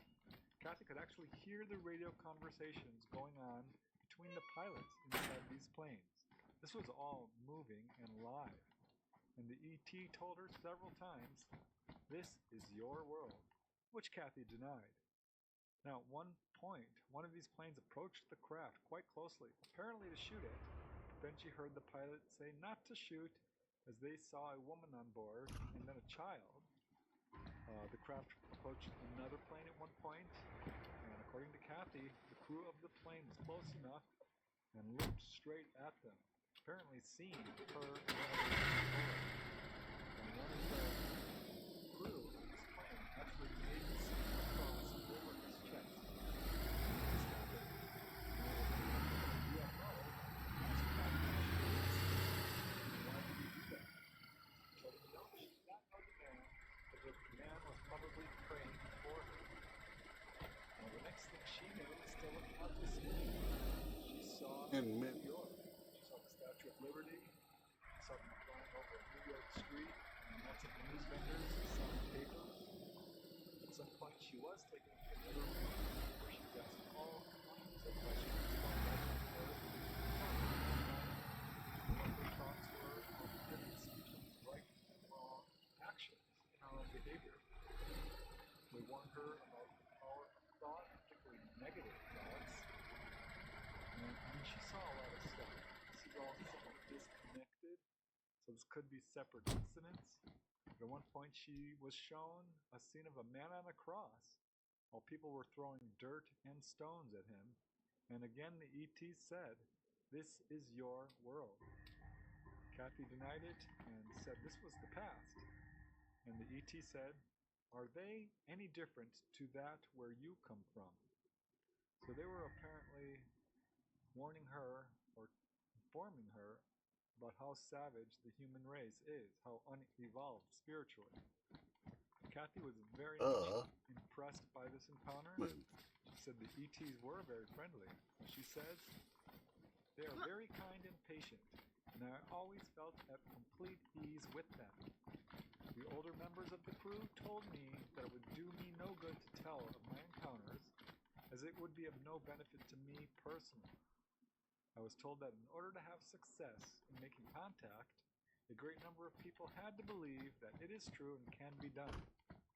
One of the crew members claimed to be a member of the, quote, Wildlife Preservation Society. So as half-jokingly told, by wildlife, they meant our human race. But they very much wanted to help mankind. So yeah, Kathy believes she was taken on board a number of times. And they showed her many things, far too much to talk about here in this little video. But at one point she could see a thick, dark book with what looked like shorthand or Chinese type writing. She says they took her into the past, into her childhood, a number of times. Kathy was apparently partly colorblind and had trouble reading street lights, which caused some problems crossing the street. And the ETs apparently cured her of this condition. In another instance of extreme high strangeness, this is so weird. She says the ETs dropped her off on a road in this country which turned out to be, she believes, Rhodesia, and told her to get on a particular bus. And when she did, she discovered that all the people on this bus were black, and her, being a white person, they were unhappy that she had boarded the bus. She had trouble getting a seat. Now, this appears to be a sort of demonstration to see if she tolerated racism, which she didn't, because she was taken off the bus. People on the bus now were very friendly, and the ET scooped her back up. Very strange. She was taken to see other events from her past.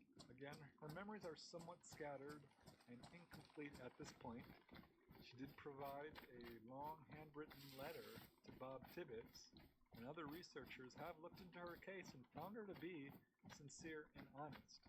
So it is a bizarre case that does raise more questions than it answers, but again, shows many of the features we see in modern day accounts. So you can see there's a lot to unpack in this case of Kathy Connolly. But what an unusual and amazing case. She had such extensive interactions with these ETs. Some of the things she does describe are certainly reflective of modern day accounts, but some are absolutely unusual. going on this bus ride and having what appeared to be a lesson involving discrimination. She apparently had a healing of color blindness. I found that super fascinating. A lot of really interesting elements to that case. And now we move to the next case, which is so unusual and it's really interesting. I had never heard of this case before. This was also provided to me by a listener, so thanks to you know who. I call this one the case of Arnie Harder Jordan. Go into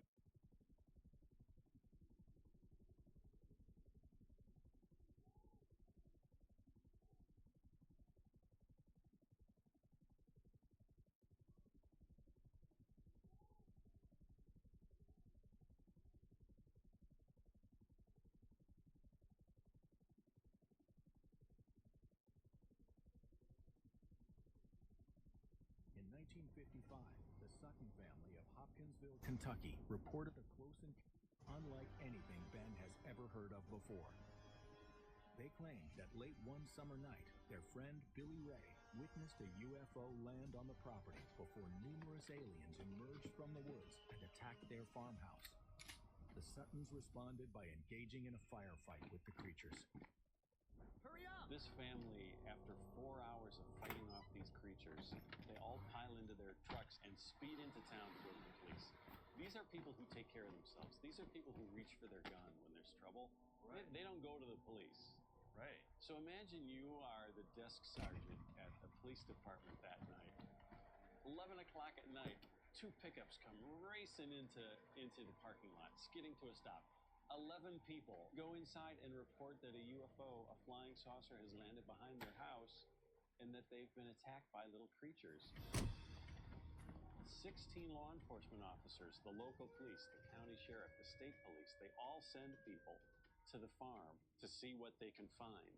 And they find lots of evidence that this shootout really happened.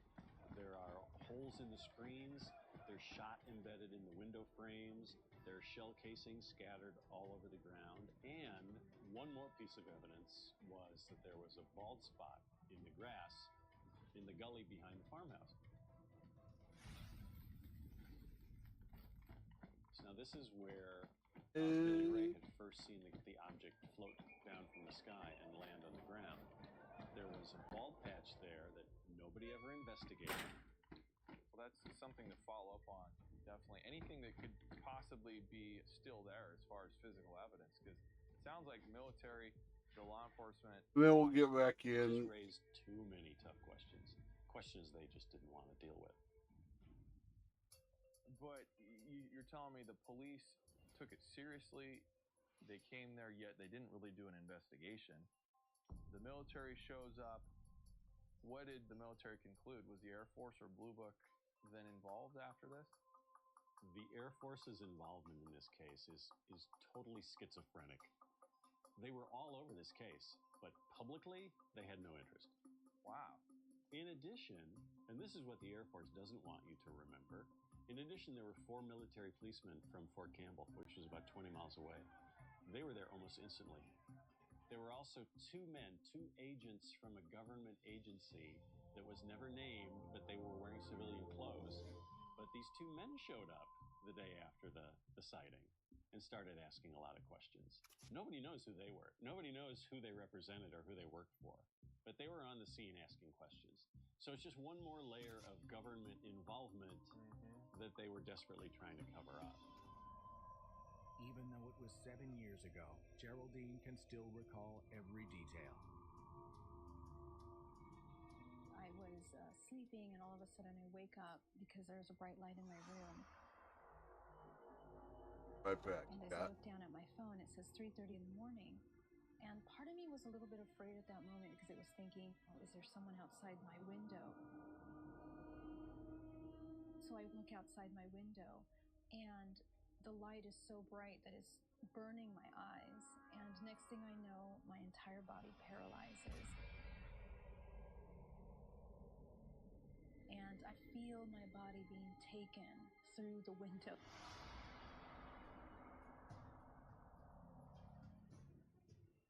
was brought to a craft.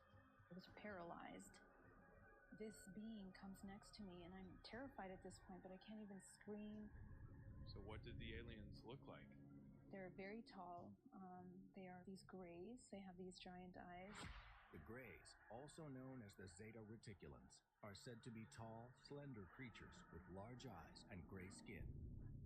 Would you say it was the scariest things ever happened to you? Oh, absolutely. Absolutely. But there's more. Geraldine claims that aliens actually presented her to her alien human children.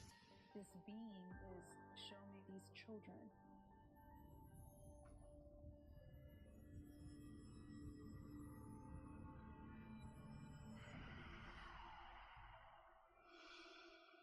And as I'm looking at these children and I see what they look like, they're not all the way human. This gray, thin skin, it's a much bigger head. And these giant eyes that are so deep and so profound and so complex. It was just incredible. But what I recognized as I'm meeting the child is that it's my child. It looks like me. It has something that is a part of me. At this moment, Geraldine realized why she could never get pregnant. She believed she wasn't having miscarriages. Her unborn children were being stolen from her womb and mutated with alien DNA. As I'm seeing the child in front of me, I know that it's mine.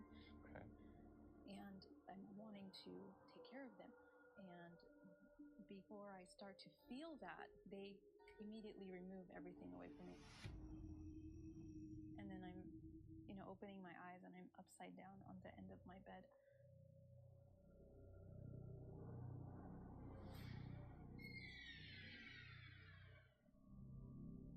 Well, we parked over there, me and my husband. He brought me a little. Why don't you have a seat? Those little cokes. Okay.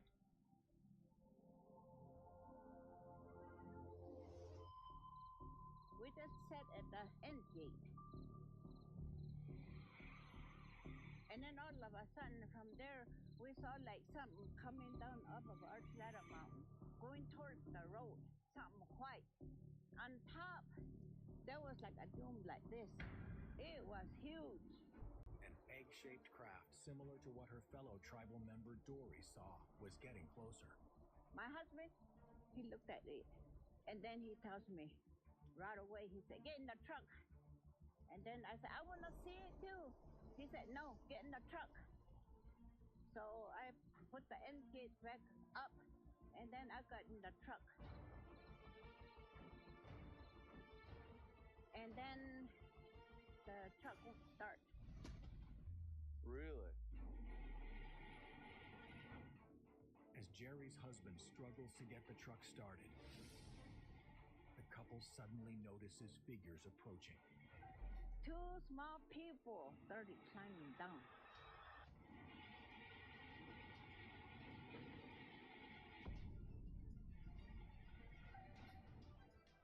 Finally,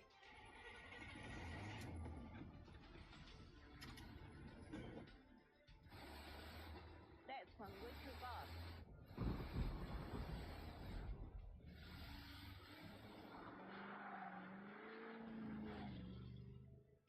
although Jerry didn't get a close look, she saw the figures go back to their egg-shaped UFO and fly back towards the mountain.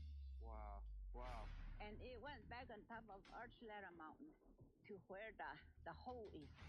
That way. The hole? What's the hole? There's a hole on the other side of the Archuleta Mountain. Got a hole in it, or do you mean that it's actually They open? made it. Whoever it is, they made it. Wow. But this is not the end of Jerry's story. That night, the beings came back, and this time, she saw them up close. At my house at night, I woke up while it was dark in my room. There were two small people. They were trying to pull me off the bed, and I couldn't scream. And she has a specific name for her would-be abductors. The star people. I was holding onto the mattress down here, and they were trying to pull me off. And then my husband moved, and then they let me go. Wow. And then all I couldn't get it on my mind. What if they come again tonight? What if they really take me? They're the star people. So is that what you believe? Is that they're extraterrestrial? Mm-hmm.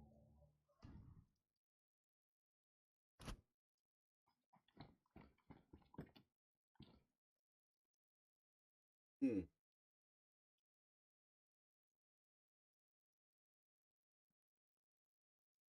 Kind of a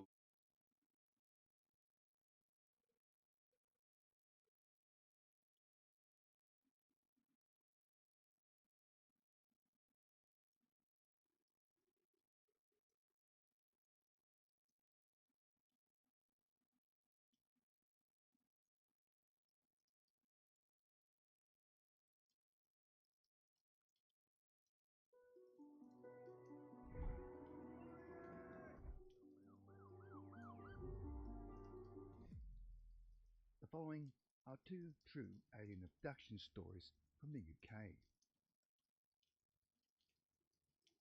Romford, London, England. On the 27th of October 1974, John Avis, 29, and his wife Elaine, 25, and their three children, Kevin, Kate, and George, having visiting relatives at nearby Carrot Hill in Romford, in East London. They left their relatives at 9 p.m. They said it was TV.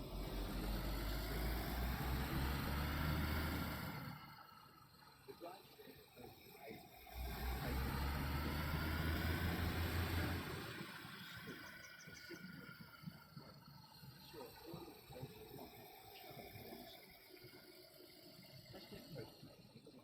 in front of the car, then vanished. It was around 10 p.m. when things started to get weird. Four noises seemed to stop, and the car radio began to smoke. Then a green mist enveloped the car as they continued to drive, before things appeared to return to normal. When they arrived home, John stayed in the car and fixed the radio, and Elaine took the children to put them on bed. She was shocked to find that it was now 1 a.m. The following day, Danny Ward Street decided to ignore what happened on this strange trip. However, over the next few months, their lives were taken in unexpected turns. Short before Christmas, John Avis had a great which led him to John. But other strange factors started to affect them, where they were now repulsed by the smell of meat and turned vegetarian. John, who had previously been a heavy smoker, abruptly stopped smoking. Then unusual incidents started happening around the home, where objects started to disappear from the house. At around midnight, a loud droning noise could be heard along with strange clicking noises that could be heard in some of the rooms. Their telephone started to make strange clicking noises as if it was being tapped by someone. On another occasion, one of the children had a terrifying experience where they claimed that a man dressed like a clown was standing beside their bed. 2.5 years later, in the middle of 1977, the family had had enough and decided to get some answers to the strange events which had begun on that unusual October night in 1974. They contacted the investigators and clients in Bedford. The couple told them that what happened in October 1974 never since that night had experienced these dreams that involved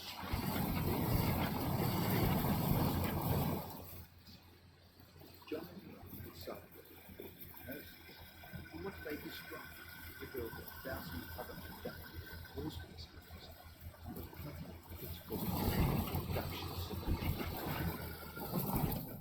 Explained how the car had been pulled upward by a beam of light towards a strange craft, and when they were aboard the craft, they were medically examined by what they described as 4-feet-high creatures that resembled birds.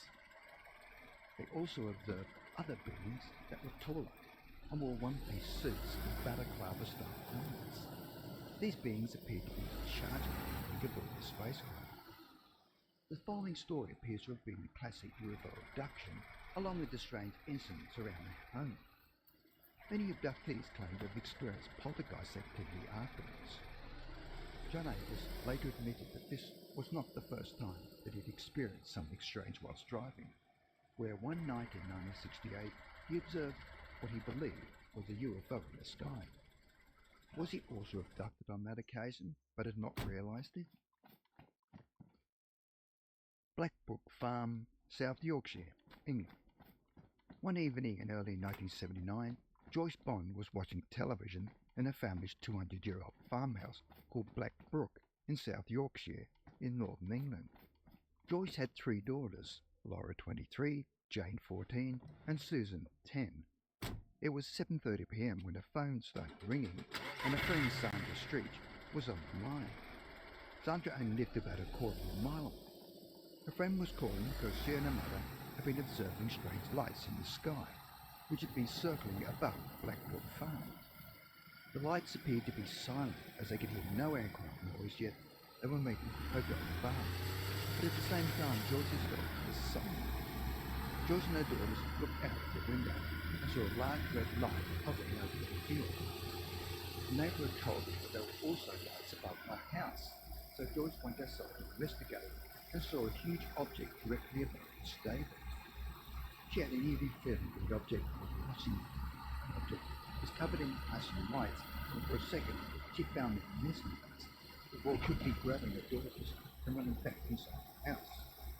Joyce was so terrified that she locked all the doors and switched off the lights. At that state, she tried to escape through the window before being pulled back inside. She then phoned her husband.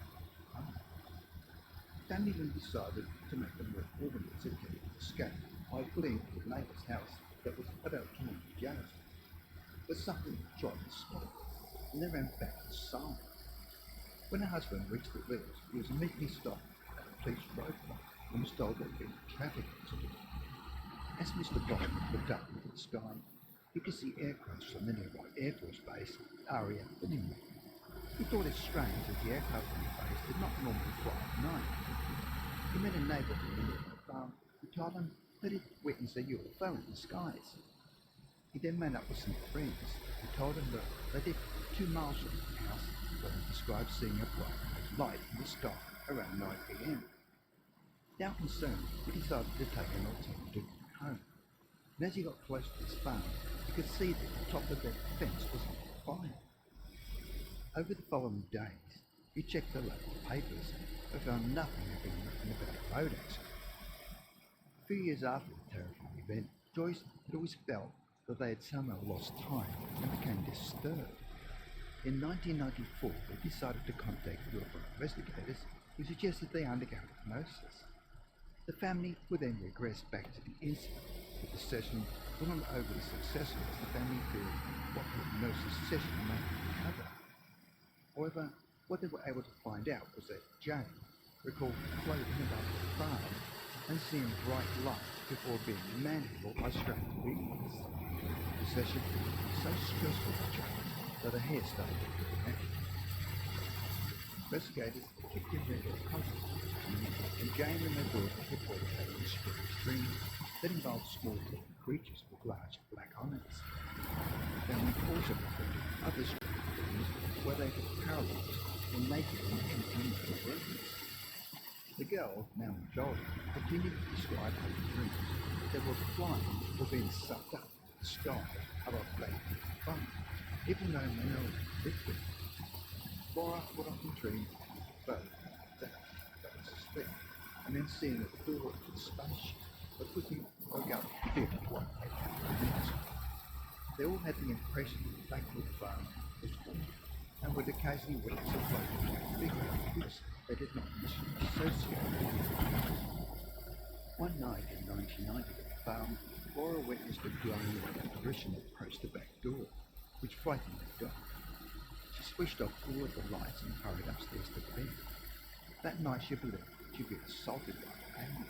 The following morning, the dog was too scared to go outside. On another occasion, Mr. Bond believed he saw a ghost, and in 1979 the family believed the farm was haunted. At the time, the girls were frightened to stay at the farm, and all claimed to have had strange experiences of their own. Dogs also claimed to have felt a presence in the bedroom at night, and reported hearing laughter and sniffling, along with banging on the back door when nobody was there. On one occasion, her hearing recalled by someone or something she could not see. In 1982, she saw their dog Nevertheless. Her daughters had the waking sensation of being paralyzed, or some invisible force in the bedroom held them down. When their daughters eventually returned, strange things continued to happen in their own homes, where they would often hear strange voices and lights. The family feared that the poltergeist activity would pass down to their grandchildren in their homes.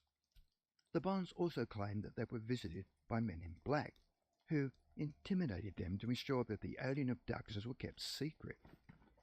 Could it be that the Bond family were regularly visited by aliens, was at the same time being haunted by ghostly visitations? Was everything related to the aliens?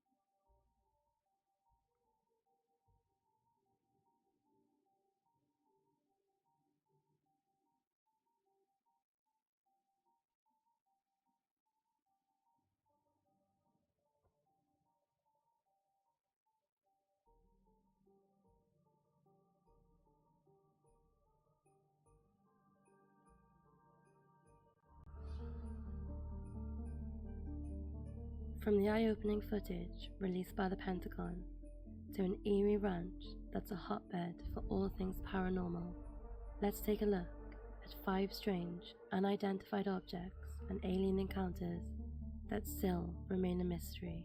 Sit back, hit those lights, and enjoy. Now, this one is one of the most known and mysterious sightings across the world, and took place during the Second World War in LA in 1942.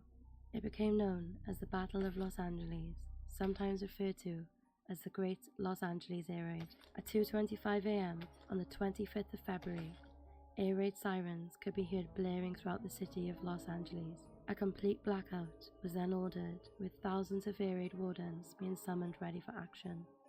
Around 3 a.m. that morning, huge searchlights and a massive weapons, including 50 caliber machine guns, were deployed at the scene and locked onto the mysterious object in the sky for well over an hour. However, what made this so unusual was this was soon realized to not be an attack from a Japanese aircraft, which was initially presumed due to the Second World War happening at this time. Instead, this looked like a classic flying saucer-shaped object associated with UFOs. Take a look at the picture for yourself. 37 anti-aircraft guns helped to illuminate the night sky, and within minutes, the entire county of LA was looking up to the sky, while the intense spotlight beams lit up this strange object just hovering above them. Hundreds of rounds of ammunition were fired at the unidentified object in the sky. In fact, it was reported later on that over 1,400 shells were fired, but the mysterious aircraft was unaffected. If we look at the image itself, it is almost as though the shells are not coming into contact with the aircraft at all, and some speculated that the bombs exploded in a ring-like fashion around the object. The shooting continued for around 30 minutes, sending fragments of shells across citizens, homes, and businesses. In the aftermath, it was found that 6 individuals had sadly been killed, from being hit by debris from the attack. The ongoing war at the time of the incident overshadowed the event itself, so there was not much coverage. However, this one still remains one of the most popular and mysterious UFO sightings. On October 5th, 2000, a lady named Sharon Rowlands recorded some of the most fascinating UFO footage to date over the fields of Bonsall in Derbyshire, UK. The footage really speaks for itself, so let's have a look. The video was recorded at around 9 PM at night, so the opaque darkness surrounding the object makes the background difficult to make out. The rural location where the footage was captured has no outside light source, such as street lamps or light towers, which rules out there being any flares on the camera lens. Experts still to this day claim the Bonsall UFO footage to be amongst some of the most compelling, as there has been no explanation as to what else it could have been. In fact, a European news outlet paid €20,000 for the footage, making it one of the most sought after pieces of footage out there. What are your thoughts on this one? Could it be a hoax, something easily explained, or a genuine UFO of alien origin?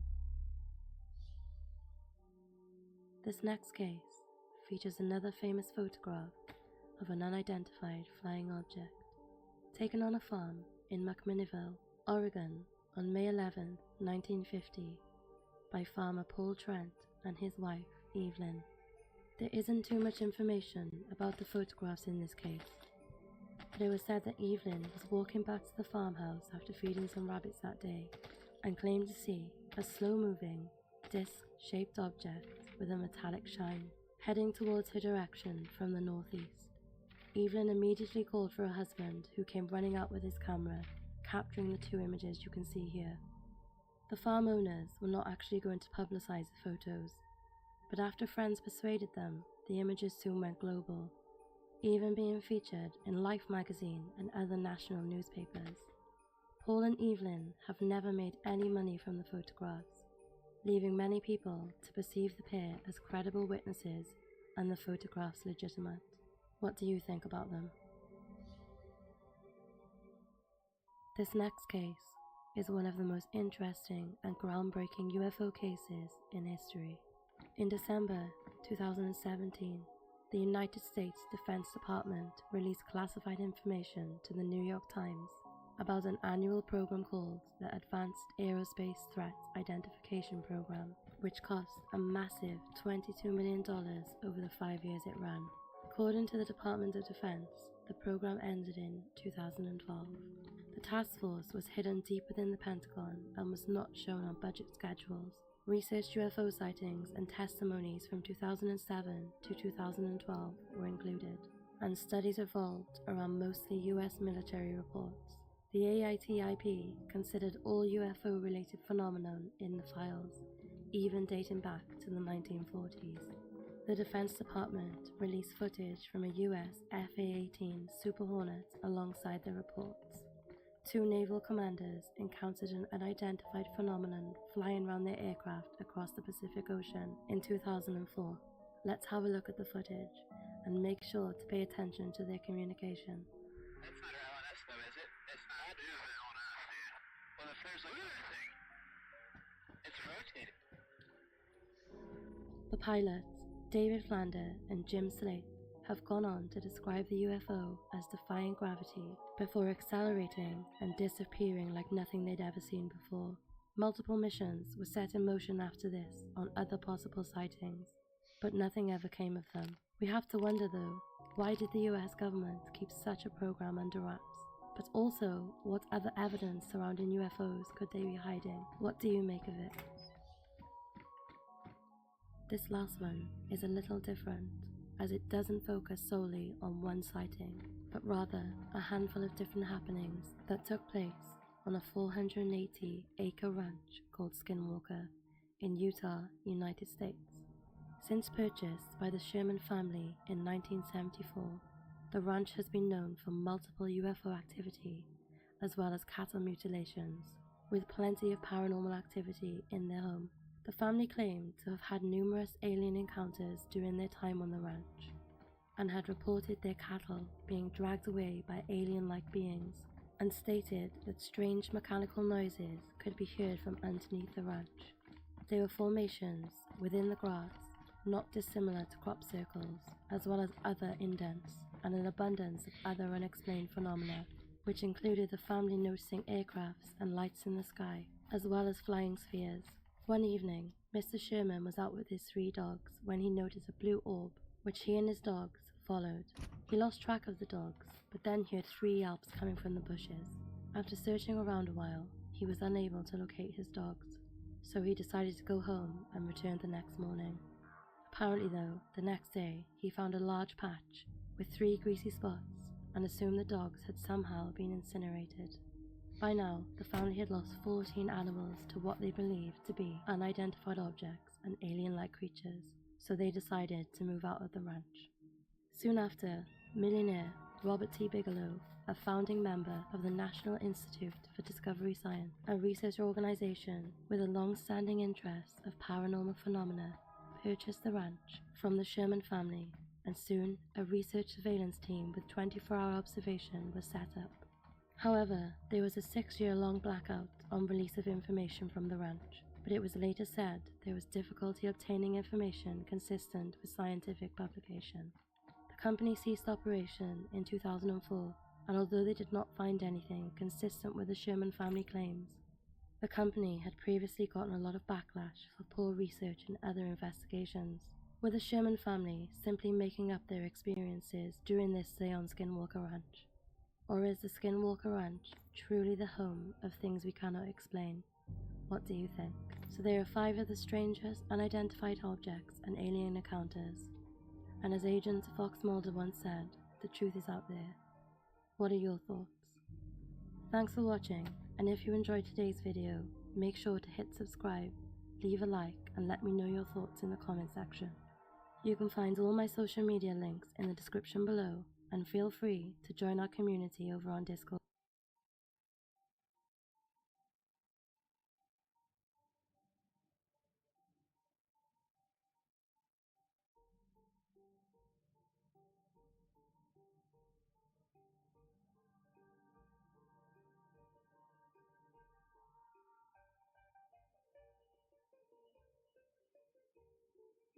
Are we truly alone in the universe, or have we been visited by beings from beyond our world?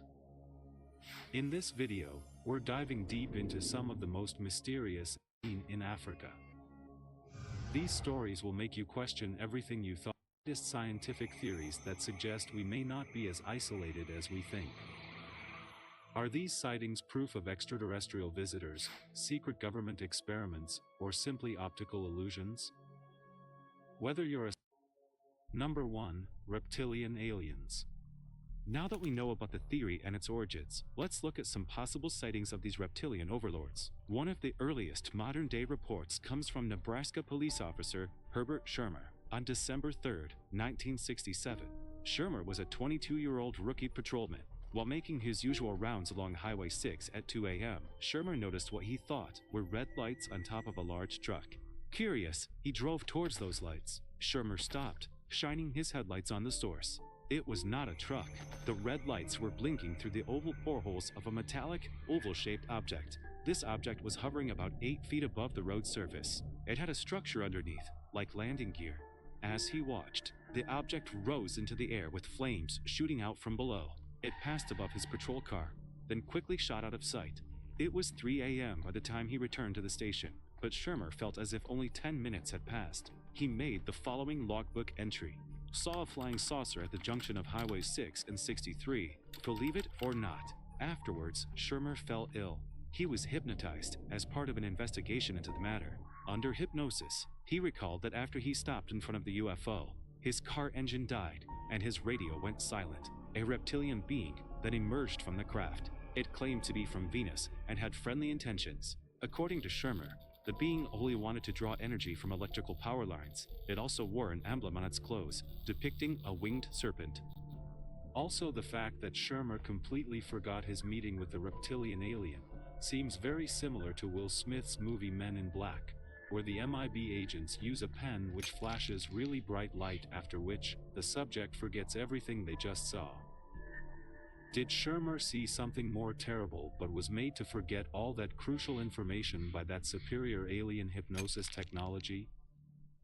Number 2. Aliens seen by Zimbabwean school kids. In 1994, 60 children at a school in Zimbabwe encountered aliens. They claimed these aliens descended from a UFO and had large eyes. The story begins with reports of explosions in the sky across the region. The explosions could be seen as far away as Zambia and Botswana too. Astronomers stated that these explosions were caused by a meteor shower. There was something strange about the meteor shower though. Many eyewitnesses say a capsule-like fireball emerged. It was trailing fire and flanked by 2 smaller capsules. Following that, numerous reports of alien sightings began to pop up. A young boy and his mother reported spotting aliens in daylight before the aliens disappeared. It was right over our heads practically. A trucker also had an encounter with strange beings on the road at night. Then, on September 16th, a representative of Ariel Primary School called in. The representative insisted that her students had encountered aliens. The story states that Ariel's students were playing outside. They spotted disc-shaped objects in the sky. There were 3 or 4 of these objects. The objects flew in along the power lines and finally landed in the bush area amongst the trees. The children were afraid, but also curious. Shortly after, aliens emerged from those disc-shaped crafts. One student said that he thought at first that the little man might have been the school gardener, but then I saw that the figure had long, straight black hair. It was not really like a black person's hair. It was then that he realized the figure was not human. Another student, Guy G, describes the aliens in detail. He could see the little man, about a meter tall, was dressed in a black shiny suit. It had long black hair and eyes which seemed lower on the cheek than our eyes. The alien's eyes were large and elongated. Its mouth was just a slit and the ears were hardly discernible. Some of the children also thought the beings were Zvitwambo or Tokoloshes, evil goblins in local African folklore. These children burst into tears, fearing they would be eaten. When the students reported their alien sighting to the teachers, they were met with disbelief. The teachers dismissed their stories and told them to keep quiet. Classes resumed as normal afterward. But the next day, the school received a bunch of calls from parents. The parents wanted to know why their kids were spooked. Eventually, the sheer number of calls started freaking the teachers out too. That's when they called a local UFO expert named Cynthia Hind to extract info from the witnesses. Hind recorded this encounter as Case 96. She described it as one of the most exciting UFO stories of this or any year. This incident can definitely not be passed off as a hoax because all the 60 school kids gave very similar descriptions of the tiny aliens they saw with big black eyes. So if this was indeed a real encounter, why did the alien beings choose to show themselves only to the Zimbabwean school kids? Or were they planning for a mass abduction that didn't go as planned? Our next alien encounter will give you goosebumps just by hearing the story. Number 3. UFOs seen in South Africa. First up, we have the case of a strange aircraft spotted in 1914. From August to September of that year, thousands of South Africans across the country observed this aircraft. They believed it to be a nighttime monoplane. The aircraft had its headlights on constantly and performed sophisticated maneuvers. This first took place during the First World War. It was in the weeks leading up to the Southwest Africa campaign. Many suspected a hostile German monoplane on a possible spy or bombing mission, but others were convinced that it was of extraterrestrial origin. No German authorities ever confirmed the existence of this plane, even years after the war. It's also strange that the plane was performing seemingly implausible maneuvers. And why would a spy plane be so conspicuous? No theories were ever confirmed. Until today, nobody knows the answer. Its destination and the identity of its pilot also remain a mystery. Another unusual aircraft was also spotted this year. Residents of Pietermaritzburg saw a long green light trail in the sky. According to news reports, this object looked like an asteroid. Within a few hours, multiple social media users reported similar sightings. Some of them suggested it was an alien invasion. The object continued flashing in the sky briefly before disappearing. Similar sightings were reported by people in Durban and Johannesburg. What do we make of all these alien encounters? On the first two occasions, the humans were left unharmed after meeting the aliens. But does that guarantee that we will be safe the next time we come face to face with such aliens? Maybe they were planning something sinister back then, but missed the opportunity. And the next time they come, they will be well prepared. We will only have to wait and watch. Share your thoughts in the comments section below. And be sure to subscribe to the channel for the latest revelations in space exploration. Hit the bell icon to stay updated, and let's continue.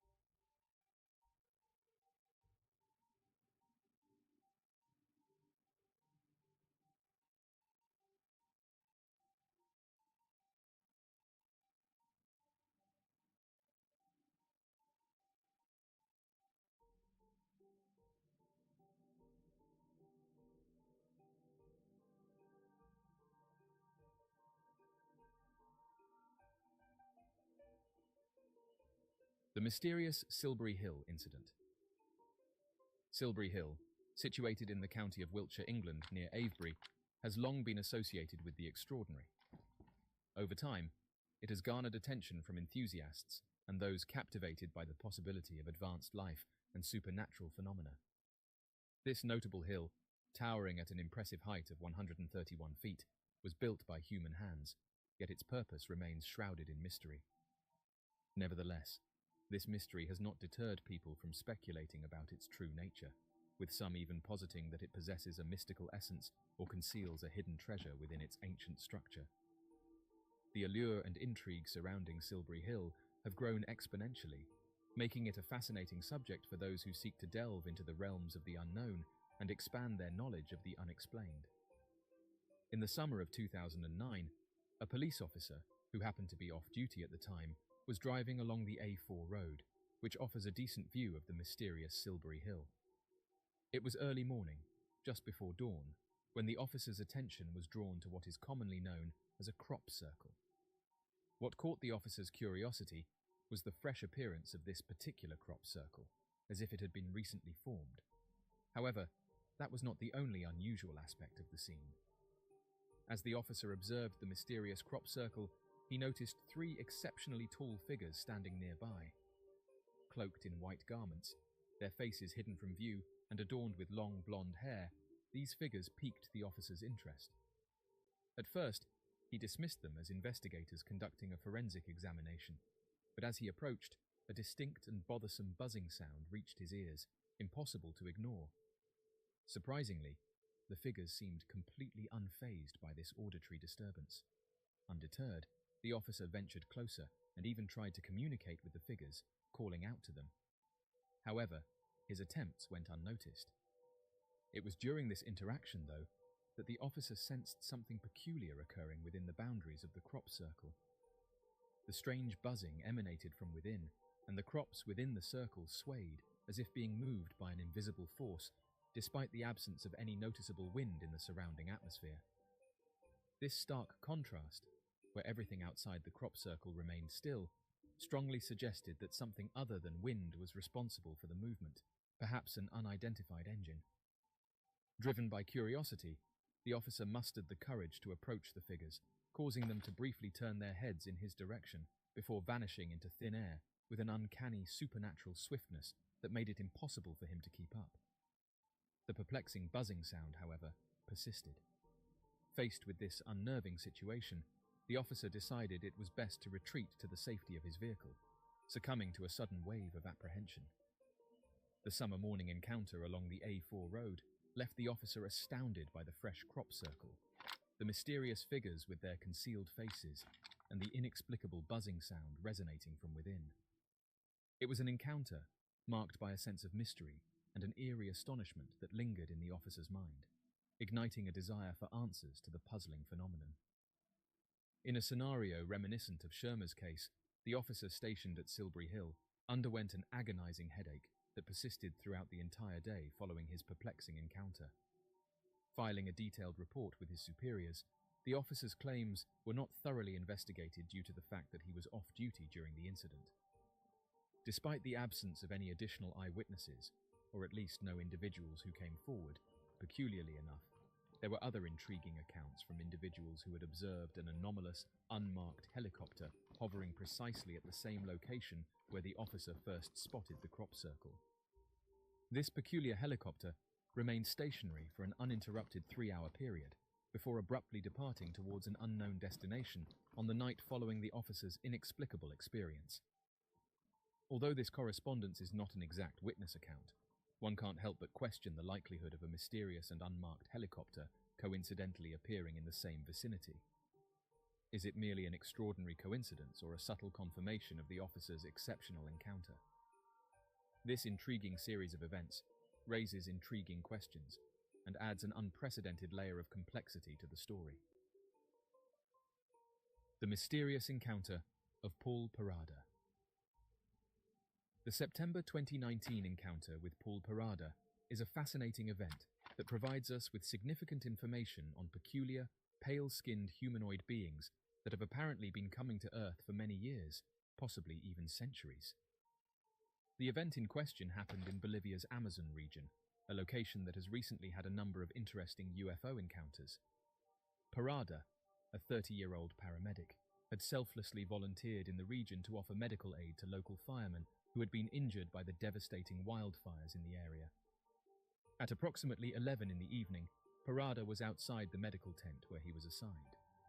While engaged in the action, he abruptly became aware of somebody approaching him from the obscurity that enveloped their surroundings. He persisted in observing the figure, discerning more details as it approached. This figure was unusually tall and had unusually white skin. The individual was adorned with a glossy, single-piece azure ensemble, embellished with silver stripes or lines, and possessed lengthy blonde tresses. For those who have extensively researched UFO encounters, it is evident that this description closely aligns with accounts of humanoid beings cited in the 1950s, commonly referred to as Nordic aliens by witnesses and researchers. The veracity of whether the figure Parada observed is indeed a Nordic alien remains uncertain, but it is undeniably an intriguing detail to acknowledge. The figure was only a few steps away from him, and Parada could see that he was holding a towel or blanket to his upper body or shoulder. He vocalized and inquired whether he required any assistance.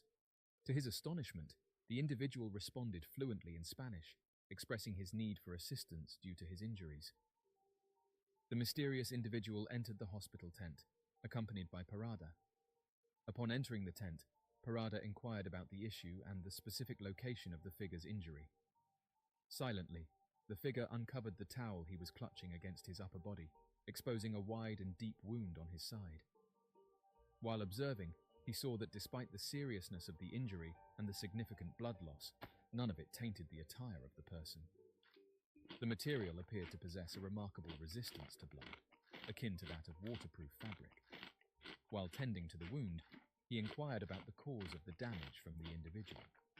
Surprisingly, rather than communicating verbally, he employed telepathy to directly transmit his thoughts into the other person's mind. He claimed to have been injured by a juvenile puma in the woodland.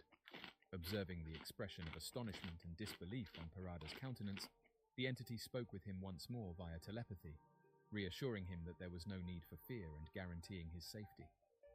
The figure expressed gratitude to Parada for attending to the injury and stated that although feeling weakened, he was prepared to depart.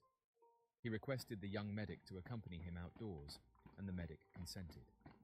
Prior to their departure, The individual informed Parada that he should not be surprised by what he was about to witness.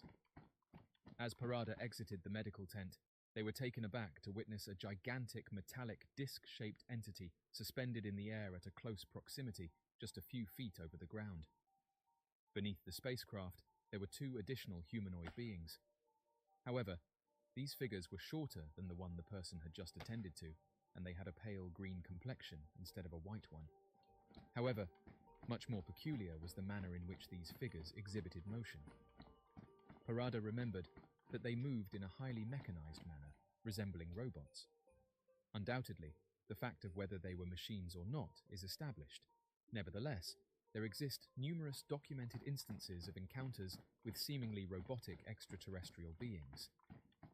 Parada also remembered that when he observed these smaller images, he experienced a profound sense of apprehension, a sensation that he was unable to articulate. The humanoid was contacted by the figures and then departed with them. Prior to proceeding, he directed his attention towards Parada and explicitly referred to him by his name, a detail that Parada had not disclosed at any juncture of their interaction. Parada, feeling a combination of surprise and slight unease from the entire incident, went back into the medical tent without witnessing the figure's entrance or exit from the vessel. Parada would only disclose the encounter to his brother, who was also present in the same place for the same purpose, but otherwise he would keep it to himself. Undoubtedly, he would assert that he experienced insomnia for several months following the occurrence, due to its profoundly bizarre nature. It is important to mention that Parada asserts that he kept a fragment of bandage that he used to heal the humanoid figure, which had blood on it. As far as anyone knows, no DNA testing has been conducted on this bandage. Nevertheless, if such testing was to happen, the encounter may swiftly become one of the most significant events in history. The identity, origin, and purpose of the humanoid being remain undisclosed. Why can I However, not? the account is quite fascinating. Although there are specific accounts of sightings with tall white humanoids in the 1950s, it is also worthwhile to consider the possibility that these beings may have been visiting our planet for an extended period of time. It is worth investigating the notion that these tall white humanoid beings have been visiting Earth not only since the 1950s, but possibly since ancient times. Some UFO researchers have suggested that it could be possible that the legends of angels in biblical texts are actually accounts of tall white humanoid creatures who visited humans in ancient times. These angels' descriptions strongly suggest the likelihood. They are frequently characterized as having luminescent white skin that emanated an ethereal radiance. They frequently wear vibrant and glossy attire. Moreover, they frequently exhibit, when viewed from a contemporary standpoint, the ability to utilize exceedingly sophisticated technology. An illustrative instance can be found in the narrative of the angels who visited Lot. They employed a certain apparatus to incapacitate a furious crowd that had encircled Lot's residence, where they were lodging. The meeting with Paul Parada is intriguing due to multiple factors. An essential aspect is the humanoid's injury, which necessitated aid. This indicates that these humanoids, regardless of their identity, are physical beings composed of flesh and blood. Moreover, it is crucial to note that they are highly susceptible to making mistakes.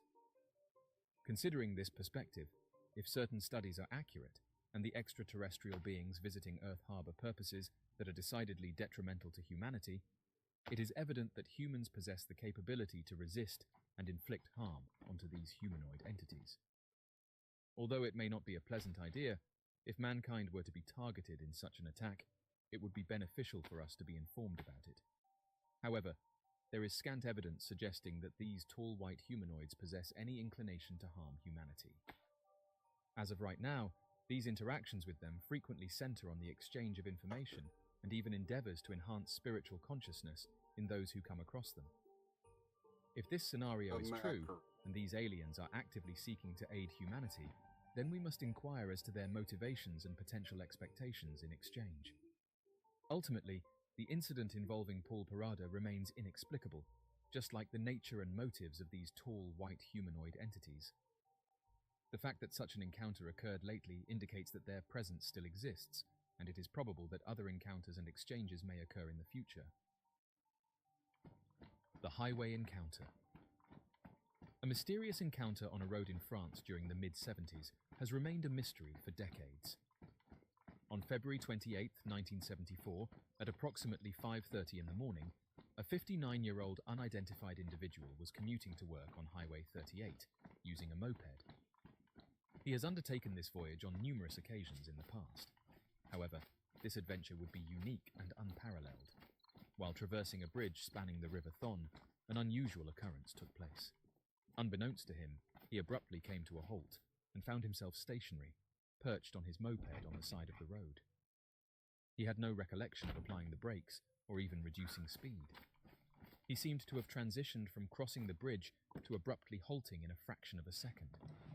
However, the witness was particularly worried about the presence of two peculiar humanoids, whom he described as cosmonauts because of their huge helmets, standing in close proximity to him. Once again, similar to his inability to comprehend how he acted, he had no recollection of the unexpected appearance of these two creatures, visibly materialized. Subsequently, he characterized them as bearing a striking resemblance to cosmonauts. In addition to the harness that resembled them, both individuals were dressed in sealed black like that of an astronaut. In addition, he remembered that there was an aperture which he presumed had been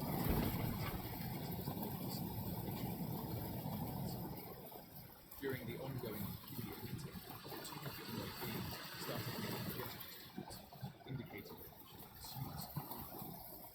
As he maintained a motionless posture and gazed at him, obviously displaying a combination of fear and bewilderment, the two entities shifted their attention towards him and seemed to engage in communication. After a little period, one of the individuals extended his hand towards his back, possibly reaching inside a pocket or concealed bag that was not visible to the witness. Subsequently, he presented a compact square object that the witness would later recollect as a message, and once again indicated to him that he should pursue it. Get him a sherry pot. The witness reluctantly accepted, and inserted. You don't let them little fuckers come in here and trying to sell their pot. Strangely, viewers. Gazing.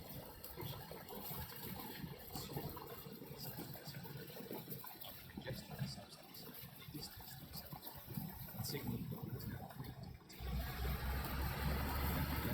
The ignition was accelerated to maximum speed. Interestingly, when questioned by UFO investigators, he claimed to have no recollection of initiating the ignition. He only remembered that shortly after he was signaled, he found himself rapidly driving down the road. It is debatable if he was unable to remember if he started running into the field or if something similar to crossing the bridge.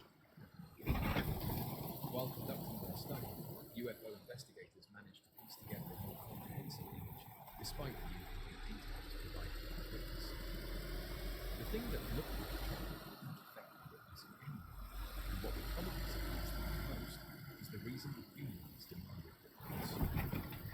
Regrettably, he neglected to consult medical professional about the incident, therefore preventing any opportunity for conducting medical examinations to determine the nature of the attack. Investigators observed that as time passed following the incident, the witness became increasingly reluctant to discuss his encounter. Immediately after leaving the scene, he felt a strong sense of relief and feeling personally. Upon his belated arrival at work, he was incapable of completing his shift due to his profound emotional distress. During his shift at work, after persistent inquiry from his co-workers about the cause of his concern, he disclosed to them.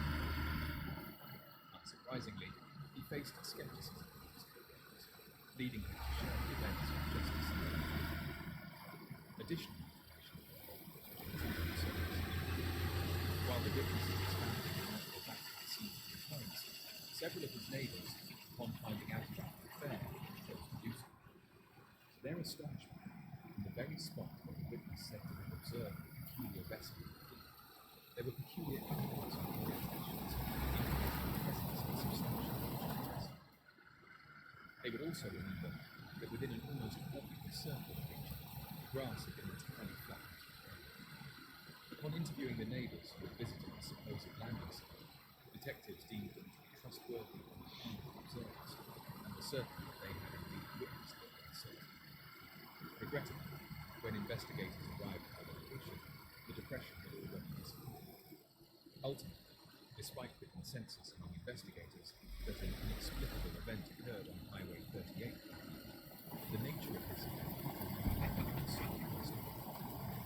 Investigators additionally succeeded in discovering more observations in the vicinity of the current. Several days prior to this mysterious encounter, multiple individuals in the MTR region observed peculiar luminous red balls in the sky for a period of 10 seconds. Witnesses said to investigators that the spherical objects initially appeared on the slopes that provided a view of their residences. Subsequently, they would rapidly drop into the valley at a dangerously high speed, then ascend once more, and ultimately vanish into the forest. Within a week, specifically on the evening of March 5th, another incident took place, once again on Highway 38. As per the report, Mr. Theaton and his wife were driving on the highway shortly before 8:30 in the evening, when they observed a peculiar yellow cigar-shaped object flying through the air above a field located roughly 150 feet below them. Fascinated by the sight, Mr. Theaton parked the automobile on the side of the road to obtain a clearer view of the object. Initially, he believed that they had lost visual contact with it. Subsequently, around 20 seconds later, it reappeared within sight. Subsequently, he would remember that the entity seemed to have a length of approximately 50 feet and emitted no sound whatsoever. The object stayed visible for around 10 seconds before vanishing from their line of sight. The husband and wife would inform the local police about the sighting. Upon reaching the designated area, they were unable to discover any trace. 5 apple. However, the next week, Mr. Theaton would observe yet another peculiar vessel. On this occasion, he was travelling in Etreville when he observed a 5 substantial apples. crimson luminous being Ketchup. apparently Mackerel. suspended in a field by the side of the road. The object emitted a pulsating light at consistent intervals. Furthermore, he would make an endeavour to bring his vehicle Ooh, so nearer to the foggy. object, although on each occasion it would retreat and create further separation between them. Finally, after the flashing light ceased, the witness continued driving. The Mabel White encounter. Mabel experienced at least one instance of being taken by an unseen force while operating her vehicle, during which she observed an unusual phenomenon in the sky. She remembers exiting the vehicle and standing on the street to see the peculiar airborne phenomenon, and this was shortly before her thoughts became empty. Subsequently, she became aware that she had returned to the car. Nevertheless, while glancing at her personal appearance, she observed an abundance of dirt covering her body, resembling the aftermath of traversing through exceptionally muddy terrain. She subsequently claimed that this was the reason she knew something physical and really genuine had occurred. She stated that considering that they were on pavement, there's no way they could have accumulated such a significant amount of dirt on themselves simply by stepping out of the car and looking up at the object. Subsequently, she became aware that she was encountering these peculiar occurrences with regularity. In addition, notwithstanding a nagging intuition that something was amiss, she subsequently found bruises scattered across her body in the days after the event. She stated that she is not being physically assaulted while she sleeps, as she would awaken if someone were to strike her with enough force to cause bruising. Mabel elaborated, saying that she had experienced this type of encounter before, and that these interactions were not frightening. However, she would admit that one particular component that frightened her was her lack of cognitive awareness regarding the events that had transpired. Furthermore, due to the extremely strange and surreal nature of the occurrences, she finds it difficult to express them in her thoughts. She explains that she had no previous experience or knowledge to understand these happenings, and initially, she had no clue about the reasons behind their occurrence. In addition, she expressed that upon uncovering the reality behind these peculiar occurrences, which left tangible evidence of their occurrence, she had a sense of tranquility. She further remarked that the realization that she had no control over the situation somehow made it more manageable. At this point, the interviewer suggests that it is like performing sorcery, to which Mabel agrees. The analogy to magic is intriguing, particularly when considering the possibility that if a highly developed civilization had encountered indigenous populations in ancient times, they would have perceived any kind of progress as magic to such an extent that they would have regarded these visitors as deities. Mabel stated that if it was their intention, they might seize control of this place now. Although she did not wish to, they desired to seize control by means of violence. She indicated that they had no inclination towards government control either. On the contrary, they desire individuals who are physically present and possess intellectual capacities that align with their desired actions for the general population. According to Mabel, that is the point at which we get involved. Mabel asserts that she not only personally believed in the existence of a hybridization program, but also claims that they explicitly communicated this information to her. She said that these extraterrestrial beings were actively collecting human eggs with the exclusive intention of producing a hybrid population. Despite her inquiries, the beings remained completely silent regarding the fundamental objectives of their actions, including the purpose and location of this hypothetical hybrid race. According to Mabel, they claim to be trying to produce a population capable of living in both our atmosphere and their own. Moreover, it seemed that their endeavours to accomplish this had thus far been unsuccessful. It would be intriguing to learn both the process of creating these seeming hybrids and the subsequent testing and investigations being conducted. Mabel also mentioned that during one of her encounters, she distinctly remembered being shown a baby. Upon catching sight of the child, she instantaneously recognized him as her grandson. She remembered that despite his human appearance, she noticed a distinct form in his eyes that closely resembled those of aliens, albeit smaller in size. She requested whether she could take the child with her after realizing this, but was told no, as it would not be able to live in this atmosphere. An intriguing aspect of this situation is that numerous other women who have been taken multiple times have reported strikingly identical experiences. In the case of these women who are mothers, they have recounted instances of losing pregnancies and subsequently being presented with a child whom they instinctively recognized as their own, despite the infant appearing to be a combination of an alien and a human. The overall consensus from these stories suggests that these women were subjected to the implantation of a hybrid embryo. Subsequently, several months later, during a subsequent experience, the fetus was extracted and artificially nurtured to full term under the observation of extraterrestrial beings. Mabel recounted her grandmother's interactions, including numerous peculiar incidents that occurred in the 1930s.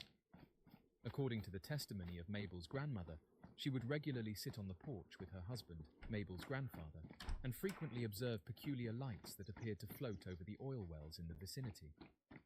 Furthermore, on numerous instances, they would witness the presence of what seemed to be young individuals adorned in white garments frolicking around the oil wells. Kim's mysterious encounter.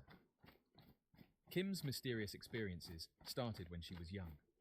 She stated that her ability to perceive and communicate with deceased individuals, or at the very least, individuals who were imperceptible to others.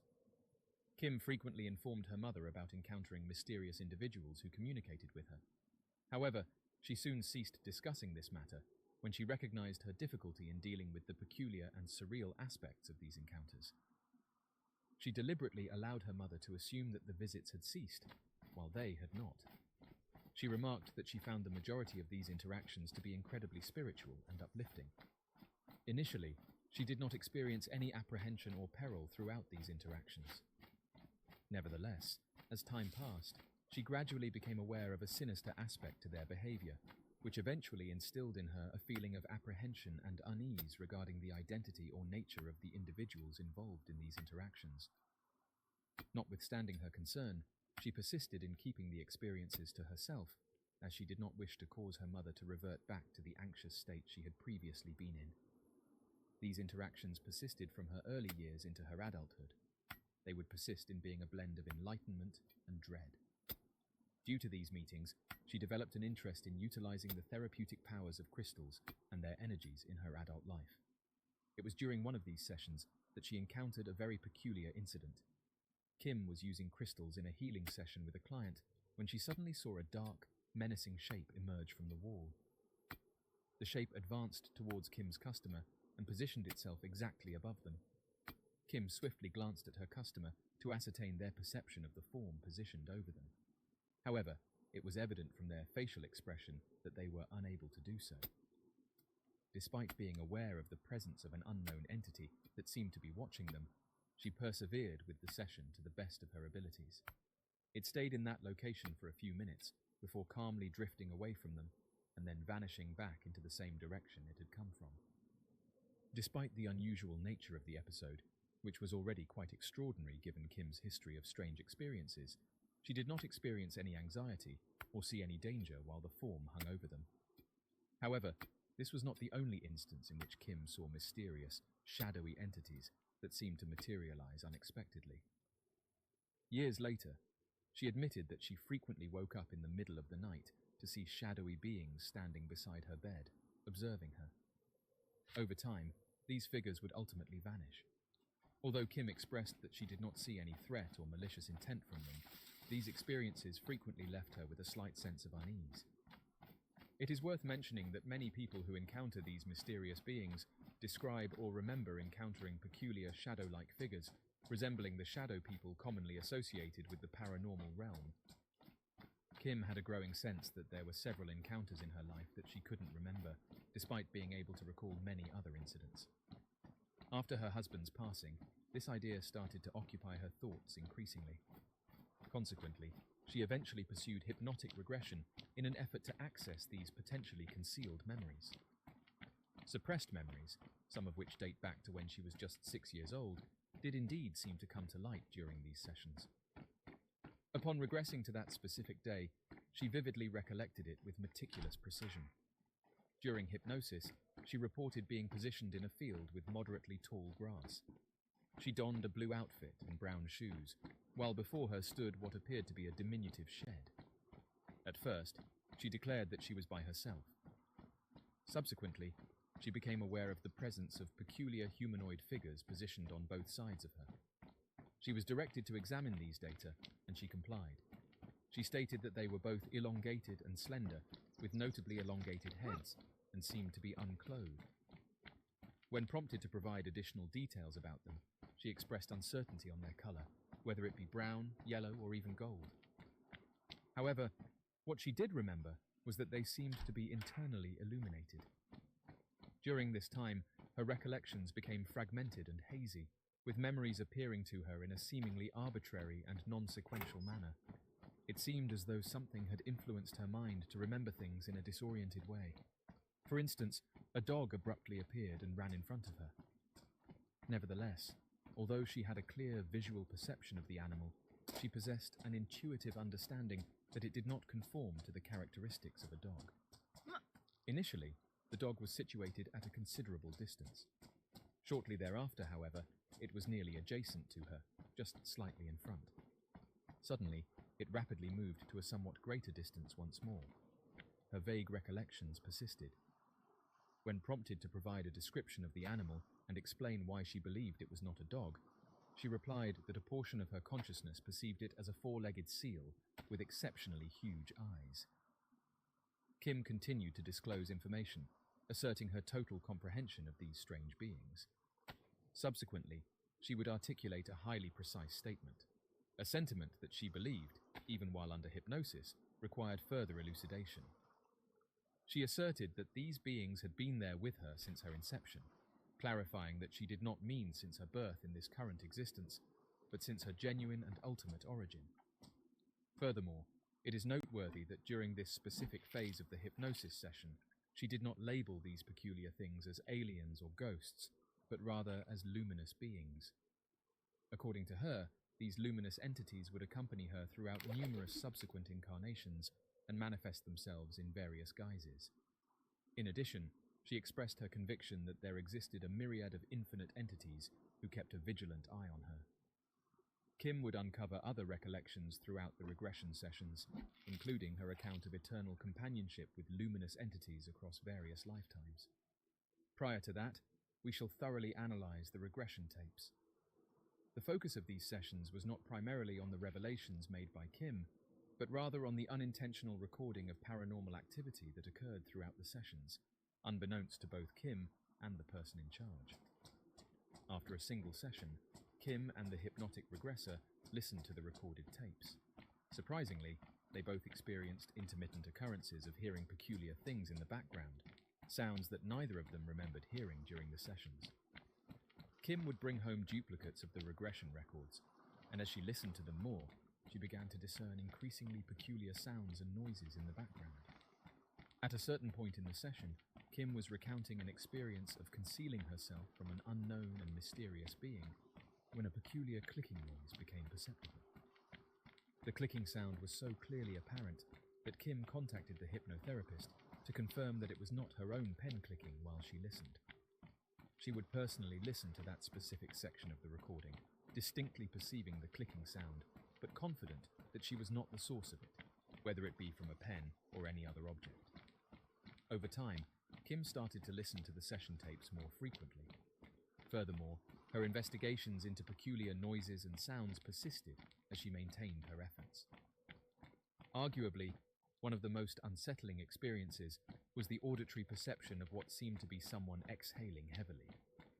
The sound was in such close proximity that it created the illusion of an additional individual present in the room during the session. As she continued to listen, her conviction grew that these peculiar sounds were indeed deliberate efforts by something to establish communication with her. She not only suspected, but firmly thought that her subconscious mind was also conveying this information to her. It was as if she had a subconscious understanding of the unfamiliar language frequently heard on the cassettes, and she even suspected that her subconscious mind picked up sounds that her ears did not. Curiously, these insights only occurred to her as she was listening to the recordings.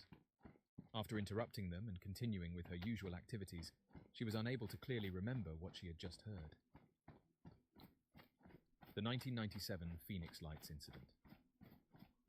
The 1997 Phoenix Lights Incident stands as one of the most compelling and widely witnessed UFO events in modern history. On the evening of March 13, 1997, thousands of residents across Arizona, including those in the capital city of Phoenix, reported seeing an array of mysterious lights in the night sky. The event, which has since become a cornerstone in UFO lore, involved sightings of a massive, V-shaped formation of lights that moved silently across the state. Despite numerous eyewitness accounts and extensive media coverage, the incident remains shrouded in mystery, with debates continuing over whether the lights were the result of military exercises, an astronomical phenomenon, or something far more extraordinary. The initial documented observation of the specific evening occurred in Henderson, Nevada at approximately 7:55 in the evening, on Thursday, March 13, 1997. As per the witness, a substantial V-shaped object with 6 prominent lights evenly distributed along its underside on the front edge flew above him. The item was approaching from the northwest and had a minimum size equivalent to that of a 747 aeroplane when it flew over him and continued towards the southeast. Many observed it for a few moments before it vanished from his sight beyond the horizon. The witness subsequently provided a meticulously documented and comprehensive report of the incident to the National UFO Reporting Center. It is important to mention that this is not an intentional attempt to gain attention or fame. The second sighting of the evening, widely acknowledged, took place around 8:15 in the evening in Polden, Arizona, which operates on Mountain Time, an hour ahead of Pacific Time. A police officer asserted that he departed from his residence at this same moment, proceeded to enter his vehicle, and commenced driving in a northerly direction. While engaged in the activity, he glanced towards the western direction via his window and observed 5 reddish or orange lights in the early night sky. He would characterize the lights as a cluster of 4, with a 5th light following after. In addition, he would note that each of the lights exhibited 2 distinct point sources of orange light. The police officer promptly executed a U-turn and proceeded to return to his residence. Upon arrival, he strategically positioned himself in a location that provided an unobstructed view of the lights. He then observed them via a pair of binoculars. They ultimately disappeared beyond the southern horizon in a span of 2 minutes, with no audible noise.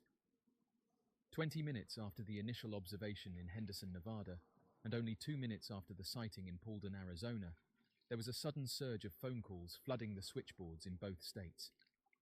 Telephone operators at the National UFO Reporting Centers and other UFO groups, as well as many police agencies, Luke Air Force Base, and various media outlets, would be inundated with reports from locals about unusual and extraordinary lights in the sky. Incidentally, These waves of calls, although they would gradually decrease in frequency after several hours, would persist for several days. While there were some discrepancies in the reports, prompting researchers to consider the possibility of multiple types of aircraft in the southwestern skies that evening, the majority of witnesses firmly believed that the lights were a distinct and solid object. This was evident from the fact that the object completely obscured certain sections of the stars as it moved. The majority of the initial influx of phone calls originated from regions located south of Paulden, specifically in Prescott and Prescott Valley, which are approximately 50 miles north of Phoenix. John Kaiser, a witness, would provide his report from Prescott Valley. While accompanied by his spouse and their 2 offspring, the individual became aware of a group of luminous objects in the atmosphere, positioned in the west-northwest direction relative to their current whereabouts. In addition, he would state that the lights were arranged in a clearly defined triangular formation. Nevertheless, he would assert that the lights exhibited a red hue, with the exception of the light situated at the center of the triangular vessel, which emitted a luminous white color. He and his family viewed the object for around 2 minutes using binoculars until it made a turn to the right and moved away from Prescott Valley in the direction of the southeast. A witness from Prescott reported another sighting, stating that they observed 5 yellow-white lights arranged in a V formation. They were relocating from the northwest to the northeast before veering slightly south and eventually disappearing from view. The apex of the V shape seemed to be located at the front of the aircraft. With respect to the lights themselves, the report would indicate that the first 3 lights were arranged in a relatively compact V shape. The remaining 2, nonetheless, were positioned farther towards the rear of the legs of the V formation. The object was visible for roughly 10 minutes. Despite the increasing number of sightings, one consistent aspect was the complete absence of any noise emitted by the massive object. Several witnesses explicitly emphasized this feature in their reports, noting that they made extra efforts to listen for any sound, but were unsuccessful.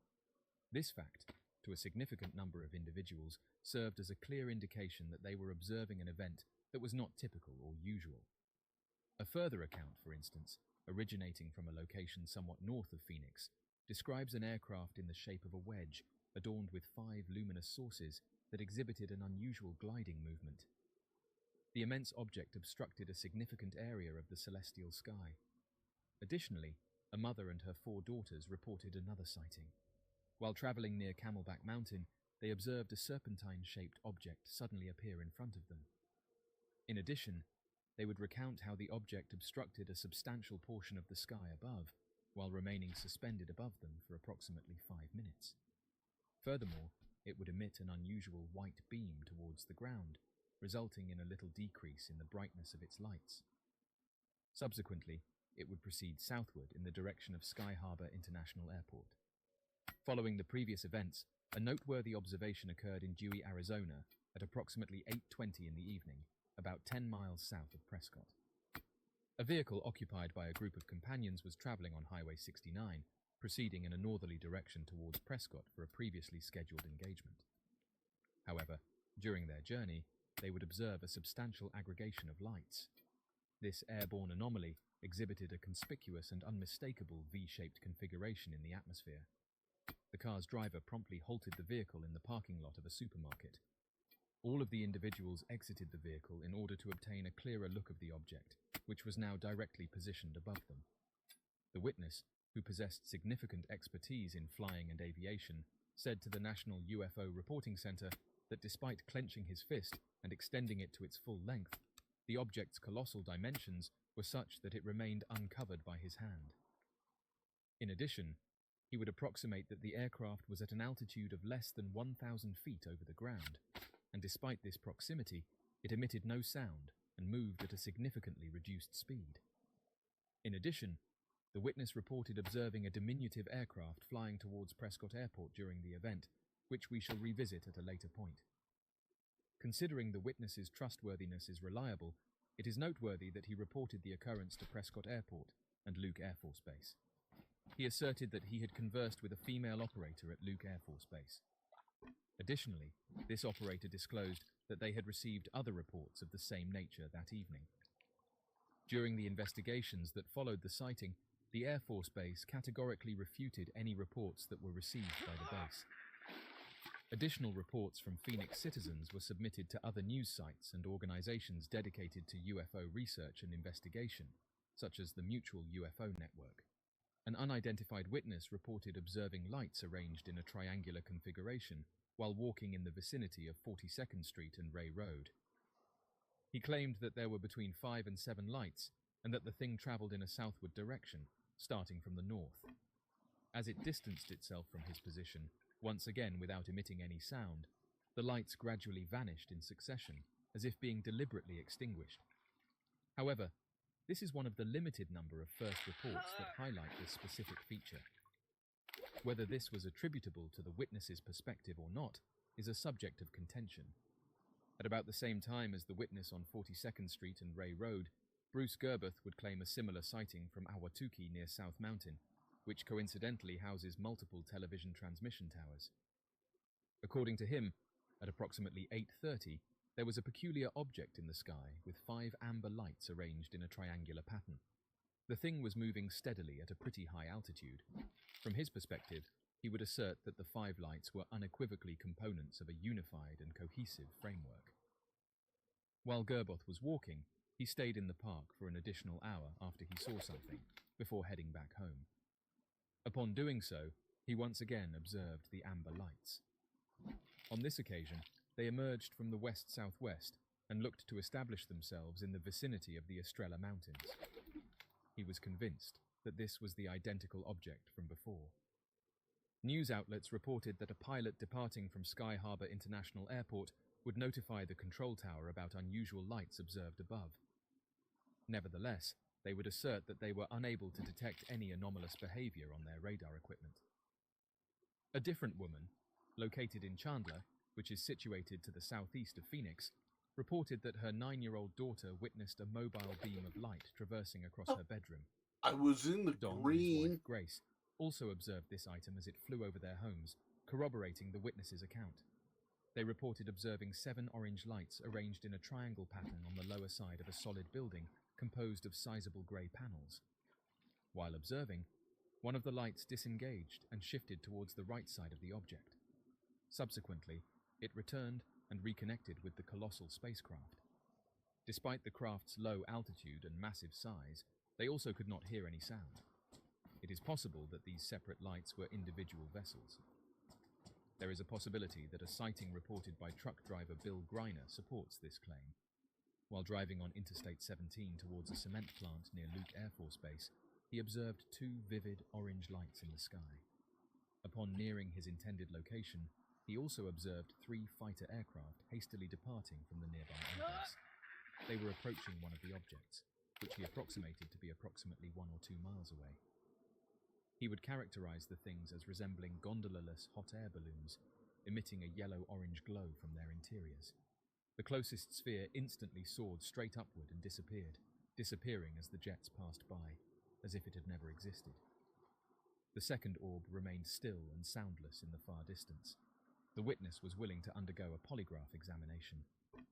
As the situation progressed, with an increasing number of calls and reports coming in rapidly, the exact time frame became somewhat less apparent.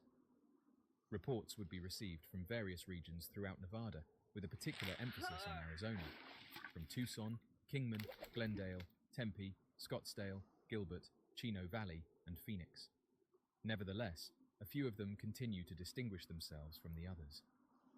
For instance, a novice astronomer residing on the western side of Phoenix would observe the celestial object from his residence towards the west. He described the object as a group of stationary lights that moved in a consistent manner from the north to the south. Similar to the account provided by the police officer from Polden, he saw that each of the lights seemed to consist of 2 separate tiny lights. Curiously, he also asserted to have observed 2 smaller aircraft in close proximity to the enormous object.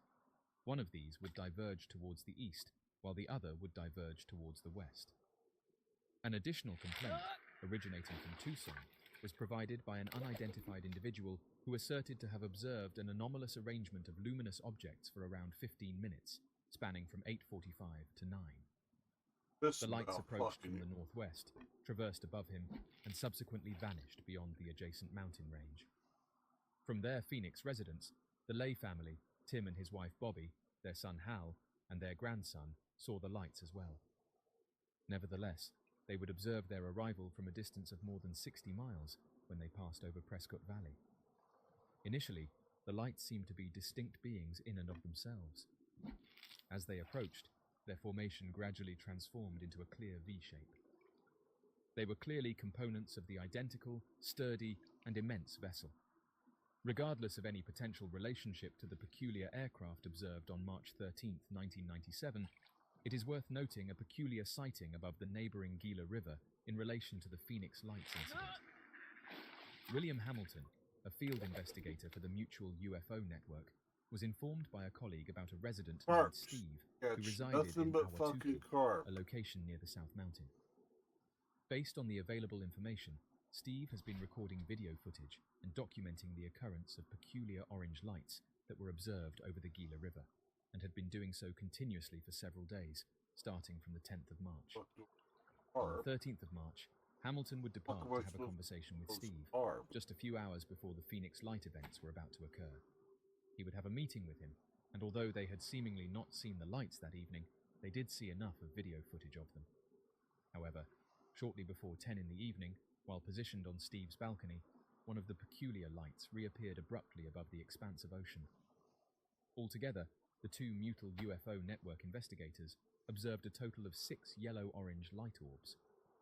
Although the sighting, along with the ones documented by Steve on prior evenings, may appear coincidental, it is somewhat implausible to believe that there is no remote correlation to the events occurring in the sky of Phoenix simultaneously.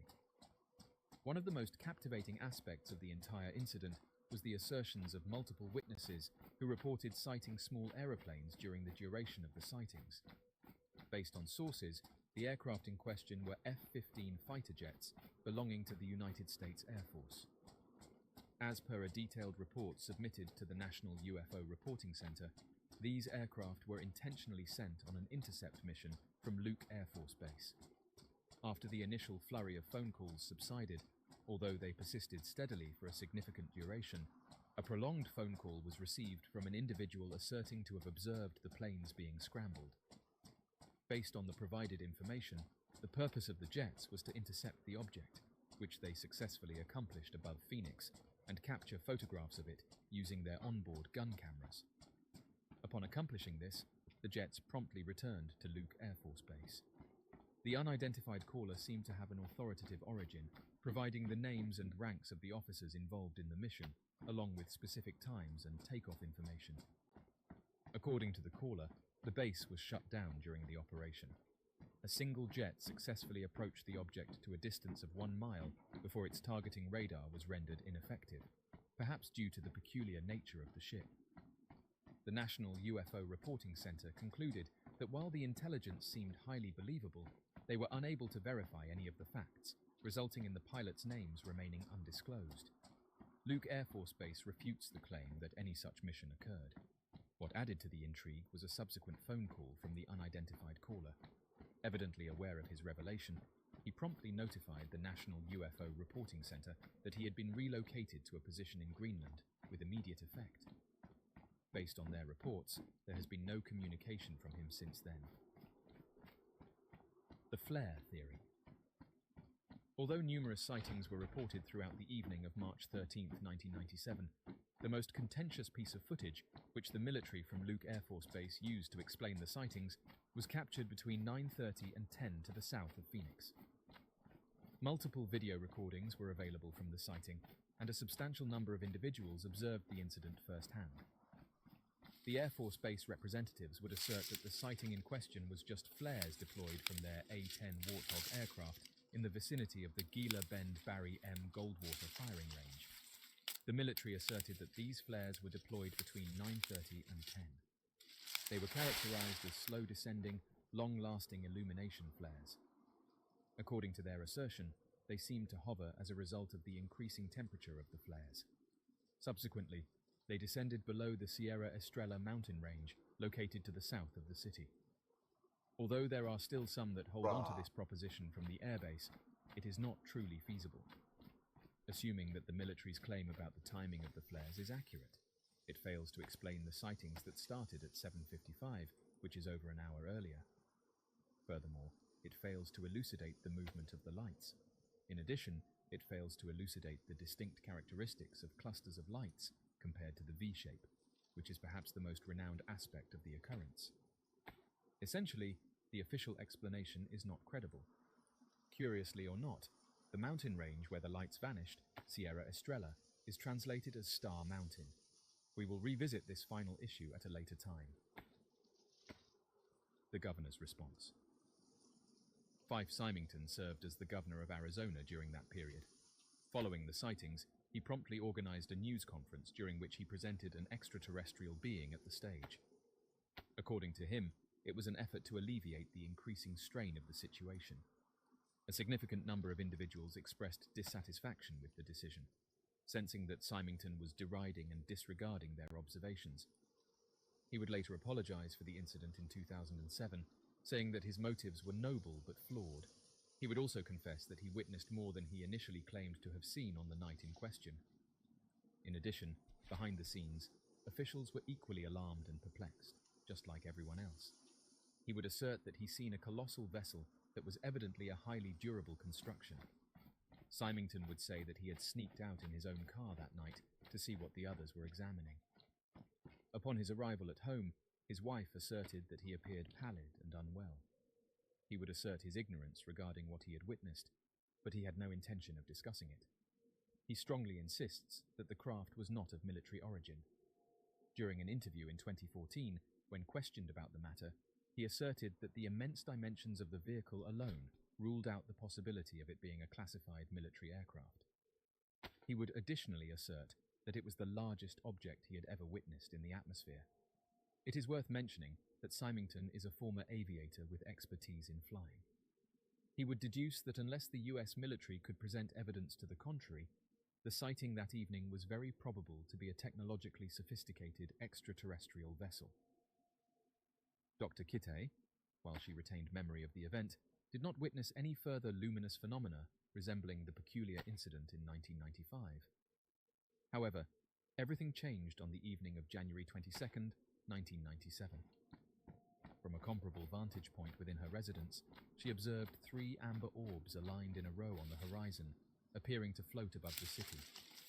The following evening, she would once again witness the illumination in front of South Mountain. She confidently asserted their location, standing in front of the red, blinking warning lights, strategically placed to alert pilots of its existence. The lights would vanish quickly after Kitte attempted to capture them on film.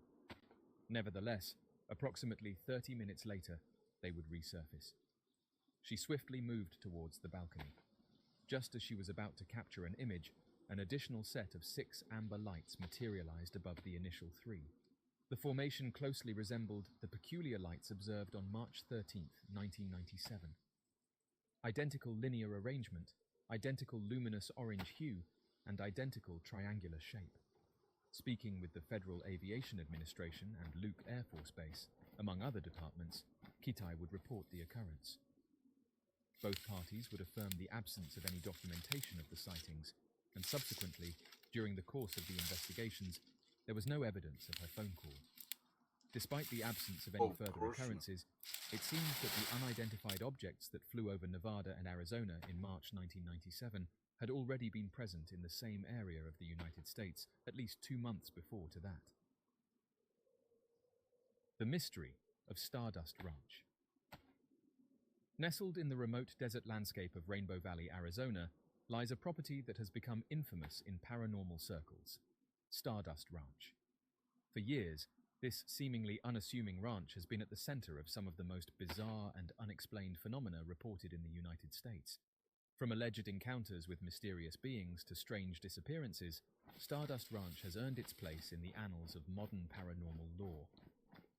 John and Joyce Edmonds initially relocated to the huge 10-acre estate in 2009. Nevertheless, the couple's supposed dream home swiftly immersed them in a realm of peculiar and unsettling occurrences. Initially, John and Joyce would perceive peculiar noises emanating from the vicinity of their property during the night, which they initially attributed to the nocturnal sounds of the surrounding desert. Shortly thereafter, they also started witnessing peculiar mobile luminous phenomena in the atmosphere. Upon observing unsettling people loitering on the perimeter of their property, they became aware of an entirely extraordinary occurrence. Upon awakening, they saw that their garden furniture had been relocated, and on one occasion, unceremoniously thrown into their swimming pool.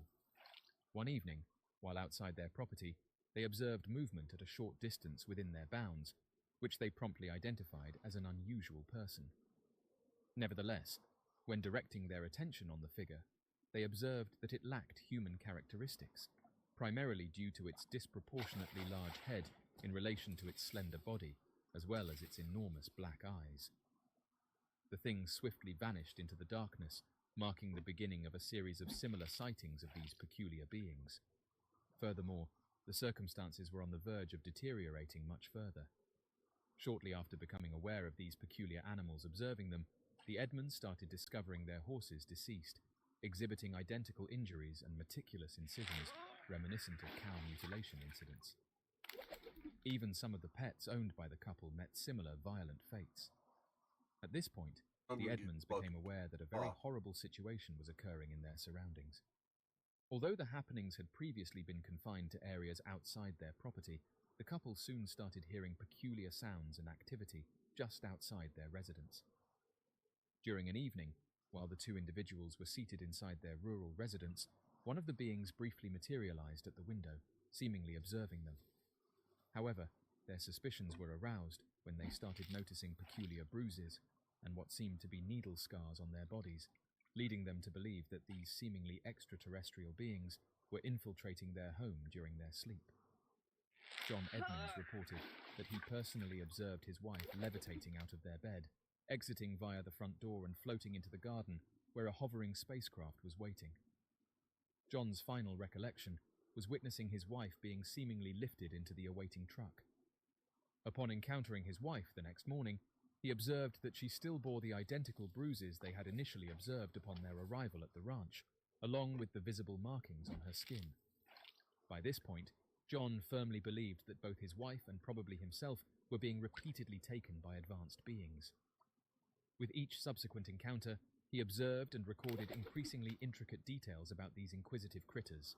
John Edmonds firmly believes that these phenomena are beings not of this world, infiltrating our world from another dimension. He observed that these beings typically appeared with a high-frequency buzz.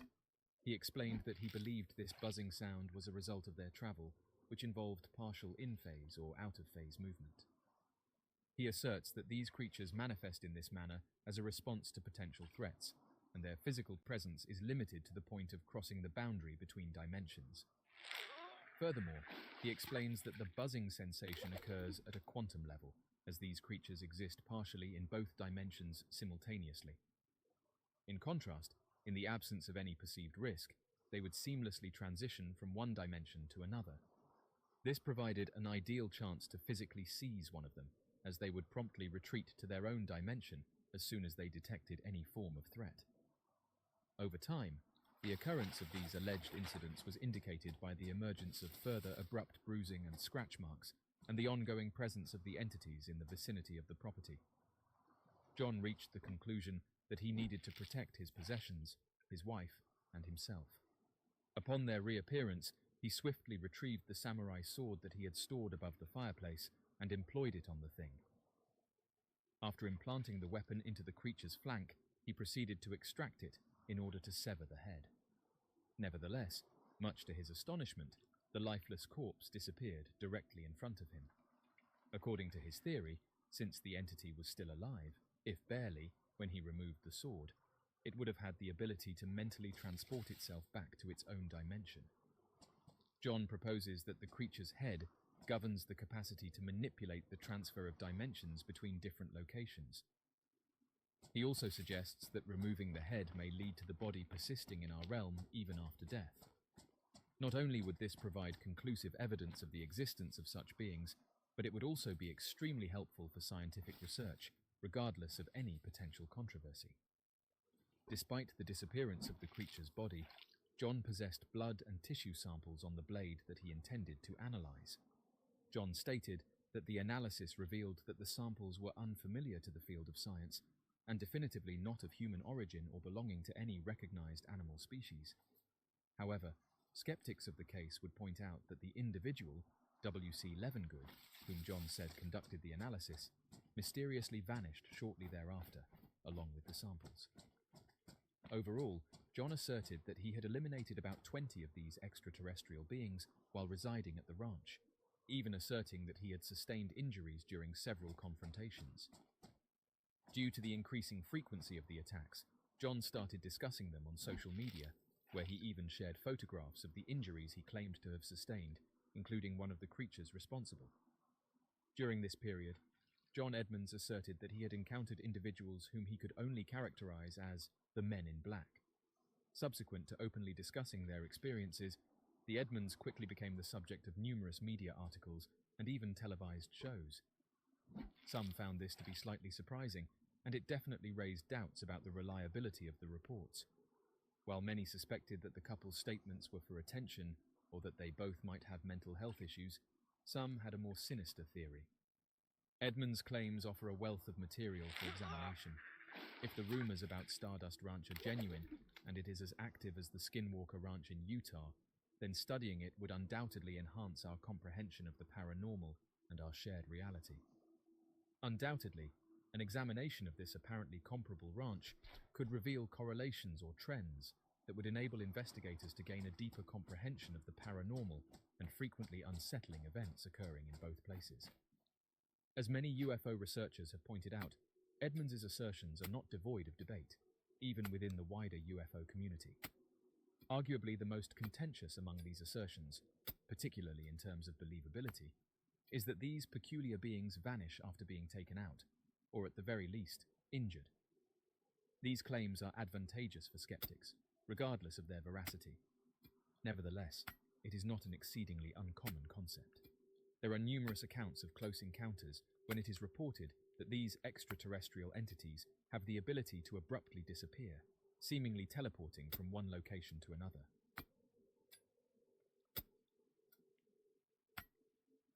According to an anonymous source, there have been numerous reports of unidentified objects over the city of Smolensk in Russia.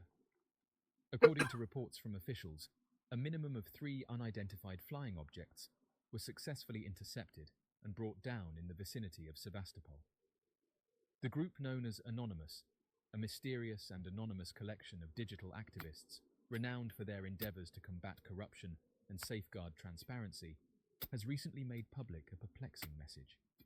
In this cryptic announcement, they have pledged to disclose astonishing revelations concerning the alleged involvement of the Russian government with 3 unidentified objects that were purportedly brought down within Russian territory. The news rapidly circulated throughout the online realm, sparking extensive discussions and arguments in every nook and cranny of the world. According to the group, the incident reportedly took place on November 17th, involving Russian jets allegedly taking down 3 unidentified objects. This occurrence, which has been a subject of speculation and controversy, has attracted significant attention and scrutiny. Anonymous, a renowned online activist group, recently made headlines by unveiling a collection of meticulously encrypted documents alongside compelling first-hand accounts. According to their assertions, the evidence strongly indicated the presence of not just 1, but 3 enigmatic aerial vehicles that had successfully breached Russia's airspace, resulting in their engagement by the country's armed forces. The provided documents provided a comprehensive range of evidence, including radar data, audio communications, and photographs, all of which seemed to lend credibility to the remarkable narrative. The disclosure provided fascinating information, exposing the fact that these mysterious objects displayed flight capabilities that surpassed anything currently within the realm of human technological knowledge. The way they moved was highly unpredictable and seemed to violate the fundamental principles of physics, captivating even the most experienced fighter pilots with their awe-inspiring and seemingly impossible maneuvers. Given that the information has only been disclosed today, there has been a lack of response from Russian authorities regarding this issue. During this enigmatic occurrence, Various individuals and organizations committed to the study of unidentified flying objects arose and took action to meticulously examine the evidence put forth by the enigmatic group known as Anonymous. An international team of researchers embarked on an in-depth analysis of the event, meticulously dissecting every aspect and corroborating the accounts provided by multiple eyewitnesses. After consulting a diverse group of experts, a consensus was reached regarding the intriguing evidence that emerged, reflecting a blend of compelling and perplexing elements. This evidence not only captivated their attention, but also presented tantalizing clues that invite further exploration into the possibility of advanced life. According to a single witness, there were 3 luminous entities observed in the sky, with the additional mention that they were eventually intercepted and eliminated by military jets. This account implies a significant event involving unidentified aerial phenomena, as reported by the eyewitness. Many individuals who were doubtful remained unconvinced, putting forth the notion that the objects in question might, in fact, be unmanned aerial vehicles, commonly known as drones. Throughout the passage of time, a multitude of sightings and experiences have been documented, veiled in a cloak of secrecy and doubt. In this pursuit of unraveling the enigma surrounding unidentified flying objects, the emergence of Anonymous, a loosely connected group of digital activists, has taken on an unforeseen role. In its essence, Anonymous has consistently been motivated by a dedication to openness, responsibility, and the relentless quest for authenticity. The fundamental principles that fuel this decentralized collective lie in its unwavering commitment to revealing the truth, holding those accountable for their actions. The history of the collective is characterized by extensive campaigns aimed at challenging government secrecy, exposing corporate corruption, and addressing various instances of abuses. When it comes to unidentified flying objects, Anonymous identifies a comparable degree of concealment and confusion employed by governments and various organizations. Through diligent investigation and the dissemination of knowledge pertaining to unidentified flying objects, the renowned collective known as Anonymous actively endeavors to dismantle the shroud of secrecy enveloping these enigmatic occurrences. Firmly convinced that every individual is entitled to an awareness of possible otherworldly encounters, Anonymous staunchly advocates against the withholding of such vital information by governmental entities. Their unwavering commitment lies in shedding light on the existence of unidentified objects, thereby facilitating a greater understanding and appreciation of the potential interstellar visitors that could be visiting our planet. Anonymous sees this endeavor as a natural extension of its larger purpose, which is to reveal concealed realities and foster a culture of openness. Throughout history, governments have consistently adopted a position of either denying or maintaining ambiguity concerning incidents related to unidentified flying objects. Numerous individuals hold the belief that the adoption of secrecy measures is warranted in order to avert panic, safeguard national security, or retain authority over classified technologies. Nevertheless, this particular approach has frequently resulted in citizens being excluded from vital information, consequently fostering a sense of distrust and giving rise to various theories. In its dedicated efforts to uncover the truth regarding unidentified objects, the organization known as Anonymous is committed to bridging the long-standing chasm between government secrecy and the general public's awareness. This collective firmly believes in granting the public its rightful access to precise and reliable information concerning UFO encounters, enabling individuals to develop well-rounded perspectives and comprehend perplexing sightings that remain inexplicable. It is quite fascinating to note that this occurrence is not a singular event when it comes to the removal of enigmatic objects from areas with restricted airspace. Following a series of incidents involving the downing of unidentified objects in Alaska, the Yukon, and Lake Huron in February, a secret memo was presented to Canadian Prime Minister Justin Trudeau, outlining the Canadian government's response to the Yukon incident on February 11th. The memo also mentioned that the US Air Force was in the process of full exploitation of the object shot down over Alaska's waters on February 10th, although it did not provide further details on the nature of this intelligence exploitation.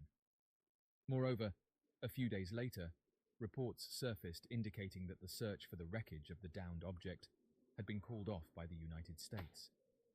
The exact purpose and extent of the intelligence exploitation remain uncertain. The memorandum for the Prime Minister, which was obtained by the Canadian CTV news outlet from a source who filed a Freedom of Information Act request, has shed light on a significant incident involving an unidentified object over the Yukon. This memo, which has been independently verified by the news organization, provides crucial details regarding the handling of unidentified aerial phenomena by the North American Aerospace Defense Command. The North American Aerospace Defense Command employs a systematic approach to track and monitor all detected objects that cannot be immediately identified. Through a sequential numbering system, these objects are meticulously documented to ensure thorough analysis. The majority of these objects, upon further investigation, are found to be harmless and fail to meet the criteria for higher-level reporting or engagement. However, the memo highlights a particular unidentified object, referred to as UAP-23, denoting it as the 23rd unidentified radar track recorded by the North American Aerospace Defense Command over North America during that specific time frame. It is noteworthy that this particular object, classified as a UAP, raised significant concerns as it was eventually intercepted and shot down. This in-depth disclosure not only emphasizes the rigorous tracking protocols implemented by the North American Aerospace Defense Command, but also underscores the unique nature of UAP-23 that warranted increased attention and decisive action. The comprehensive nature of this memo affords a detailed understanding of the incident, enabling a more enriched perspective on the complexities surrounding unidentified objects in our airspace. According to the memo, the US Air Force F-22 Raptor shot down an unidentified object on February 11th. The memo further states that the specific function, method of propulsion, or any association with a nation-state of this unidentified object remains unverified. Additionally, there is no information available regarding whether this object poses an armed threat or possesses intelligence collection capabilities. According to the memo, the Canadian Air Force was taking charge of the aviation search operation in an attempt to locate the crashed object. However, given the limited information available, there was a pessimistic outlook regarding the chances of actually finding it. The Canadian Air Force was fully dedicated to this search mission, utilizing their expertise and resources in an extensive effort to find out what these mysterious objects were. The memo highlighted a concerning issue regarding the possibility of indigenous hunters stumbling upon the object while on their deer hunt. It further provided an explanation that, although Canadian Air Force CF-18 Hornets had been deployed to intercept the object, the F-22s were deemed to be in a more advantageous position, considering factors such as time, space, and the diminishing daylight. The memo aimed to address the potential risk posed by the object's presence.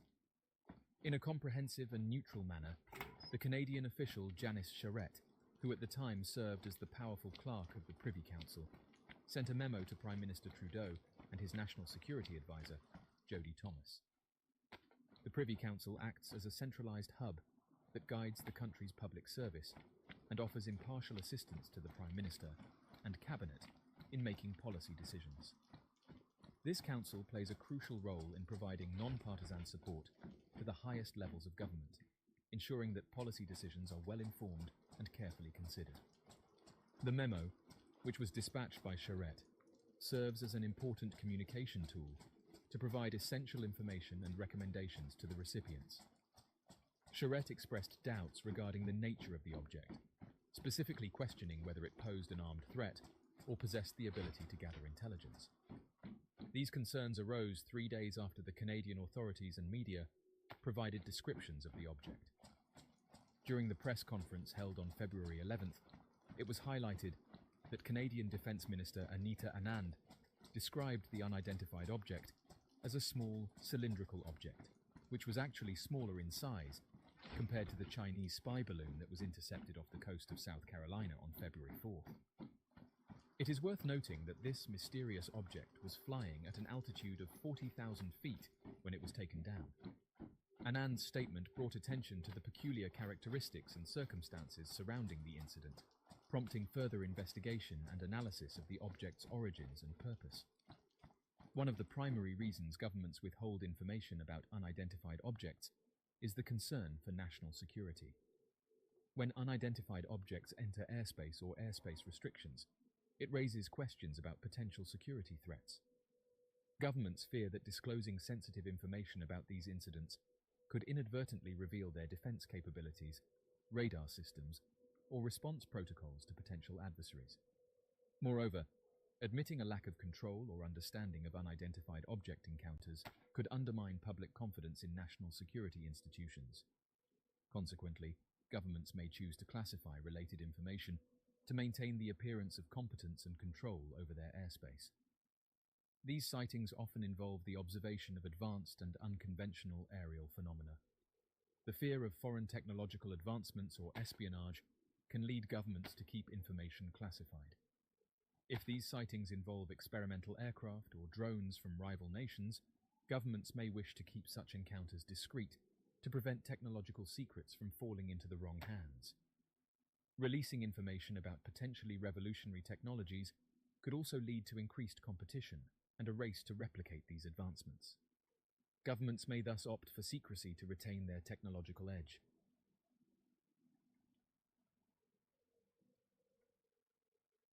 Mr. Vernet, a researcher in Brazil, said that he is in contact with the Iquitu people at San Antonio de Pintuyacu, and he said the Iquitu people asked him to share a video of them protesting prosecutor Carlos Quintanilla, who they said never visited the site. For those unaware, this is the individual responsible for saying that the entities were miners with jetpacks. But the Iquitu people said they've never been to the area, and that these sightings are still happening.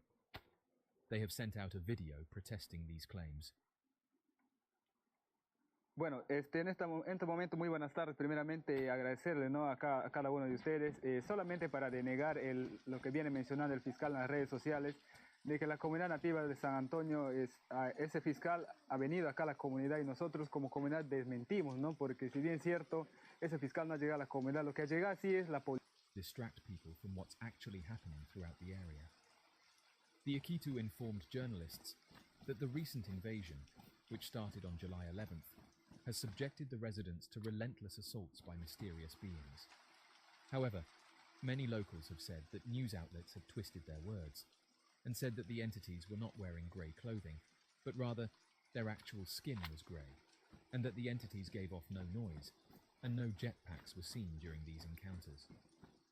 What's interesting about this story is that it's not the first time that this has happened, and residents who live close to the region have said that these 7-foot-tall entities have been encountered before.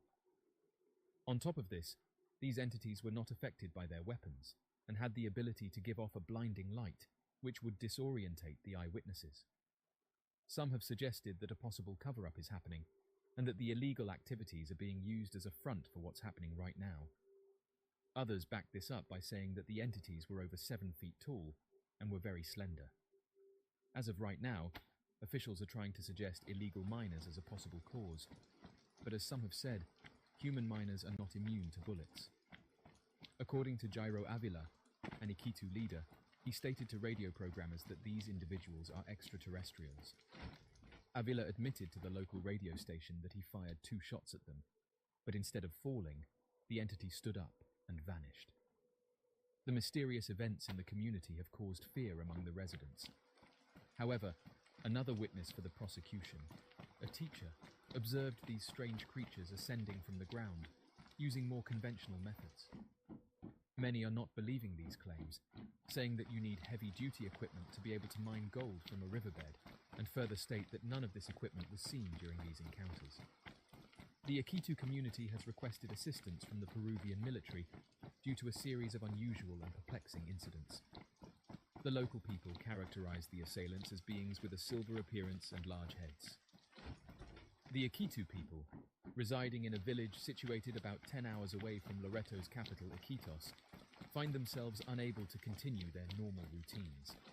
In response, they have taken the initiative to form nighttime patrols in order to confront their technologically advanced assailants. They are enacting these measures until the Peruvian military can step in and provide assistance. As of right now, more and more information is being released about the mysterious entities that were sighted in Peru.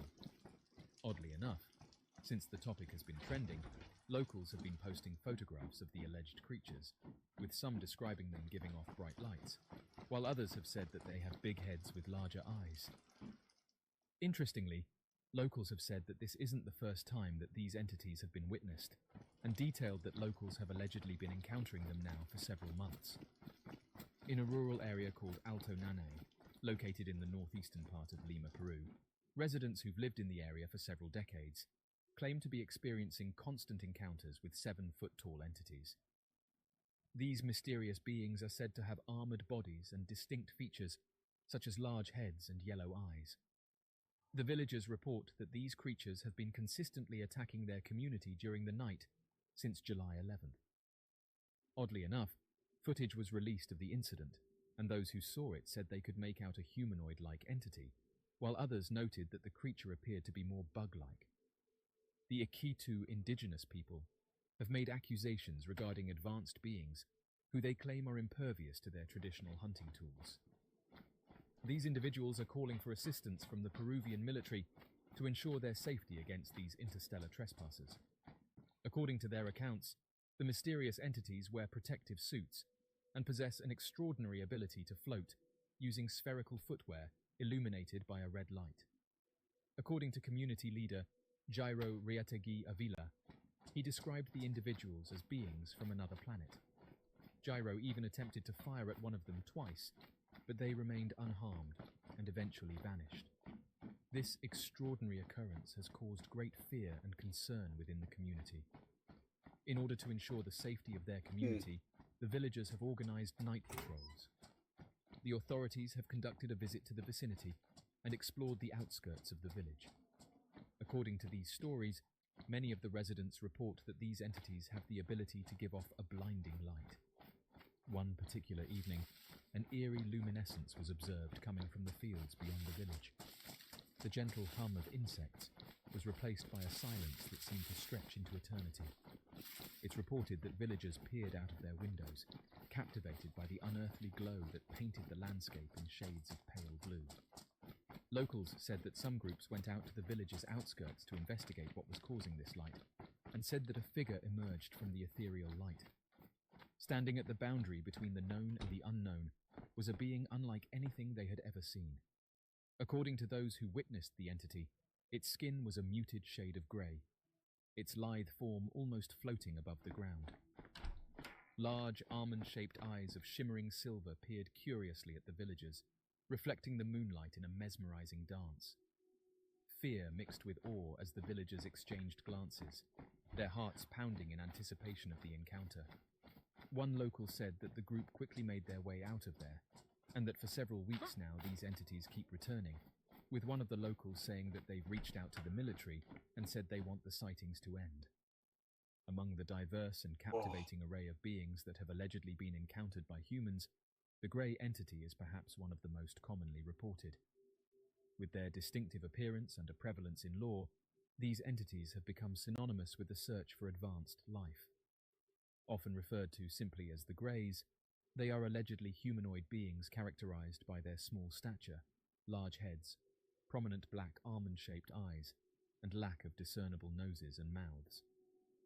Their skin is typically described as grey or pale, and they are often depicted as having slim bodies with elongated limbs. This archetype of advanced beings first gained prominence in the mid-20th century, although researchers into the unknown have said that cave paintings depict these creatures, causing some to suggest that humans have had encounters with them for thousands of years. Some theories propose that these entities might not be physical beings from distant planets, but instead interdimensional beings that can traverse different realms of existence.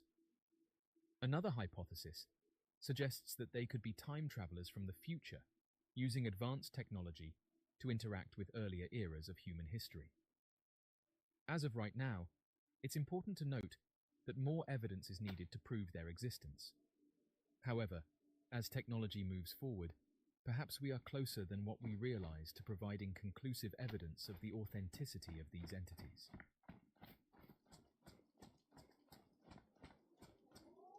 According to Anonymous, along with multiple other sources, there exists a covert office within the CIA that has been actively involved in the covert operation of recovering and retrieving unidentified objects that have crashed in various locations worldwide. According to a reliable source, the US government has reportedly retrieved a minimum of 9 unidentified objects, which are believed to be of non-human origin. These objects were obtained in various conditions, with some being damaged as a result of crashes, while 2 of them were found completely intact. According to information provided by 3 undisclosed sources, it has been revealed that the Office of Global Access, a division within the Science and Technology Directorate of the Central Intelligence Agency, has been actively involved in coordinating the acquisition of potential advanced spacecraft since 2003. This disclosure sheds light on the significant role played by the Office of Global Access in secret operations related to alleged unidentified flying objects. According to undisclosed sources, who prefer to remain anonymous due to fear of backlash, it has been revealed that all 3 individuals have received detailed information from insiders who were directly part of the purported missions aimed at recovering unidentified objects. The assertions, despite their seemingly fantastical nature, are becoming increasingly supported by a wide range of evidence. This evidence hints at the possibility that the US government may be concealing technologically advanced vehicles that are not of human origin. The existence of such vehicles may defy belief, yet a comprehensive examination of the available information suggests that this phenomenon warrants serious consideration. In a highly anticipated and captivating public hearing held in July, David Grush, a highly respected former top intelligence officer, made a revealing and impactful statement before Congress. In a remarkable move, during the same month, the Senate Majority Leader, Chuck Schumer, proposed a groundbreaking bill that permits the public disclosure of recovered technologies with unknown origins and biological evidence indicating the existence of non-human intelligence. This bill has successfully passed through the Senate, marking a significant milestone in the pursuit of uncovering secrets surrounding these extraordinary phenomena. Multiple individuals who provided information to various news outlets have revealed detailed insights into the suspected collaboration between the CIA and their purported involvement in clandestine operations concerning the retrieval and secure preservation of unidentified objects that have either crashed or landed.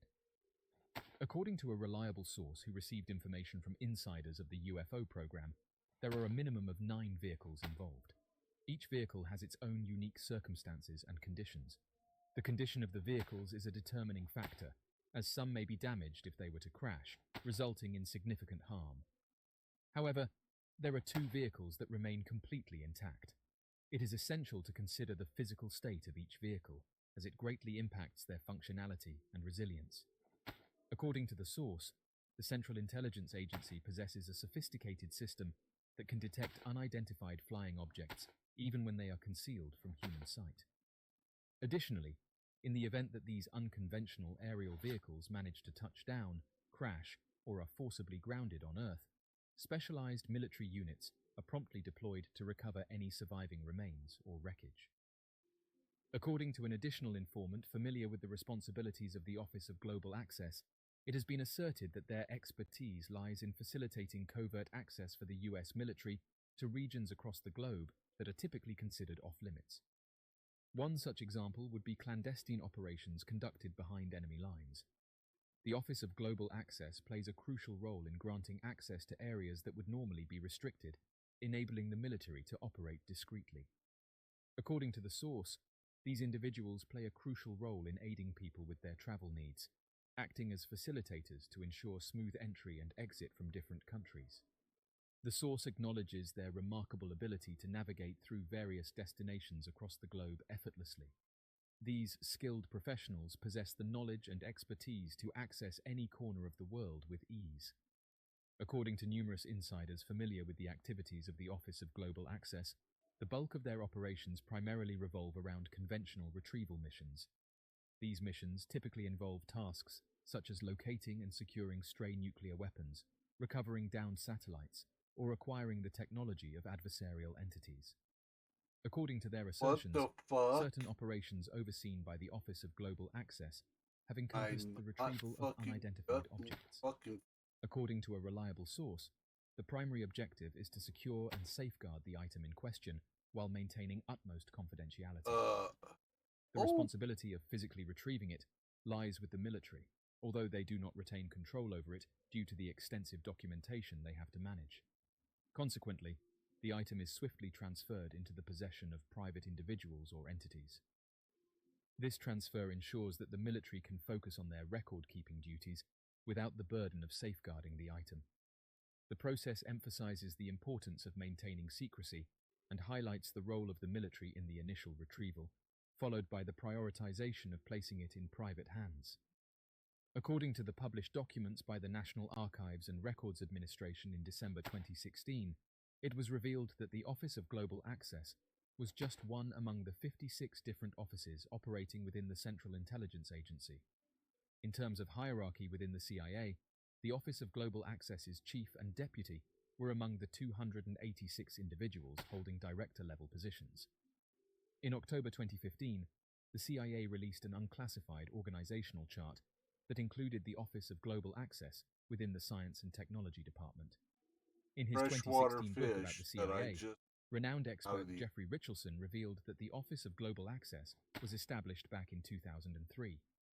He cited a description provided by the CIA, which highlighted the Office of Global Access's mission to seamlessly integrate analysis, technology, and tradecraft in order to effectively target challenging adversaries and ensure global capabilities for intelligence gathering. Douglas Wolfe, a former deputy director of the Office of Global Access, has made significant contributions to the aerospace industry. According to a detailed 2017 biography published by an aerospace conference, Wolfe played a crucial role in the establishment of the OGA. Wolfe's biography intriguingly mentions that he held positions where he led and oversaw strategic initiatives aimed at obtaining valuable information from highly restricted areas. Furthermore, he served as a program manager entrusted with the comprehensive acquisition of an innovative and groundbreaking intelligence source and methodology for the intelligence community, ensuring the entire process from inception to implementation was effectively managed. These programs were specifically designed to extract intelligence from challenging and covert environments, presenting a unique set of difficulties. According to information provided by two undisclosed sources to news outlets, it has been revealed that the Office of Global Access collaborates closely with specialized military units like SEAL teams or Delta Force, operating under the authority of the Pentagon's Joint Special Operations Command. Additionally, the Office of Global Access also works alongside nuclear weapons experts, such as the Nuclear Emergency Support Team. These collaborative efforts are primarily focused on retrieving and gathering any crashed or landed unidentified aerial objects. However, a different individual, who has provided detailed information to members of Congress regarding purportedly recovered crash incidents, contradicts the claim that the Nuclear Emergency Support Team had participated in any of these operations. According to a spokesperson, members of the Nuclear Emergency Support Team frequently come across materials of unknown origin. It is worth noting that one of the primary objectives of this team is to assist in identifying the source of nuclear substances intercepted outside of regulatory oversight or employed in the construction of nuclear devices. This task involves extensive investigation and analysis to determine the exact origins and purpose behind the utilization of such materials. Throughout its operational history, NEST has consistently reported a lack of any substantive information pertaining to unidentified aerial phenomena. According to a new interview with a former member of the SEAL team, they had participated in missions that were coordinated by the CIA. These operations aimed to retrieve valuable enemy weapons that had been left behind or lost. Additionally, the source mentioned that they were aware of fellow colleagues who had been part of similar missions, during which they discovered technology that appeared to be highly advanced. However, it is important to note that the technology they encountered was not necessarily of advanced origin. According to a credible source, it has been reported that the 24th Special Tactics Squadron, which is part of the Air Force Special Operations Command, stationed at Pope Field Army Air Base located in North Carolina, has played a significant role in the crucial task of securing areas where unidentified flying objects have reportedly crashed. According to insider information, it has been revealed that the Central Intelligence Agency frequently transfers the wreckage or materials obtained from various incidents to private aerospace contractors for further examination. This practice allows them to avoid strict government audits, and provides an opportunity to protect and safeguard these materials under trade secret provisions. By involving private contractors, the CIA can ensure that comprehensive analyses are conducted without the constraints of government oversight. According to an informant who has disclosed their knowledge to Congress, the Central Intelligence Agency assumes the role of the portfolio manager or owner in the operation related to the retrieval of unidentified anomalous phenomena crashes. The Department of Energy's national laboratories act as materials analysis contractors in cases where recovered radioisotopes are implicated. However, it is important to note that their involvement extends beyond just radioisotope materials. On the other hand, in the aerospace defense industry, contractors are specifically entrusted with handling non-radioactive materials, excluding any recovered radioisotopes. They also work with intact spacecraft. It is worth mentioning that this distinction is crucial in ensuring proper management and safe handling of various materials within these sectors. Numerous credible sources have indicated that a significant number of individuals participating in these programs might not even be aware that they are engaging with advanced aircraft. This lack of awareness can largely be attributed to the stringent security measures and compartmentalization of information implemented within these highly classified initiatives. During his recent interview with podcast host Joe Rogan, whistleblower David Grush provided a fascinating anecdote that sheds light on the Manhattan Project engineers' lack of awareness regarding their work's ultimate purpose. Grush shared an example involving engineers who were involved in developing fuses for a top-secret project in the 1940s, only to later discover that these very fuses were incorporated into the devastating atomic bombs dropped on Japan. Late in 2021, Senate Majority Leader Harry Reid, in an interview with The New Yorker, made a fascinating revelation about the involvement of esteemed defense company Lockheed Martin as one of the private contractors entrusted with the custody of potential extraterrestrial debris. According to his testimony, he mentioned that he had been informed for an extended period of time about Lockheed's possession of certain recovered materials. As the majority leader, Reid played a pivotal role as a member of the Gang of Eight, a small and exclusive group of prominent lawmakers who were entrusted with access to the nation's most highly classified information. This information was deemed too sensitive to be shared widely among other members of Congress. According to the individual in question, despite his affiliation or status, he was not granted entry or permission to these purported initiatives. In 2008, Senator Reid played a significant role in establishing a fresh department within the Pentagon specifically dedicated to investigating unidentified flying objects. The main objective of this initiative was to thoroughly examine the recurring reports from US military pilots and personnel regarding peculiar sightings in both the skies and the seas. This newly formed UFO investigation office aimed to delve deeply into these incidents, leaving no stone unturned. In June, Grush, a former high-ranking intelligence officer, made a significant revelation regarding his tenure at the Pentagon's UFO office. He disclosed the existence of a covert US program that aimed to acquire advanced technology from various unidentified aerial vehicles dating back to the 1930s. Grush's claims shed light on the long-standing efforts of the US government to investigate and harness the potential technological advancements of these enigmatic crafts. The claims made by the former employee of the National Reconnaissance Office have been evaluated as both urgent and credible by the Intelligence Community Inspector General. Grush, who asserts that he provided supporting documents to substantiate his account, also introduced approximately 40 individuals who were directly involved in the purported programs of reverse engineering unidentified flying objects. It's just been announced that dozens of government whistleblowers have given their testimony to Congress, many of which detail crash retrieval programs. In the month of August, following the testimonial of David Grush, a whistleblower within the US government, regarding the existence of crashed spacecraft and mysterious biologics of alien origin, there arose a considerable amount of skepticism among observers regarding the credibility of his claims. It is understandable that doubts may arise, considering that Grush is just one individual, and the level of trustworthiness associated with an individual's testimony can vary.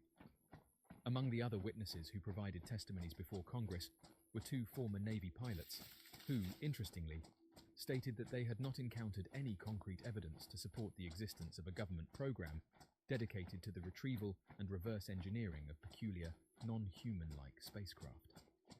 According to numerous sources, it has been revealed that over the past several months, not just one, but a minimum of 30 additional whistleblowers employed by the federal government or government contractors have come forward to provide testimony or make a protected disclosure to various oversight agencies.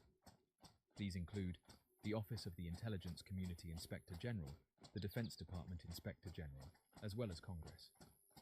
This information sheds light on the widespread nature of whistleblowing within these sectors, indicating a growing trend of individuals daring to expose wrongdoing or malfeasance.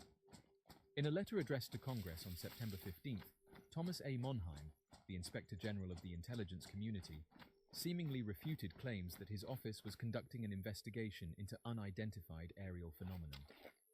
Monheim clarified that his office had not undertaken any extensive assessments, audits, inspections, evaluations or reviews related to alleged UAP programs falling under the authority and responsibility of the Office of the Director of National Intelligence, which hindered their ability to provide a comprehensive response.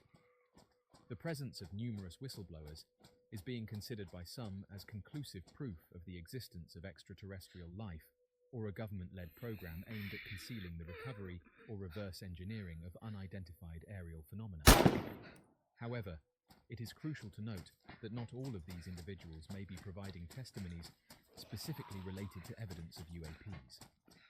It is possible that some of them are merely reporting instances of illegal or unethical actions associated with UAP programs. Such behavior might encompass activities that breach legal or ethical boundaries within the context of UAP-related initiatives. According to anonymous sources who have first-hand knowledge of the matter and wish to remain unidentified, it has come to light that not only have whistleblowers reported instances of misconduct, but a significant number of government employees and contractors, estimated to be between 30 to 50, have taken the initiative to provide testimonies related to unidentified aerial phenomena to the Department of Defense's All-Anomaly Resolution Office. According to Nick Pope, a renowned UAP expert who has been involved with the UK's Ministry of Defence on this matter, it is noteworthy that a variety of witnesses and whistleblowers have been coming forward to different entities. There has been significant speculation regarding the involvement of individuals like Grush, who have come forward as whistleblowers or witnesses of unidentified aerial phenomena in a potential disinformation campaign orchestrated by the US government. During the 1980s and the early 2000s, a former intelligence officer from the US Air Force, stationed at Kirtland Air Force Base, made a startling revelation to British journalist Mark Pilkington and several others. This individual admitted to engaging in the dissemination of deliberate misinformation about unidentified flying objects, with the specific intention of misleading civilian investigators in the field of UFO research. The ulterior motive behind this disinformation campaign was twofold: to conceal advanced technology programs that were being conducted by the US military, as well as to veil the existence and involvement of non-human entities. According to a variety of experts who were interviewed by the public, the probability is low that individuals engaging in disinformation campaigns would choose to employ the Office of the Inspector General as a channel to carry out their malicious activities. This is primarily because such a choice would entail potential risks for the individuals involved in the campaign. A group of lawmakers from both political parties on the House Oversight Committee have expressed that the recent UAP hearing is only the beginning of their efforts to seek answers and delve deeper into the subject. They are determined to embark on a comprehensive exploration and analysis of the topic, leaving no stone unturned. The individuals in question are issuing threats, indicating their readiness to employ more forceful methods if they encounter resistance from the Pentagon and intelligence agencies. Their intention is to exert pressure and overcome any obstacles that may impede their investigation.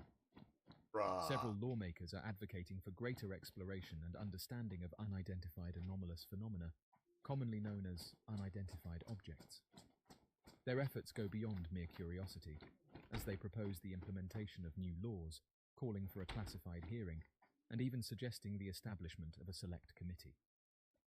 These lawmakers understand the significance of these studies. The legislators have expressed their readiness to exercise their authority to issue subpoenas, if necessary, in order to obtain the information they are seeking from the federal government. They are determined to obtain the answers they require and are prepared to utilize their legal power to ensure cooperation and compliance from Pentagon officials. According to Burchett, if there's not a cover-up, the government and the Pentagon are spending a lot of resources to stop us from studying it. This implies that there could potentially be hidden information or motives behind their actions.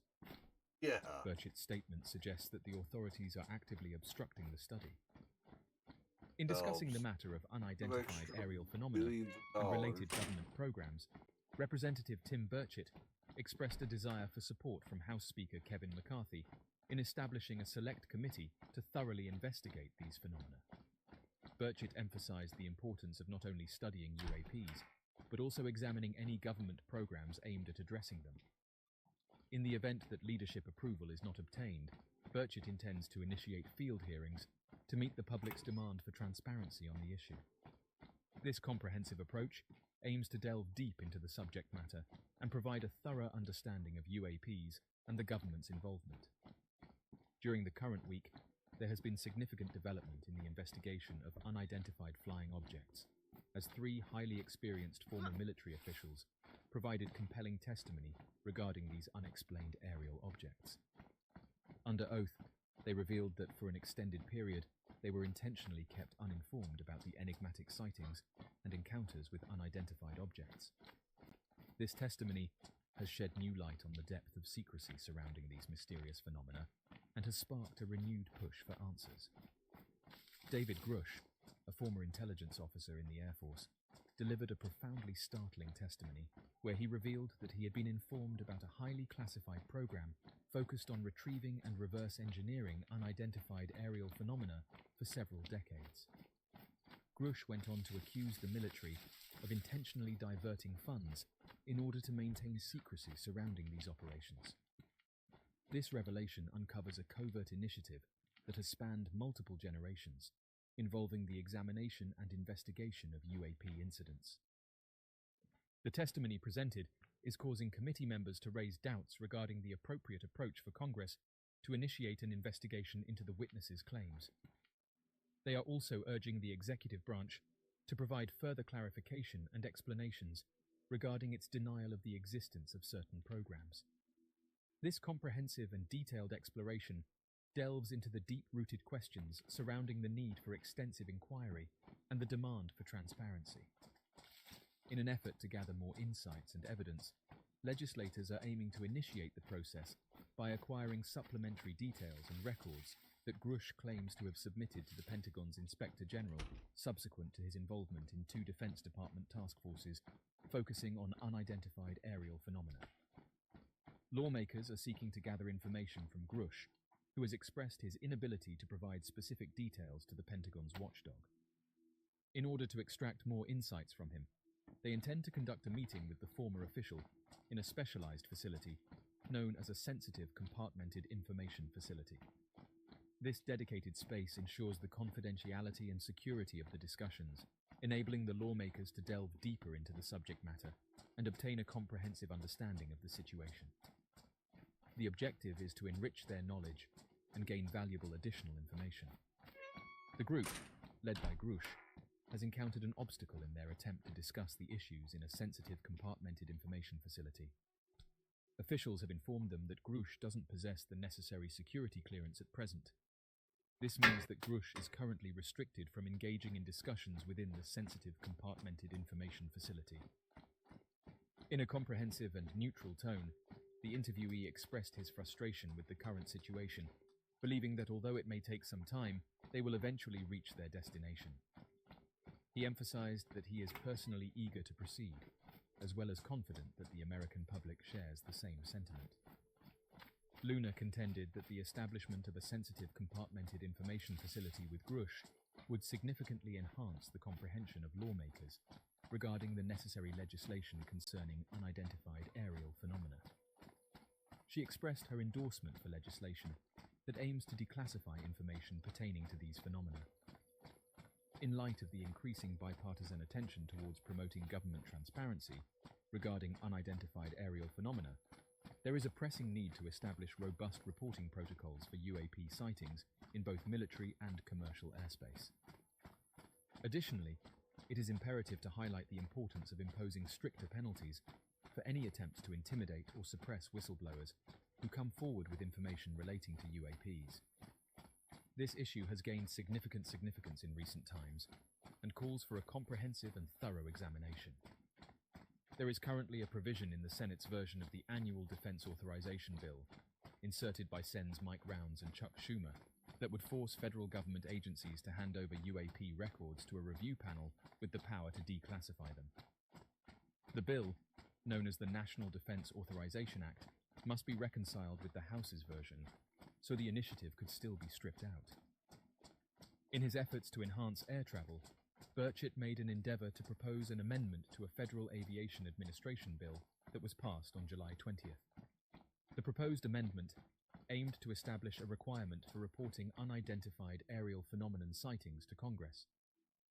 Unfortunately, this initiative was thwarted, prompting Luna to comment that it signifies a challenging journey lies ahead of them. In the event that lawmakers are unable to gain access to a secure compartmented information facility, they have another option available to them, known as the Holman Rule. This rule can be invoked as a way to strip the salary of a specific government position, fire civil servants, or cut a particular program. During the hearing, Representative Andy Ogles, a member of the Republican Party representing Tennessee, expressed his strong determination to take action. He declared that he will personally step forward as a volunteer to initiate the Holman Rule against any individual in a governmental position, any program, or any agency that obstructs or denies Congress's access to information and resources.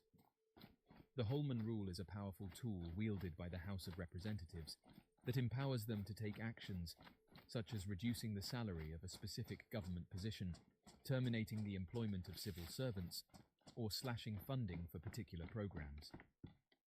In response to Grush's testimony before lawmakers, where he revealed the existence of a clandestine government initiative known as the UAP Crash Retrieval and Reverse Engineering Program, Ogles made a commitment to investigate the matter further. Grush's assertions were based on extensive interviews conducted with 40 witnesses, leading him to firmly believe that the government possesses extraterrestrial crafts. As of right now, there's a large number of people that want to uncover the enigmatic mysteries of our world, saying that research show that many of these remain unknown to the general public. Despite several reasons that prohibit the dissemination of that knowledge to the public, inquisitive minds continue to seek answers to their questions. According to reports, various former presidents have been told about the unknown. While some ex-presidents have chosen to remain tight-lipped about their knowledge, a few have divulged intriguing details that suggest they may be aware of more than they are admitting.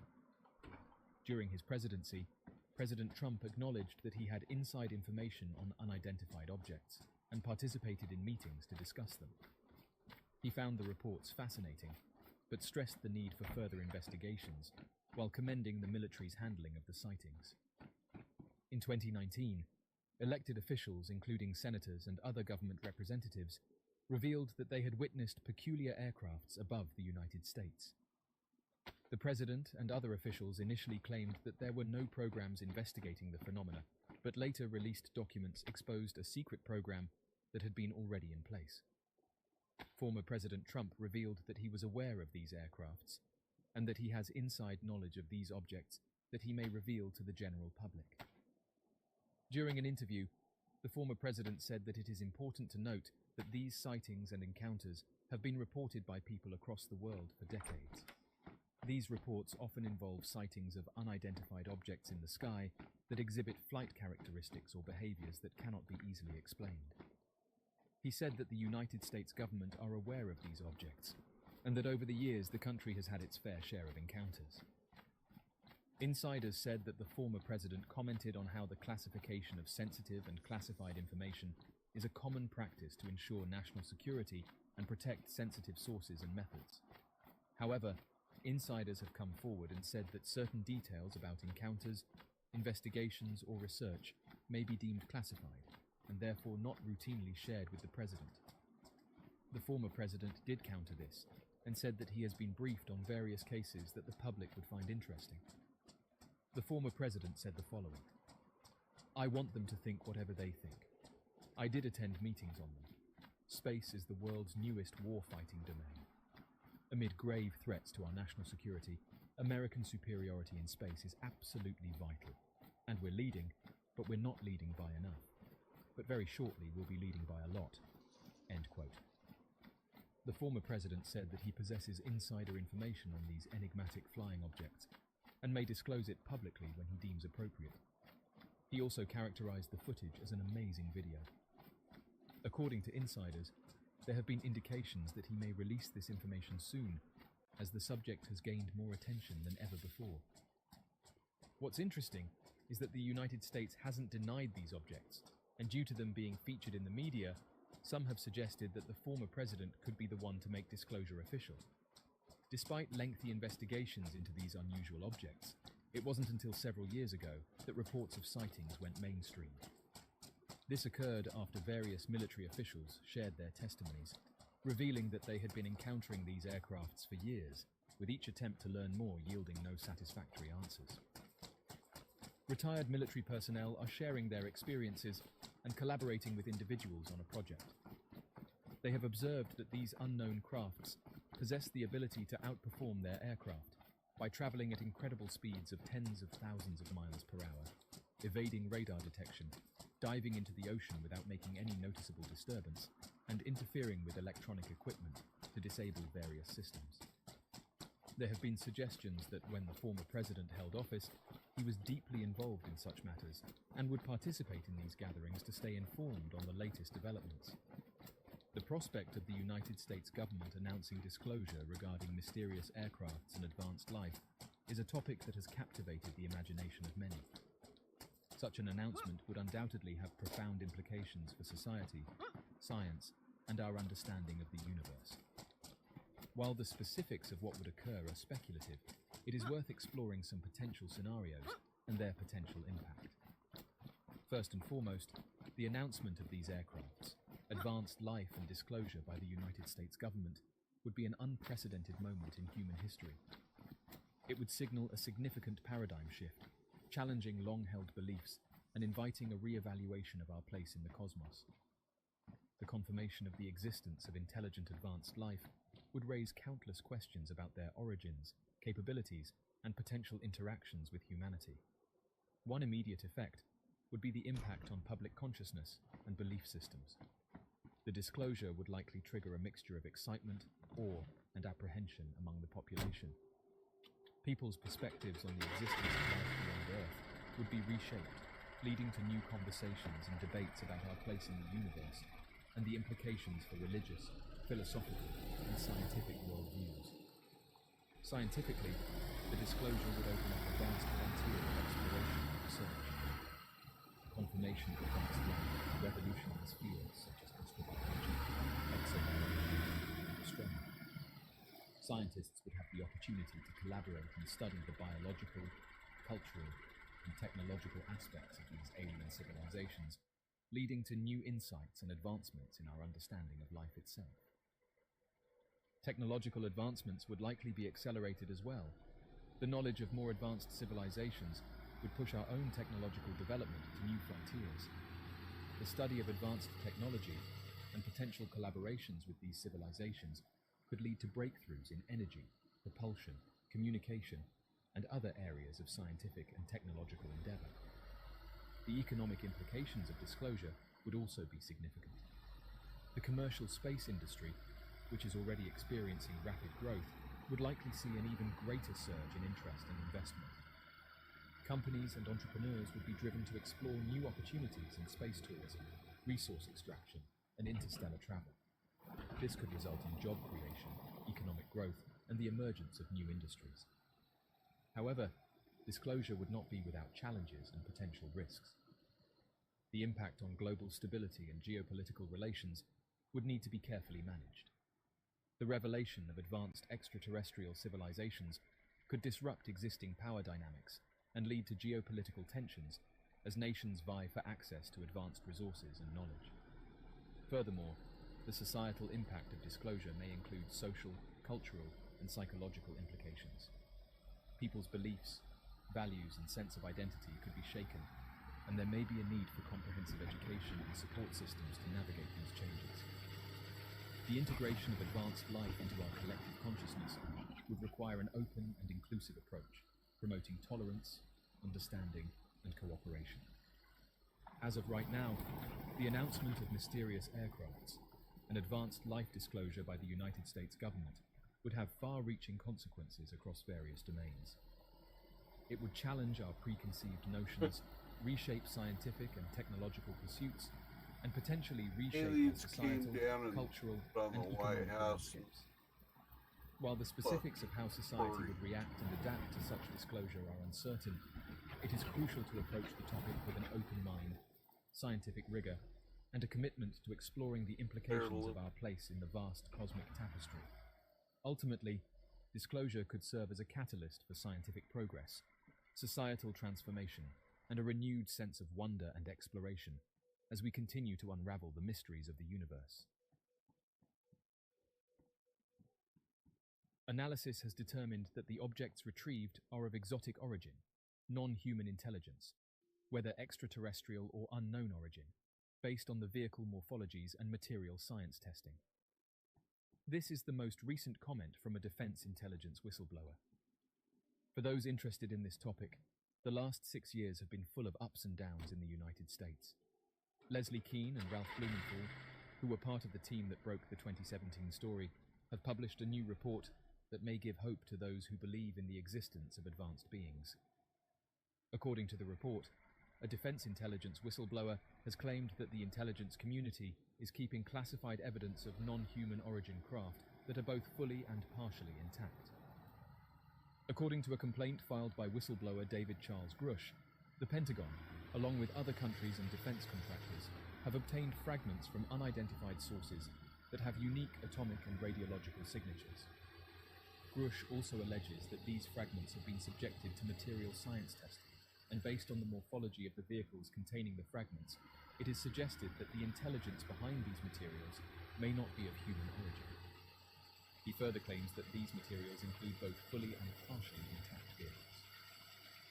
Grush, an Afghanistan combat veteran, served in the Unidentified Aerial Phenomena Task Force. This program, managed by the Office of Naval Intelligence, investigates sightings of mysterious aircrafts.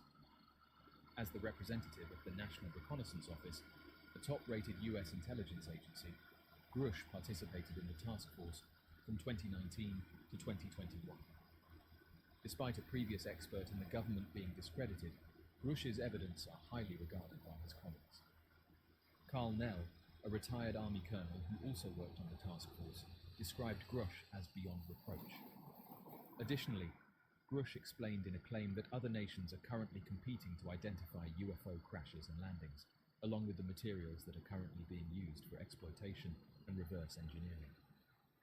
According to Nell, a knowledgeable intelligence source, there has been a hidden competition on Earth for the last 80 years to reverse engineer unknown technologies, and this assertion is accurate.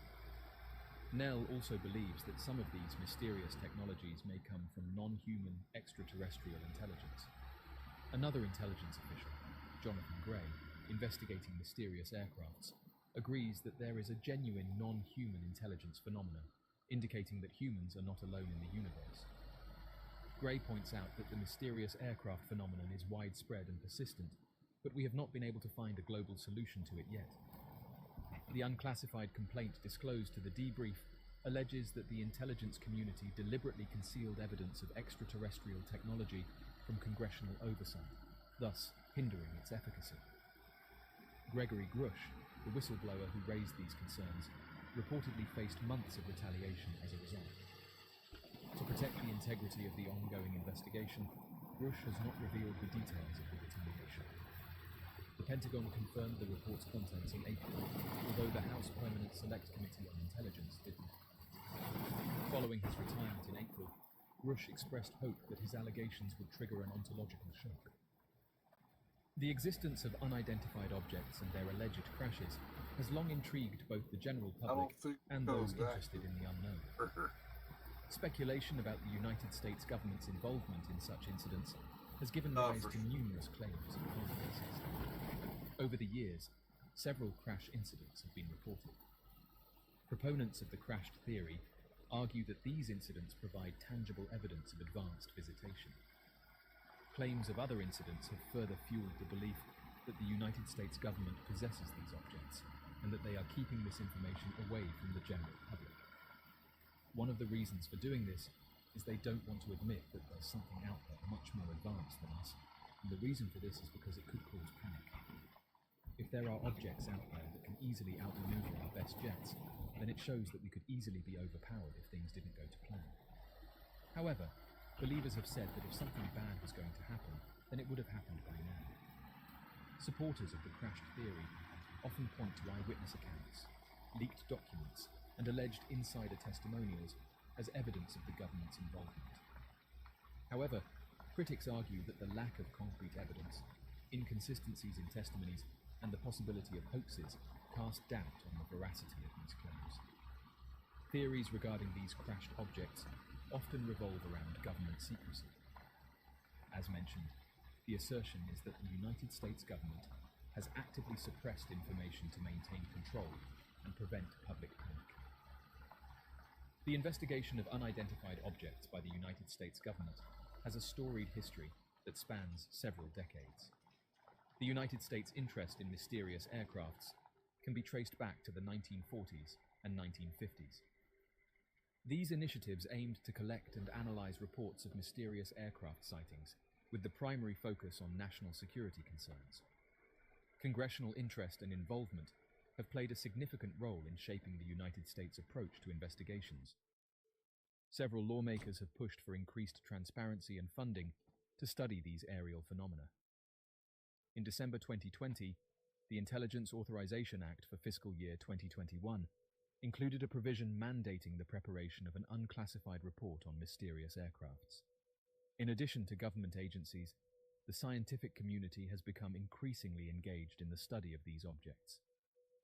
Renowned organizations like the Scientific Coalition for UAP Studies and the privately funded To the Stars Academy have worked to bridge the gap between scientific inquiry and public interest, fostering collaboration and the application of rigorous scientific methodologies to investigate these sightings.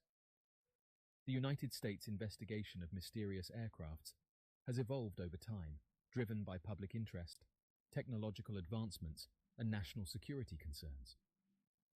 From the early military investigations to the contemporary initiatives, the pursuit of understanding these objects continues to capture the attention of government agencies, scientists, and the public, forging a path toward unraveling the mysteries of the unknown skies. The International Space Station orbits the Earth, serving as a beacon of scientific exploration and international collaboration. However, alongside its remarkable achievements, the International Space Station has also become the focal point of intriguing reports and recordings of unidentified objects. Recently, some interesting photographs have been shared around social media, showing what appears to be two medium-sized black cubes flying past one of the International Space Station's cameras. As the live feed camera transmitted images of the Earth and surrounding space, a user online noticed two small, dark objects in the distance. They said that its shape and movements deviated from the expected patterns of space debris or known satellites. Intrigued, they started to take some screenshots in the hopes of better understanding what it was that they witnessed. They said that the objects were in the shape of a cube, saying that it maneuvered gracefully through the vast emptiness of space. The user said that it flew past the camera within a matter of seconds and displayed agility and speed beyond the capabilities of any known human-made spacecraft. With the mysterious object captivating their attention, they knew that they were witnessing something strange, and so quickly grabbed some screenshots. They said that the object's flight patterns and advanced maneuvers challenged conventional understanding, raising questions about its technological capabilities and potential nature. After sharing the photographs online, some suggested that the small black objects were advanced reconnaissance probes from an advanced civilization observing humanity's activities from afar. Others theorized that it could be a result of a top-secret military experiment, pushing the boundaries of aerospace technology. Regardless of the explanations, the sighting opened up a world of possibilities and triggered discussions about the existence of intelligent life beyond Earth. However, despite numerous attempts at trying to explain what these objects were, they remained a mystery. Interestingly, those who saw the photographs said that this isn't the first time that these objects have been captured on the International Space Station's live cameras, and said that over the years, a variety of strange objects have been captured. Although NASA and other space agencies have said that these objects are nothing of interest, and can normally be explained as things like space debris and camera glitches, this hasn't stopped users from investigating further, noting that every so often these objects can be seen during the live streams. Whether these two small black objects were an otherworldly visitor, a product of advanced human technology, or something else entirely, its presence has left many unanswered questions, and as humanity continues its voyage of discovery, the enigmatic encounter serves as a constant reminder that the universe is full of surprises, waiting to be discovered. As mentioned, numerous recordings from the International Space Station have captured objects appearing in the frame, exhibiting unconventional flight patterns and unexplained characteristics. Eyewitness accounts and footage reveal sightings of spherical, cylindrical or disc-shaped objects maneuvering near the space station. These objects often exhibit high speeds, abrupt changes in direction, and anomalous behavior that cannot be easily explained by known space debris or natural phenomena. Several explanations have been proposed to account for the mysterious objects caught near the International Space Station. One possibility is the presence of space debris or satellites, which can occasionally pass by the station. However, the distinct flight patterns and behaviors observed in some cases defy the characteristics of typical space debris or known satellite movements. Another explanation involves misidentifications or lens flares caused by light reflections or internal optics within the cameras. Such optical phenomena can create the illusion of objects or anomalies in the recorded footage. However, the consistency of witness reports and the corroboration between different camera angles challenge the notion that all sightings are mere artifacts. The sightings of these mysterious objects have fueled speculation about potential advanced civilizations. Proponents of this hypothesis argue that the peculiar flight patterns and advanced technology displayed by these objects suggest the presence of intelligent life monitoring our planet or interacting with the space station. While this hypothesis is intriguing, it remains speculative, as definitive proof of advanced activity is yet to be established. The complex nature of this phenomenon requires rigorous scientific investigation and analysis of available evidence to ascertain the true nature of these sightings. The realm of outer space has always been shrouded in mystery, and astronauts, as intrepid explorers, are no strangers to encounters with the unknown. Several astronauts have come forward with accounts of mysterious aircrafts. Those who believe in this phenomenon have said that if you are going to believe anyone, then you should believe those who've actually been to space. Perhaps the most notable is the testimony of Buzz Aldrin, the second person to walk on the moon. Aldrin has stated that he and his fellow Apollo 11 crew members observed a mysterious object during their journey to the moon, describing it as a cylindrical object moving alongside their spacecraft. Similarly, Edgar Mitchell, the sixth person to walk on the moon as part of the Apollo 14 mission, spoke openly about his belief in advanced life and his conviction that mysterious objects have visited Earth. Mitchell claimed that multiple astronauts have witnessed these objects, but the information has been withheld from the public. In addition to these renowned astronauts, other space explorers, including Gordon Cooper and Story Musgrave, have shared their own encounters with unidentified objects during their missions. Their descriptions often include sightings of bright lights, strange formations, or objects exhibiting rapid acceleration and maneuverability. The testimonies of astronauts hold considerable weight due to their extensive training, scientific backgrounds, and credibility within the space exploration community. These individuals are trained observers who have undergone rigorous astronaut selection processes and have extensive knowledge of spacecraft and celestial phenomena. The testimonies of astronauts who claim to have encountered mysterious objects during their space missions provide intriguing insights into the unexplained phenomena that occur beyond our planet. While skeptics offer alternative explanations and caution against misinterpretations, the credibility and training of these astronauts demand careful consideration. The experiences shared by these space explorers encourage scientific inquiry, inspire curiosity, and challenge our understanding of the universe. As we continue to explore the cosmos, further research and investigation into these encounters will shed light on the nature of these objects and potentially reshape our understanding of our place in the universe. Google Earth, a popular online mapping platform, has revolutionized the way we explore our planet. Beyond its utility in mapping cities and landmarks, Google Earth has inadvertently become a tool for enthusiasts and researchers to search for unexplained aerial phenomena.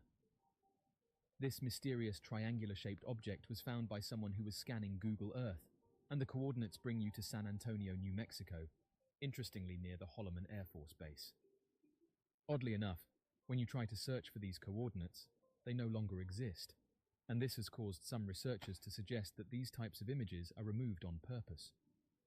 Google Earth's vast database of satellite imagery allows users to zoom in on locations worldwide, providing a unique perspective on Earth's surface. Enthusiasts and researchers have eagerly employed this tool to scour the globe for unusual aerial anomalies.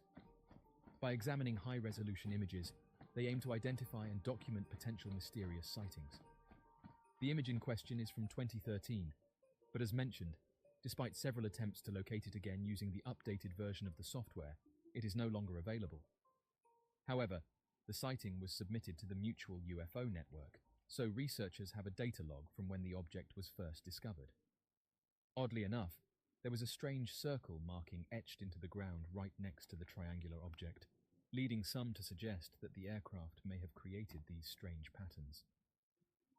Unidentified objects have fascinated and perplexed people for decades, and in recent years, more and more people are coming forward with their encounters, helping to bring this topic into the mainstream media. For this reason, objects such as this one are being seen by more people. Among the various shapes and forms reported, one of the most intriguing and frequently observed is the mysterious black triangle.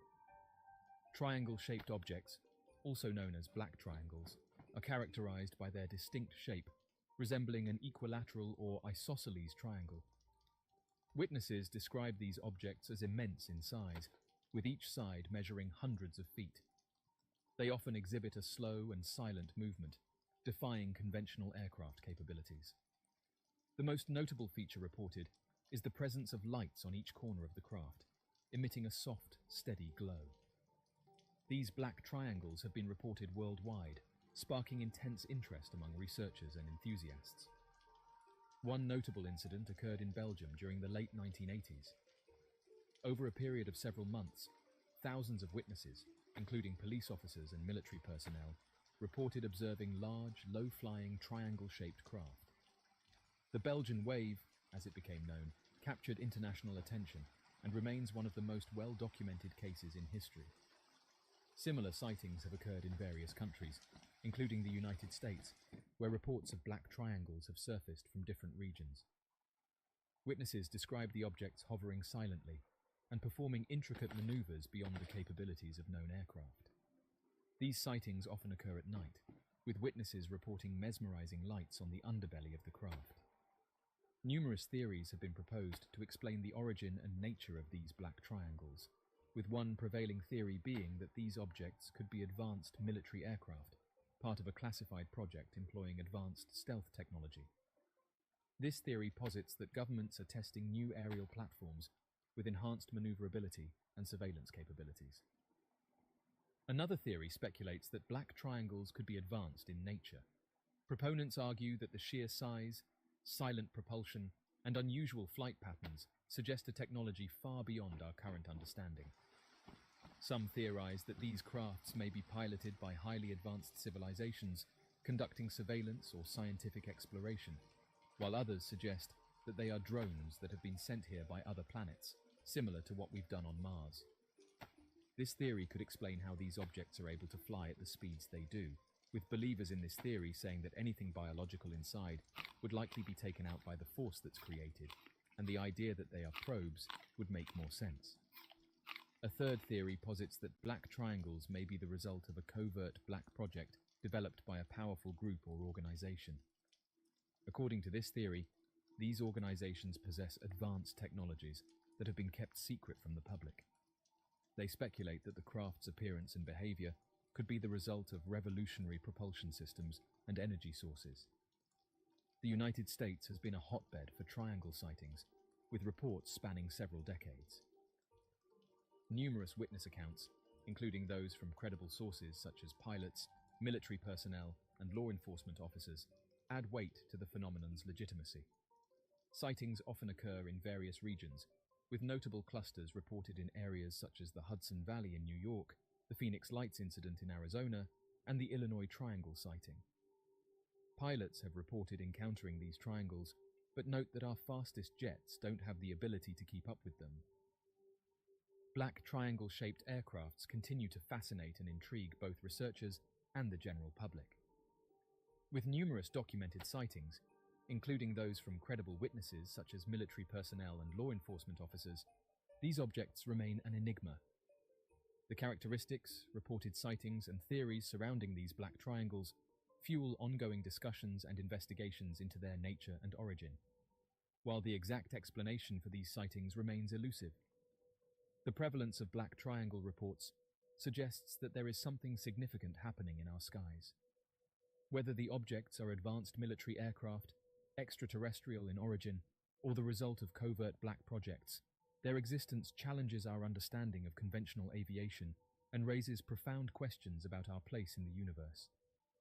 Further research, collaboration, and scientific inquiry are crucial to unraveling the mysteries surrounding these aircrafts. The exploration of these unexplained phenomena invites us to embrace curiosity, expand our knowledge, and remain open to the possibility of extraordinary discoveries.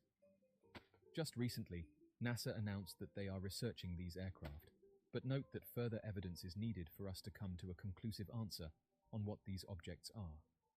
In the pursuit of understanding, we must continue to gather and analyze data, encourage credible eyewitness testimonies, and foster an environment where the study of mysterious aircrafts can thrive. According to a reputable lawyer who is involved in bringing whistleblowers to Congress, the US military allegedly retrieved a crashed unidentified object that had the capability to distort space-time and was larger internally than it appeared externally. Daniel Sheehan claims that he was informed about an astonishing story by a knowledgeable source who purportedly participated in a covert program dedicated to recovering crashed advanced spacecraft. This individual has allegedly briefed the staff of the Senate Intelligence Committee. The attorney's account is the most recent addition to a series of astounding assertions this week about unidentified objects in the possession of the government. This sequence began with a public interview featuring David Grush, a former high-ranking officer in Air Force intelligence, who claimed that the US government has multiple crashed vehicles of advanced origin. The Department of Defense has come forward and said that they have not found any credible evidence to substantiate the claims made. Sheehan has been assisting individuals like Grush in coming forward to Congress in an effort to reveal what he perceives as a government lie to hide encounters with beings from outer space. The lawyer informed news outlets that he was told about a particular incident of recovery by someone who claimed to have insider knowledge of a crash retrieval program. This incident involved a partially buried 30-foot saucer with extraordinary characteristics. According to Sheehan, they made an attempt to attach a bulldozer to the object in order to remove it. Surprisingly, when they pulled, the object came out in a triangular shape, resembling a piece of pie, almost as if it was intentionally designed that way. As soon as it became dislodged by a few feet, they promptly halted their actions. Their intention was to avoid compromising the structural soundness of the apparatus. During the exploration, an individual entered the structure and was astounded by its vastness, which was comparable to that of a football stadium. The individual experienced feelings of unease and nausea due to the disorienting nature of the immense interior space. The dimensions of the object were comparable to that of a football stadium, but its external diameter measured only around 30 feet. According to Sheehan, the presence of warped dimensions extends beyond just space around the spacecraft. According to knowledgeable physicists, it is theoretically possible to manipulate space-time around an advanced spacecraft in order to counteract the force of gravity. However, Sheehan refused to provide additional information, such as the specific location and date of the incident, and stated that he was unable to present evidence to substantiate the allegations. The absence of specific information, records, and visuals is causing skeptics to disregard the accounts of an advanced spacecraft stored within covert government initiatives, considering them as mere fictional narratives. Military intelligence experts who have expressed their endorsement for Grush since he made his public revelation emphasize that he has exposed himself to significant danger if he is being untruthful, as all his assertions have been formally submitted to the Inspector Generals of the Department of Defense and the intelligence community, under the threat of legal consequences for perjury. According to knowledgeable sources in the intelligence community, there is credible and verifiable evidence suggesting that the government or military contractors possess a minimum of 12 unidentified objects. According to Public's report, they sourced information from individuals who also provided information to Grush during the briefing. According to an individual claiming to be a whistleblower, it is reported that every 5 years, there are 1 or 2 unidentified crafts that are either recovered from landings, captured, or involved in crashes. The whistleblower claims knowledge of approximately 12 to 15 such crafts. According to a defense contractor who disclosed the information to the public, there were multiple distinct forms and structures observed. Out of the total, 6 were found to be in good condition, while the remaining 6 were not. There were instances where the unidentified aerial vehicles landed, but their occupants were not present upon inspection. Notably, individuals in high-ranking positions, including generals, have had physical contact with these vehicles, and there is no reason to doubt their credibility. The belief in government theories concerning advanced life is not a new phenomenon. While we have no definitive proof that the US government is hiding knowledge of alien life, several plausible theories attempt to justify why they might do so if such knowledge was within their grasp. Firstly, one must consider the potential for mass panic and societal unrest. The knowledge of intelligent extraterrestrial life could have profound implications on worldviews, religions, and fundamental human beliefs. For centuries, humans have regarded themselves as the center of life and intelligence in the universe.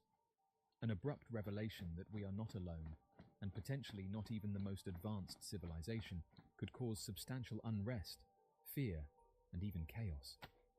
This potential disruption of societal norms and peace may be deemed too risky by the government, leading them to maintain secrecy. Secondly, there may be national security concerns associated with the disclosure of extraterrestrial existence. If the US government were in possession of alien technology, or was engaged in communication or cooperation with advanced beings, publicizing this information could risk national security. Other nations may seek to obtain this technology or knowledge, leading to a new kind of arms race or heightened global tension. Furthermore, the revelation that the government is incapable of defending its citizens against technologically superior beings could create fear and undermine the government's authority. Thirdly, the government might be worried about the effect of such a revelation on the economy. The announcement of advanced life could disrupt markets, causing economic instability. The existence of intelligent advanced life would undoubtedly be one of the most profound discoveries in human history. While its immediate impact on fields such as science and philosophy is apparent, it also poses intriguing implications for the realm of religion. Religion, fundamentally, is a human endeavor to comprehend the nature of existence, our place within the cosmos, and the potential existence of a divine entity or entities. The discovery of advanced life would challenge and expand these interpretations in significant ways, forcing us to reassess our understanding of divinity, creation, and the purpose of human life. Firstly, the impact on religions would largely depend on their doctrinal flexibility. Many religions have a geocentric focus, with humanity considered the pinnacle of creation. Advanced extraterrestrial life forms could disrupt these beliefs, questioning our central place in the cosmos. However, religions with a more fluid interpretation of their texts and an openness to reinterpretation might adapt more easily. Secondly, the discovery could promote a more universal understanding of spirituality and the divine. Instead of perceiving God or gods as exclusive to humanity, the presence of other intelligent life might instigate a more inclusive, cosmic interpretation of divinity. This shared divine experience might contribute to a sense of unity among intelligent species across the cosmos, birthing a form of universal religion or spirituality. Moreover, the discovery might motivate religious communities to revisit, reinterpret, and renew their doctrines. Texts that refer to heavens, other worlds, or beings from the sky might be interpreted in light of extraterrestrial existence. This could result in a broadening of religious thought, spawning new theological studies and philosophies. However, it's also possible that the discovery of advanced extraterrestrial life might catalyze a crisis of faith for some believers. Individuals might question their religious convictions, particularly if their beliefs are rigidly anthropocentric, or if they perceive the existence of advanced life as incompatible with their religious texts or doctrines. Simultaneously, new religious movements might emerge, with extraterrestrials incorporated into or even central to their beliefs. History shows that significant events or discoveries often give rise to new spiritual interpretations and religious groups. As of right now, the discovery of advanced life would pose significant implications for religion, prompting both challenges and opportunities for spiritual growth and understanding. It would provoke a deep, collective introspection about our beliefs, our place in the universe, and the nature of the divine. It is important, however, to recognize that these outcomes are largely speculative and would depend on the nature of the discovery, the characteristics of the advanced beings, and the global religious landscape at the time of the revelation.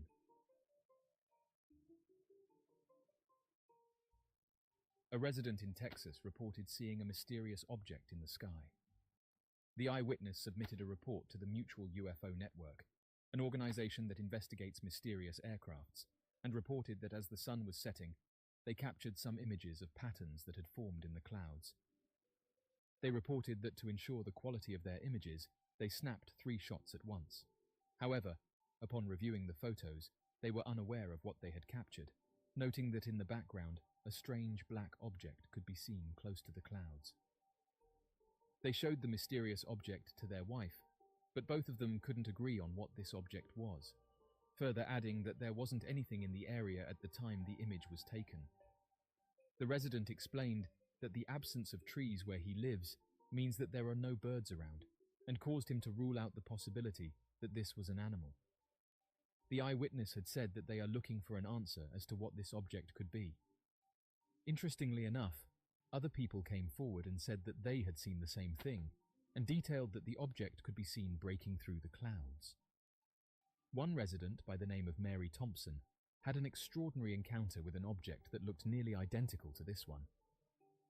Mary described that as she was walking her dog, she couldn't help but notice the sky above. High above, amidst the backdrop of the fading daylight, she spotted an unusual object moving through the sky. It was a large black object, silently gliding across the horizon. Mary watched the enigmatic craft, captivated by its otherworldly presence. She stood there in awe, unable to comprehend what she was witnessing, noting that the object didn't match anything that she had seen before. The mysterious black object defied all conventional understanding, and she detailed that it moved with such grace and precision. Mary's mind raced with questions, trying to rationalize the inexplicable sight before her eyes.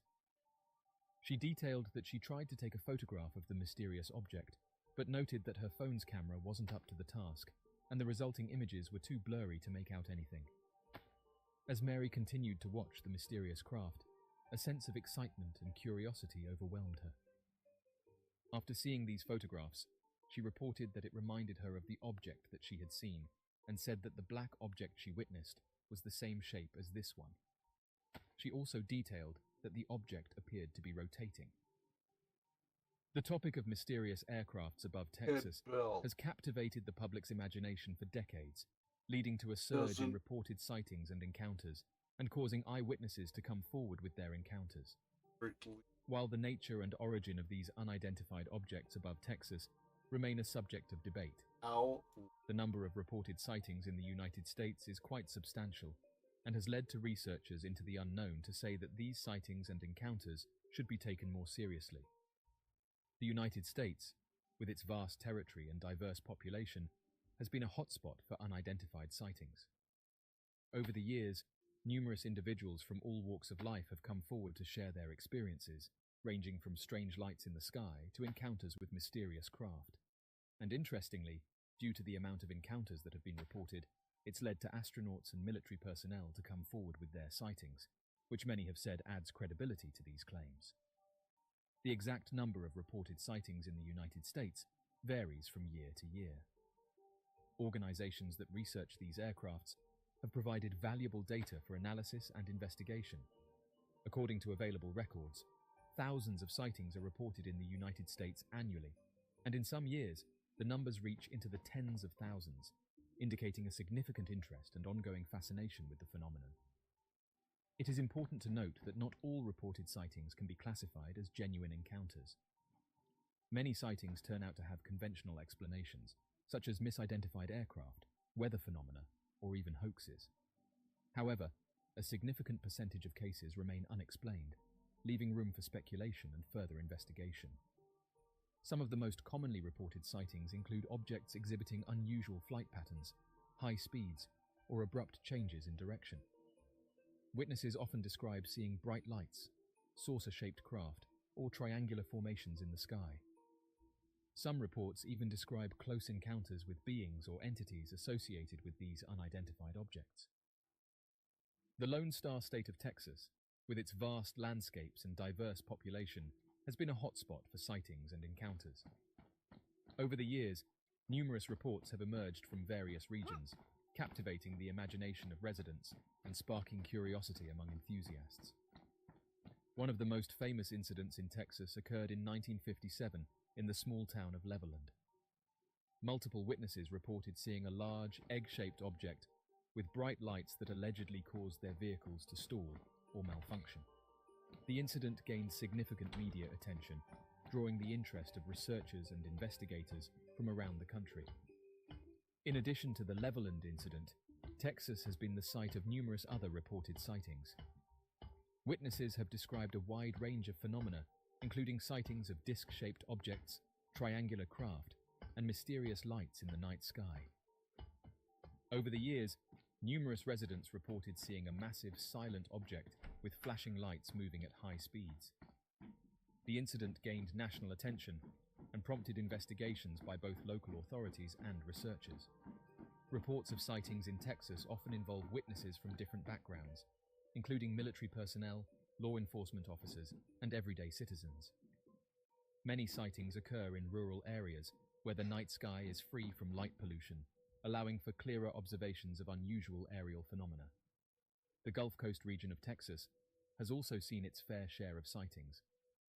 The proximity to the Gulf of Mexico and the area's extensive waterways have led to reports of unidentified objects emerging from or descending into the water. Witnesses have described bright lights or strange craft performing unusual maneuvers in the sky before disappearing without a trace. The advent of modern technology and the widespread use of smartphones have made it easier than ever for individuals to document and share their sightings. Photos and videos captured by eyewitnesses can provide valuable visual evidence, although their authenticity and reliability must be carefully evaluated. While the number of reported sightings is significant, it is important to consider that not all sightings are reported. Many witnesses choose not to come forward due to fear of ridicule or skepticism. Therefore, the actual number of encounters may be much higher than the reported figures. The vast and biodiverse Amazon rainforest, with its dense canopy and remote locations, has been the stage for numerous mysterious encounters.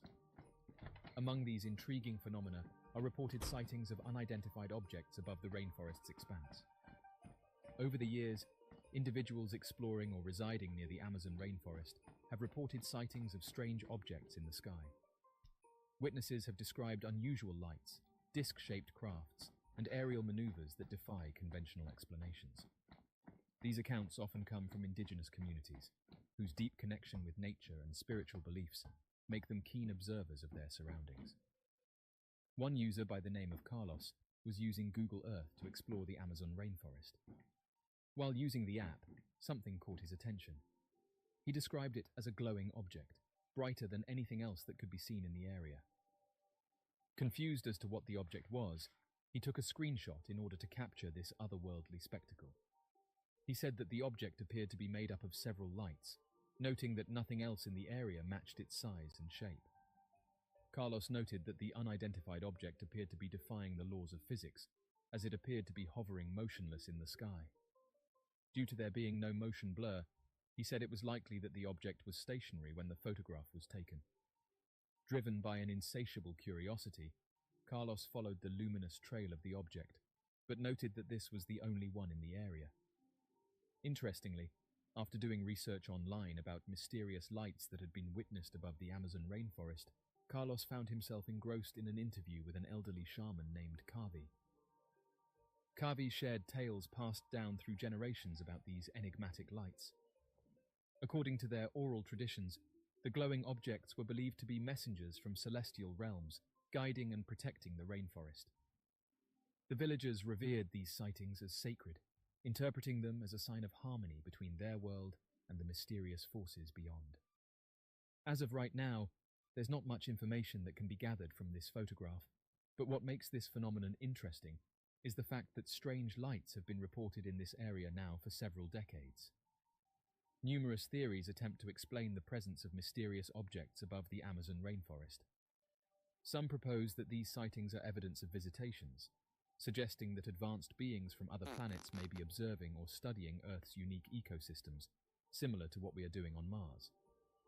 Others suggest that these sightings could be linked to secret military aircraft or experimental technology being tested in the region, saying that the Amazon rainforest would be a perfect place to do this, as it has a very low population and the dense forest works as a natural shield, making it difficult to see what's going on.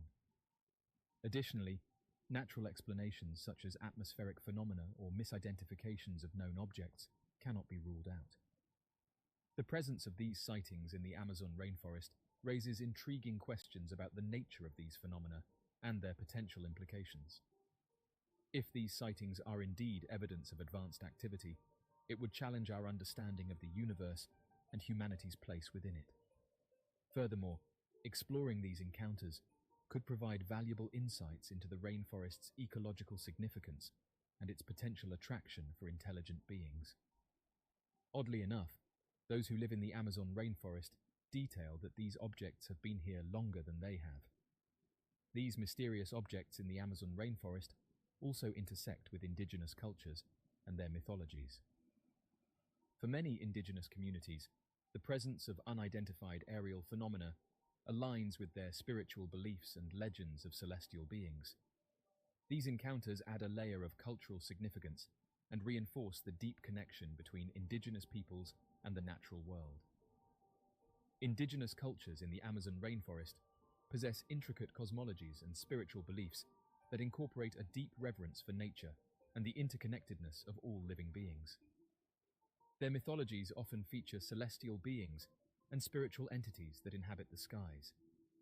These cultures view the natural world as alive with spiritual forces and recognize the existence of supernatural beings that can traverse the realms of the cosmos. Indigenous individuals have recounted encounters with luminous objects, peculiar lights, and unexplained aerial phenomena. They often interpret these sightings as interactions with celestial beings, ancestral spirits, or guardians of the rainforest. These encounters are embedded in the collective memory of these communities and shape their understanding of the world. These encounters reaffirm the spiritual bond between indigenous communities and the natural world, reinforcing their role as custodians of the rainforest. Indigenous cultures possess a wealth of traditional knowledge and wisdom passed down through generations that encompasses their relationship with the environment and the unseen forces that govern it. The integration of sightings into indigenous mythologies also underscores the importance of preserving and respecting traditional knowledge. The insights and wisdom gained from these encounters provide invaluable perspectives on the mysteries of the cosmos and the interconnectedness of all life. It is crucial to support and empower indigenous communities, recognizing their unique cultural contributions and safeguarding their traditional knowledge for future generations. Quantifying mysterious aircraft sightings in the Amazon rainforest presents significant challenges. The remote and densely forested terrain hampers data collection efforts, and many encounters go unreported due to limited access to communication infrastructure. Additionally, cultural factors may contribute to underreporting, as indigenous communities often interpret these sightings within their own mythologies and spiritual beliefs. While limited scientific research has been conducted specifically on sightings in the Amazon rainforest, efforts have been made to document and study unexplained aerial phenomena more broadly. Scientific expeditions and interdisciplinary collaborations aim to gather data, analyze eyewitness accounts, and apply scientific methodologies to investigate these sightings in a rigorous and systematic manner. Given the remote and challenging terrain of the Amazon rainforest, scientific investigations into these mysterious sightings can be difficult. However, continued efforts to document and analyze these encounters are crucial for better understanding the nature of these phenomena. All right, guys. Collaboration I'm gonna between call it a day. researchers, indigenous communities, and I will scientific see all institutions of you could shed light on the tomorrow. causes of these sightings and contribute to our